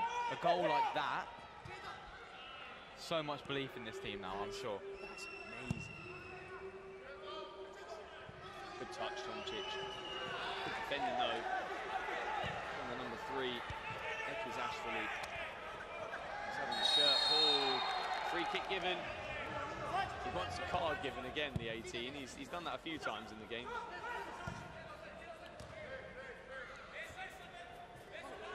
Georgia have the ball again. They've got 7 minutes of normal time to try and get themselves a goal. But there's 2 goals of 5 in this game of the highest order.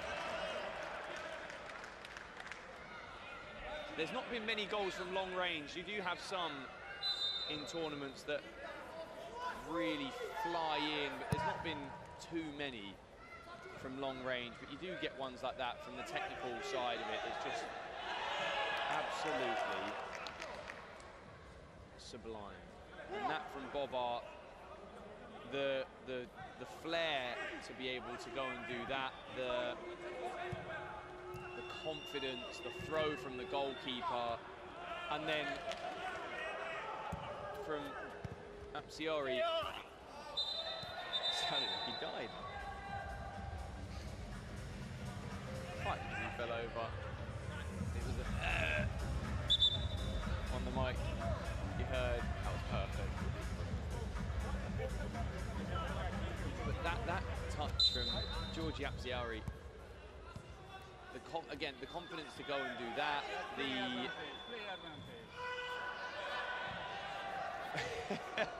some of the noises coming from these players is dramatic to say the very least. That was Marko Vujovic that went down, again, the sniper in the crowd. We've turned it up for you a little bit so you can hear it. There you go. Here's one. On the on-field microphone. Just so you can hear it a little bit louder down pitch side.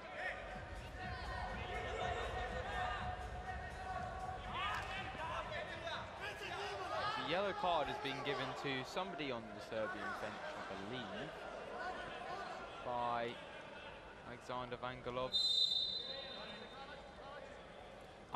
Do you know what? This game, I was a little bit like, I could turn Gojkovic. Good win by Karadağ, moving forward down the left-hand side. Doesn't go down under contact, finds his teammate Obaladze, lays it back to Levy. Oh my God, this game is coming alive in the last 10 minutes. I said to you before, any of these games kicked off today, this one would be the one. I did hear it. I did hear it. And that goes through to Bajic, the goalkeeper. And he rolls to Gubanic, who's free to run into the space. And might go left-footed, he does, but it's easy for the goalkeeper. It is on target, but never a challenge for the goalkeeper. Karadağ moving through the centre, finds Kopaladze, lays it back. Obaladze! Good save, Bajic, what a great save. Keeping his team in it.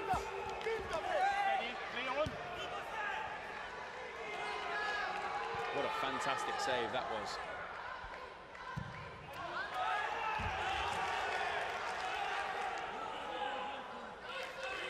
There it is. Big save. Bajic. Gone under my radar, to be fair, as a goalkeeper in this tournament. We've given plaudits to the Polish goalkeeper, to Hafid Al-Drubi, the English keeper, to Adi Kadic of Bosnia as well. Kapral as well. Ooh, this game is becoming very lively. Normally when Serbia win games as well, they win games convincingly, sometimes without scoring many goals. But this has been really open. I've had a great time. Comes forward, goes down to the ground.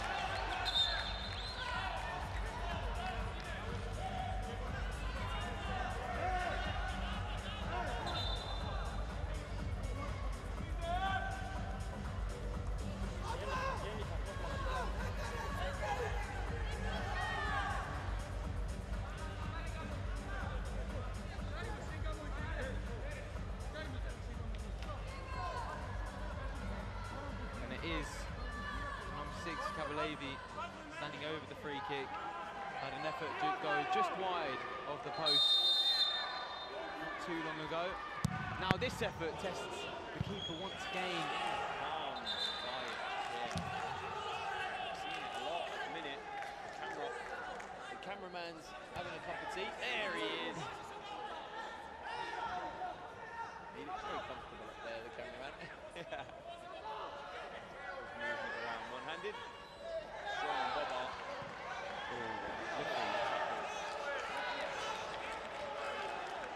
Good feet from Kabalevi, but can't take control of it after getting it past his man. Maybe looking for a foul, didn't go down, but he was never going to get on the end of that one. But one back.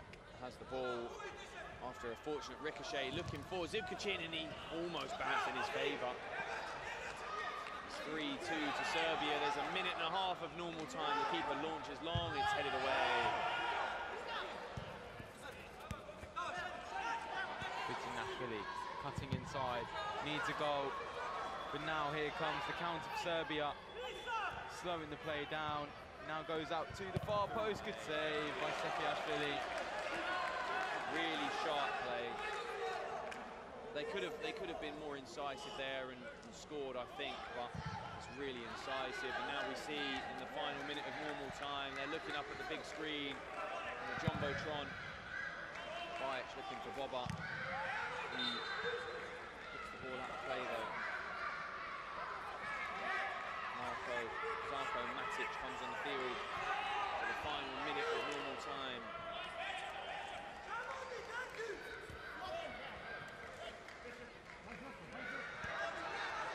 Pressure from Matic. Good pass forwards with a chance. Good block though from Nikola Tomic.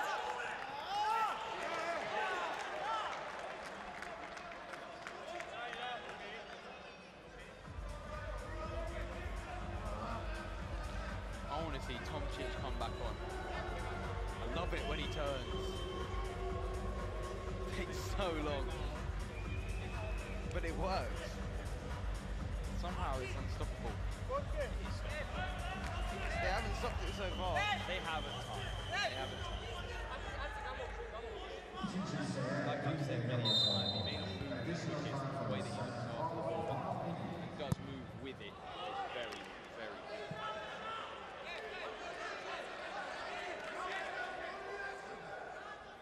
Final 30 seconds of time. It's taken down in a good turn, but it goes out of play. And Serbia will take their time getting this ball over across. We've got 20 seconds left of time.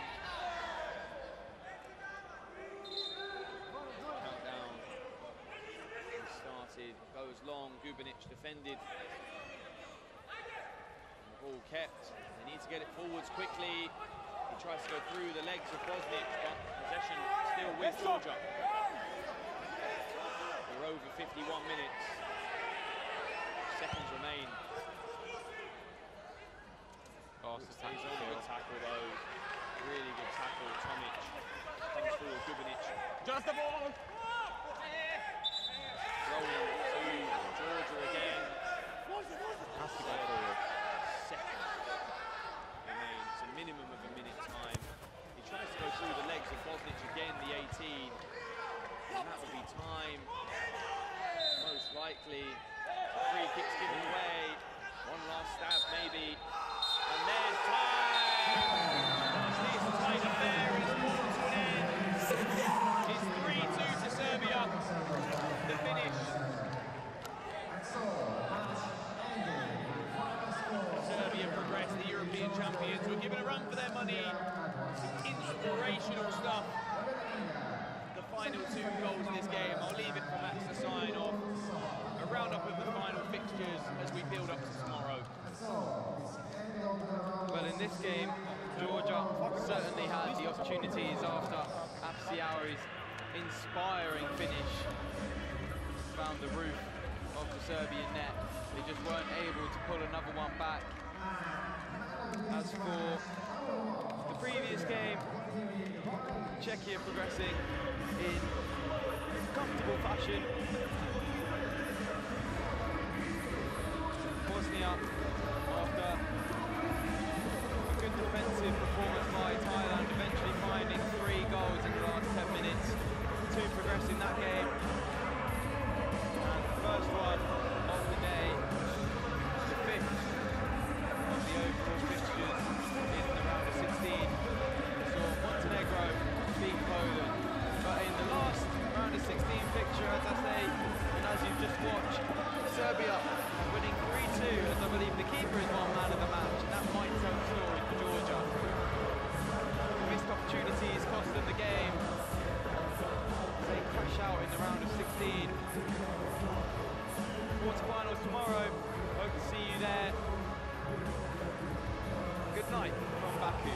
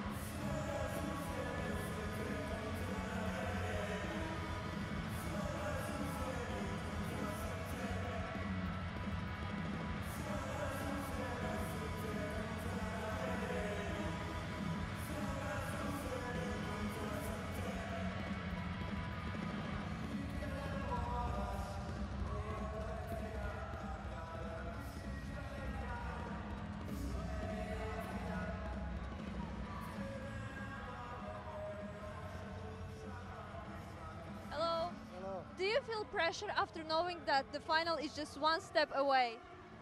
No, we just want to go step by step. Today we play very strong and hard game, but just important to go to next round. We really stay with focus. Now go to rest and prepare for next game. Thank you.